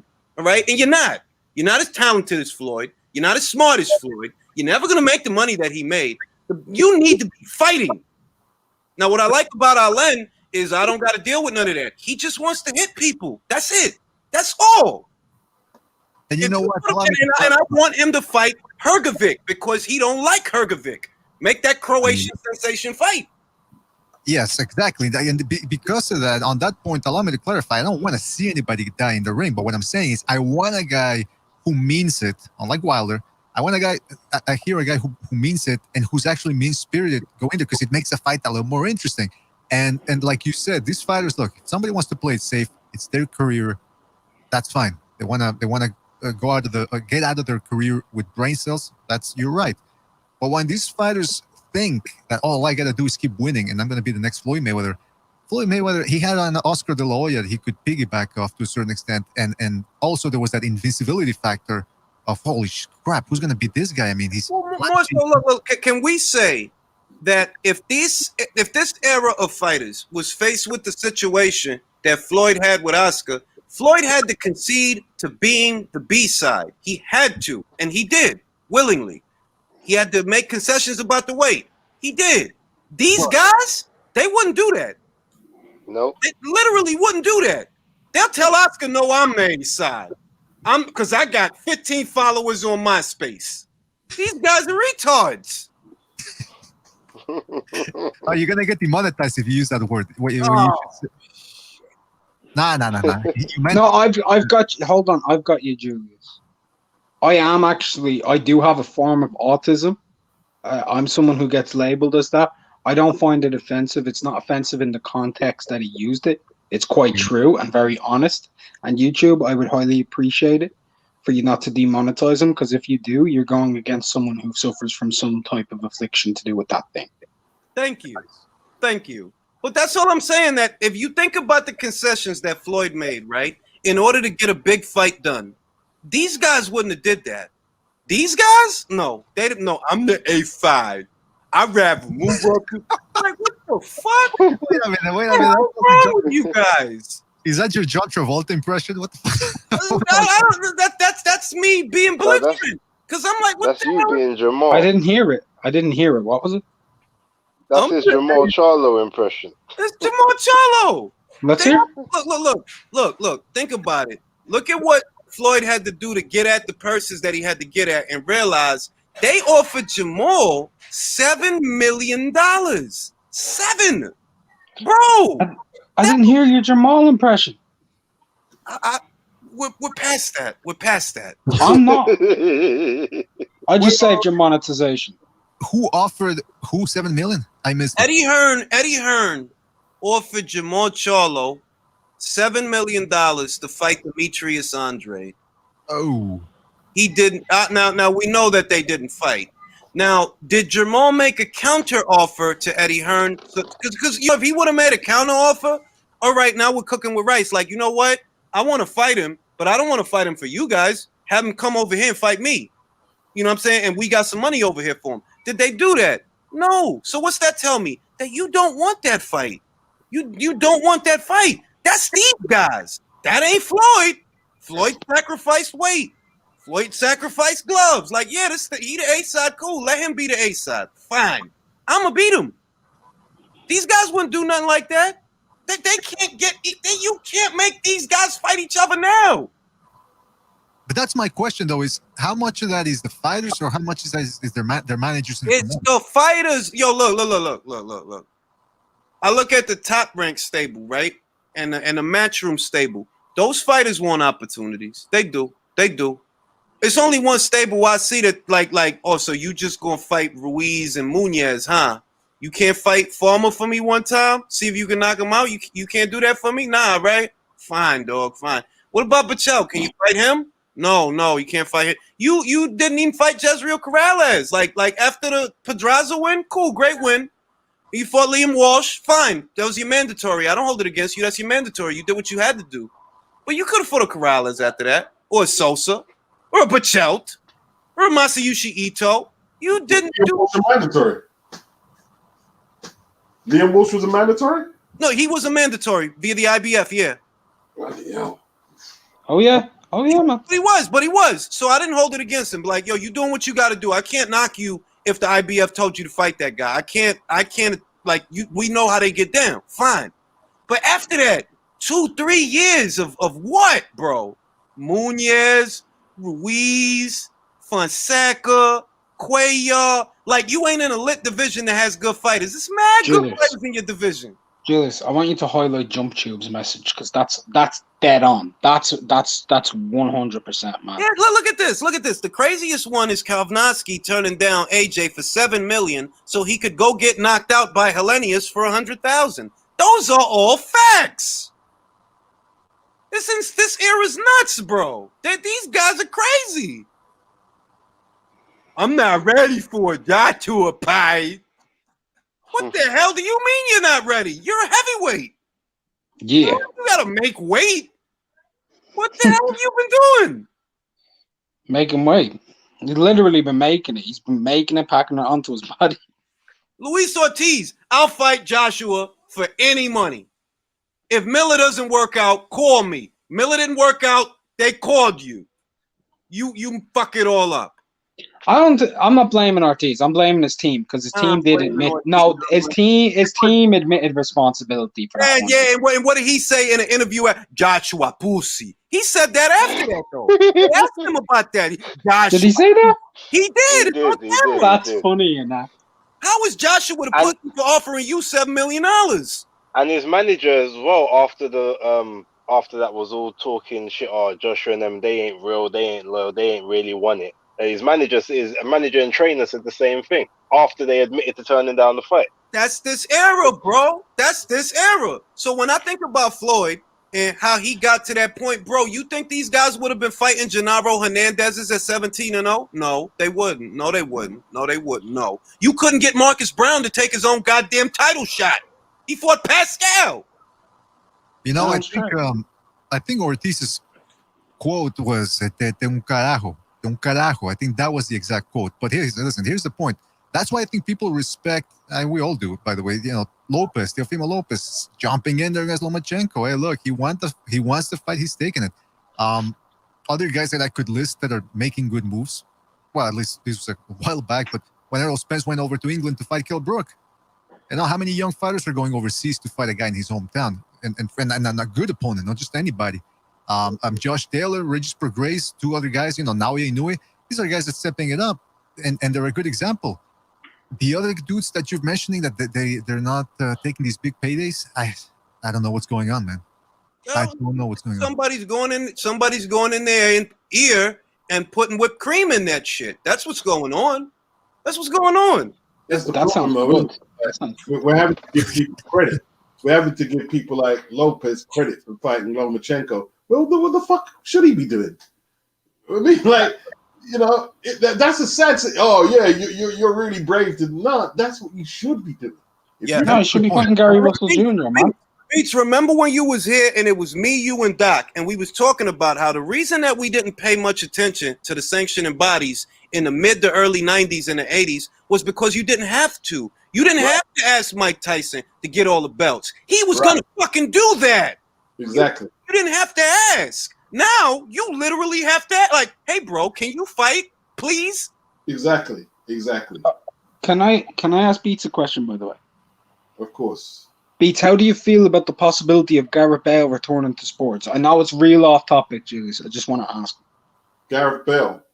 Yeah, it looks really likely he's gone back to sports right now, all over Sky Sports. Yeah, they've got him on loan.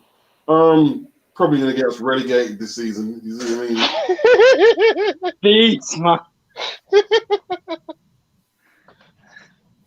Yeah, I'm not impressed. He's washed up, not washed up now, but you know, Real Madrid took the best years, and now we get him when he's old and looking for, a couple more paychecks to.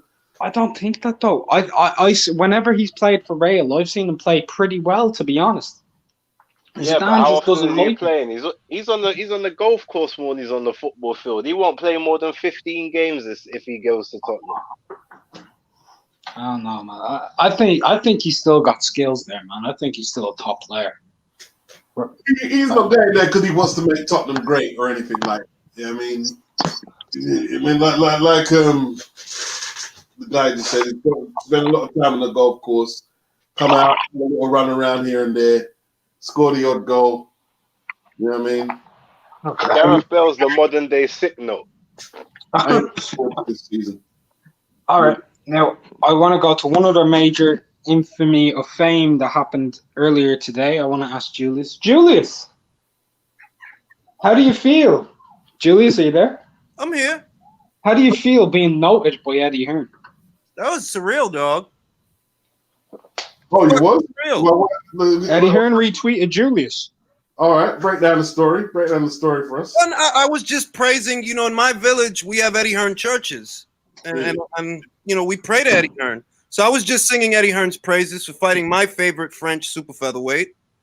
And say he's a great fucking guy, man. That's it. And he retweeted it. It's on his page right now. Julius has Eddie Hearn's eyes on him, and Julius loves it. I bet you when that happened, he was like, "Oh shit!" And then he had the biggest smile on his face, like Eddie motherfucking Hearn. I did an ear-to-ear smile. I did. I won't even lie. I'm a boxing fan, dog. I'm not a fucking journalist. I'm a boxing fan. Yeah, but at the same point, did you see people trying to push Eddie Hearn in the responses, trying to get him onto your podcast? Oh yeah, I seen that. But I think that a lot of people don't understand what I'm doing. I think that. See, I don't want to interview people whose answers I know what they're going to be. That's why I have no interest in interviewing the dudes. I'm not even interviewing the females per se to find out. Sometimes I am trying to find out stuff, but I'm doing it to get exposure, get them exposure. Because if you notice, look, Chantel Cameron just did an interview on IFL TV.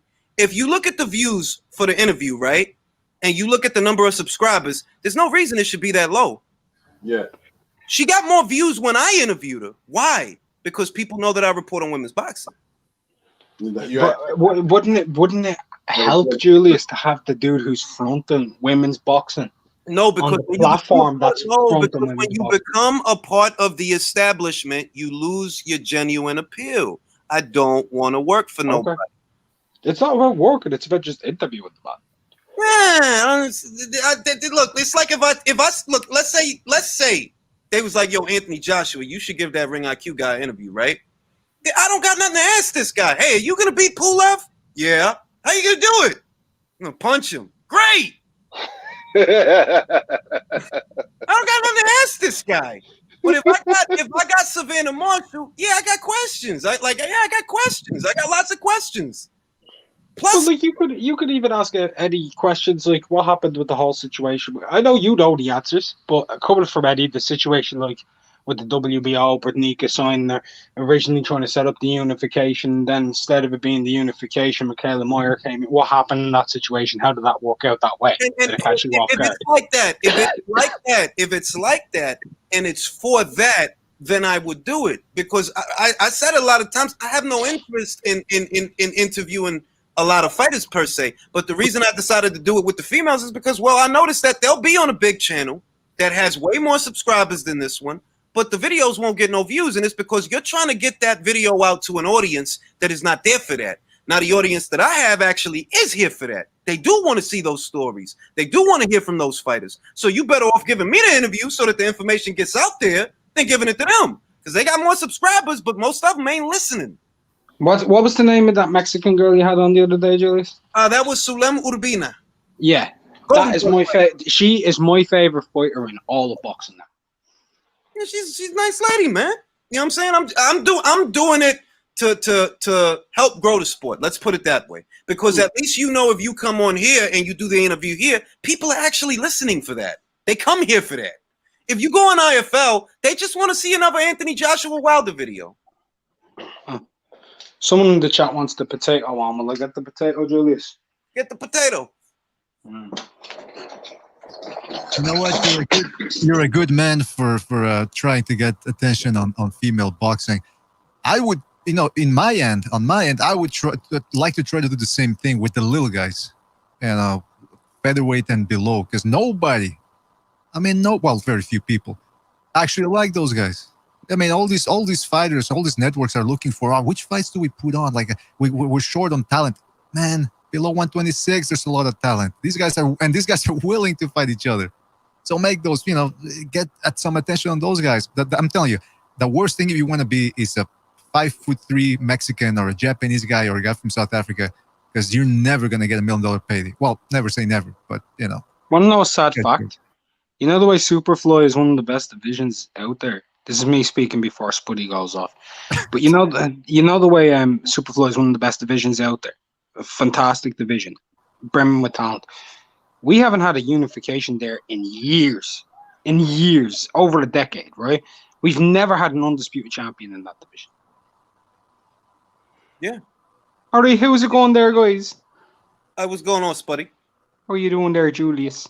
No, I'll say that to BDA's point, because I think that people got a misconception that I'm trying to champion a cause per se. I'm a boxing fan, so I want to see certain fights And I've said this many times. The reason I started advertising for this shit is because I don't want to have to look for some strange internet link in order to watch a fight. Before, that's what I would have had to do. I would have to go to the internet and look for a link from some country far, far away to watch a fucking fight. Well, I don't want to do that. So the best thing I can do on my end so that I can see the fights that I want to see is promote the sport. Very simple. I'm a boxing fan. More importantly, I am a consumer. So I'm a consumer telling you what I want to consume. All you got to do is put it together for me, and you'll get my money. Yeah, it's not that hard to do, man. I mean, look, listen, if these promoters are afraid of putting women's boxing in there or little guys in boxing, put them in the undercard of a pay-per-view. Give us 3, even if it's a non-pay-per-view. Okay, then put 3 fights on and put one of those being a woman or a guy below 126. And that's that. It's not that difficult. Because I'm telling you, and I'm not bullshitting you. If I didn't like the product, I wouldn't promote it. I promote it because I feel it is a good product, and I would much rather see my Vahamadouche fighting than Erislandy Lara any old day of the fucking week, any day of the week. I find Katie Taylor's career far more entertaining than Gervonta Davis's career. She fights better people. I don't gotta ask her to unify. Well, that's a bit unfair. Like, you're comparing a boring backfoot fighter to an exciting come-forward fighter in Maeva versus Lara. That's true. But that's just highlighting the point that women can have fan-friendly styles that make for good fights, which takes away the stigma. You know? You can watch Maeva's amazing. Maeva's amazing. She's is. A great fighter. She's a great fighter. Hits like a train. Who was it that... Was it Delphine Persoon that said that she hits extremely hard? I think it was Delphine. Delphine said that Maeva hits unbelievably hard. Yep. And if you watch it, you know, you could argue that I'm not going to call it a robbery. I'm going to just say that Maeva had a lot of moments when she fought Delphine. A lot. She bloodied that woman up, back the end of the ropes. I thought she beat her. I had Maeva winning comfortably. Yeah, so my point is, and it's a simple point, the ability to entertain is not exclusive to male fighters. I can think of better fights that can be made that don't have all the politics and the bullshit that I constantly have to deal with in the sport of men's boxing.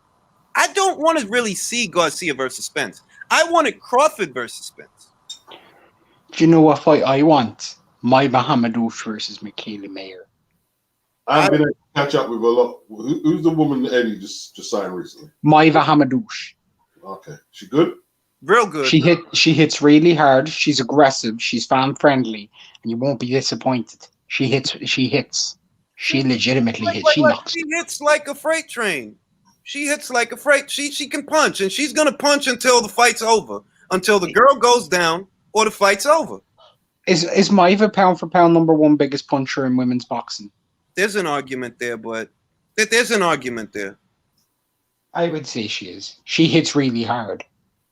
There's an argument there. I don't know that I would jump right to that conclusion. I think that requires a little bit more research, but there's definitely an argument there. Who was the pound? The only reason. Who was the pound hardest women fighters? And Wolf would have to be up there. Oh no, we're talking modernly.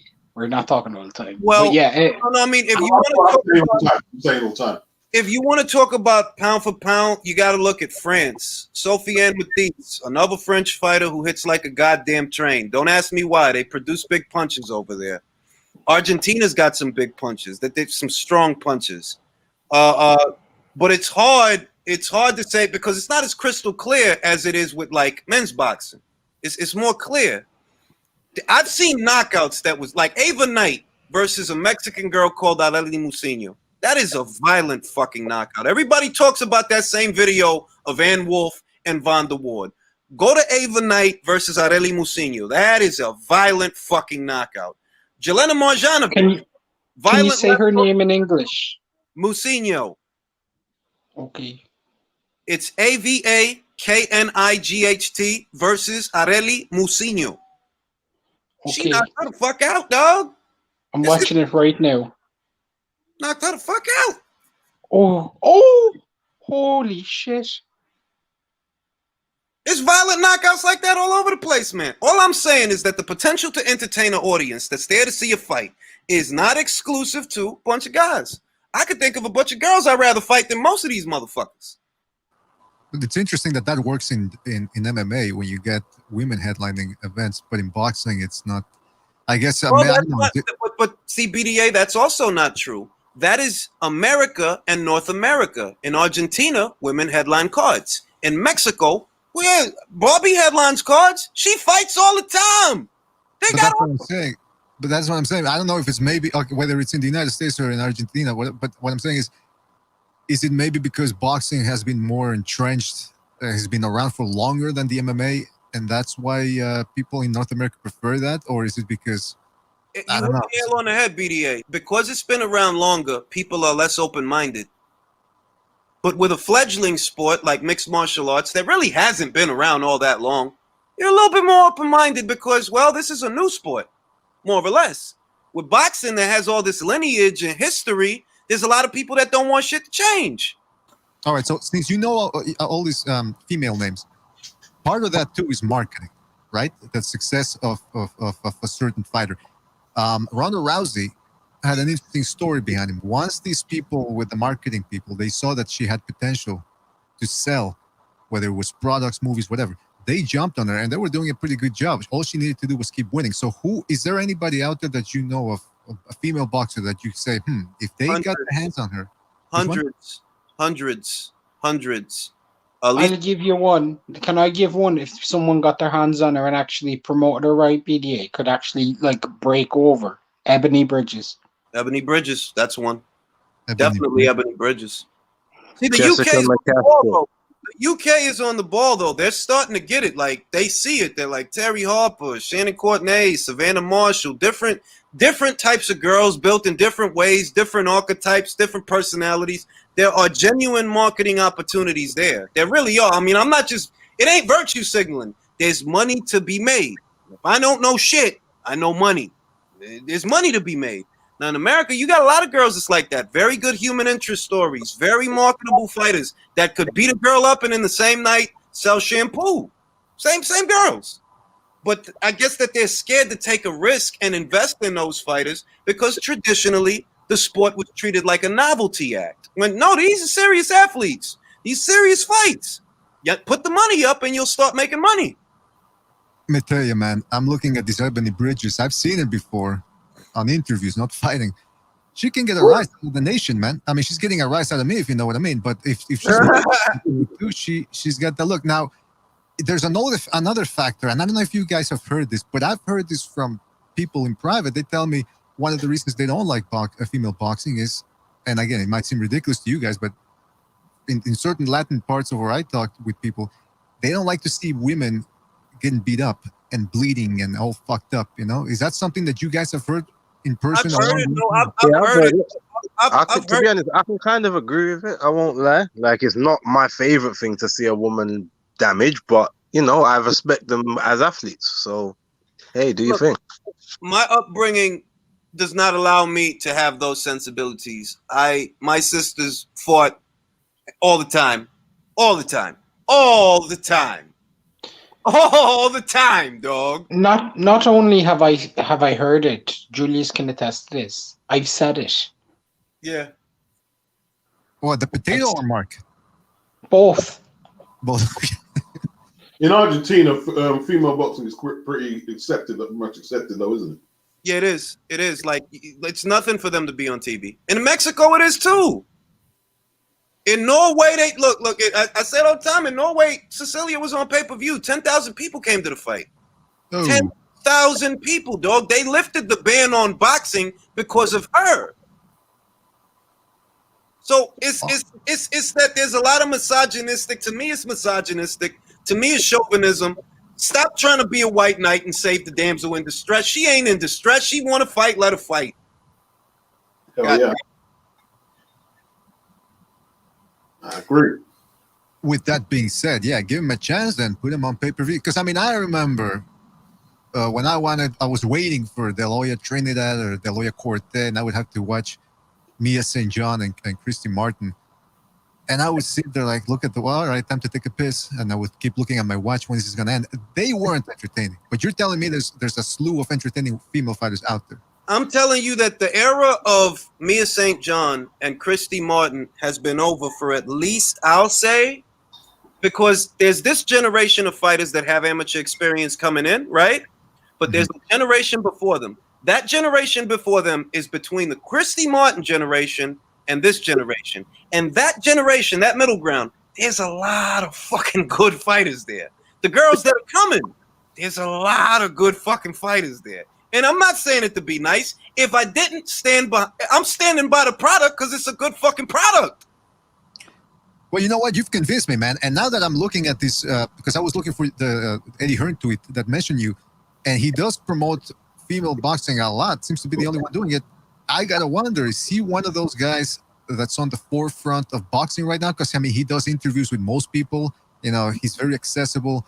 He made that deal with the zones, sort of looking at the future and knowing that applications were going to be the future. Now he's signing female boxing. It seems to me like he might be ahead of the curve here a little bit, knowing now, that I'm telling you, you know why Eddie's doing it? And I'm not being nice. He sees what I see. If you do this right, you're going to open a door that needs to be open.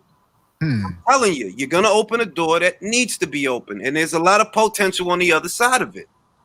I'm telling you it is.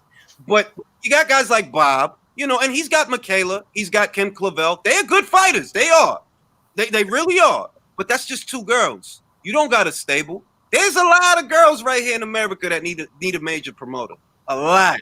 They need a major promoter. They need a serious payday. They don't need to be part-time fighters that have to work a day job to pay the bills while they aspire to be boxers. No, they should get the same treatment that the guys get. So that, I'm telling you, you get good fights. I'm a fight fan. I'm a fan of good fights. And I'm telling you, if you invest, you're going to get good fights. Everything that you're saying now leads me to believe that all that's needed right now is for one of these promoters to find a Ronda Rousey.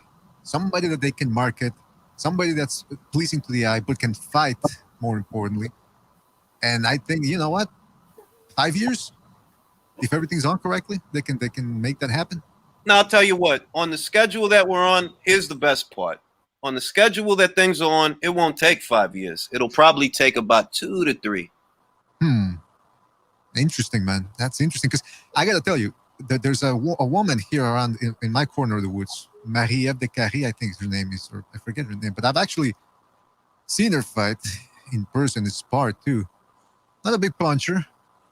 But every time I look at the newspaper and the boxing, not only just the boxing section, but the sports section on the newspaper, actually, and they mention her. Because it's a woman fighting. She's not bad looking.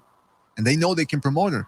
In the United States, however, if you open up the New York Times or whatever paper of your choice, I don't know if you're going to be reading about female boxing, but if you're telling me in 2 years, if everything goes correctly and if they do the work, they will be marketable. Yeah. They will.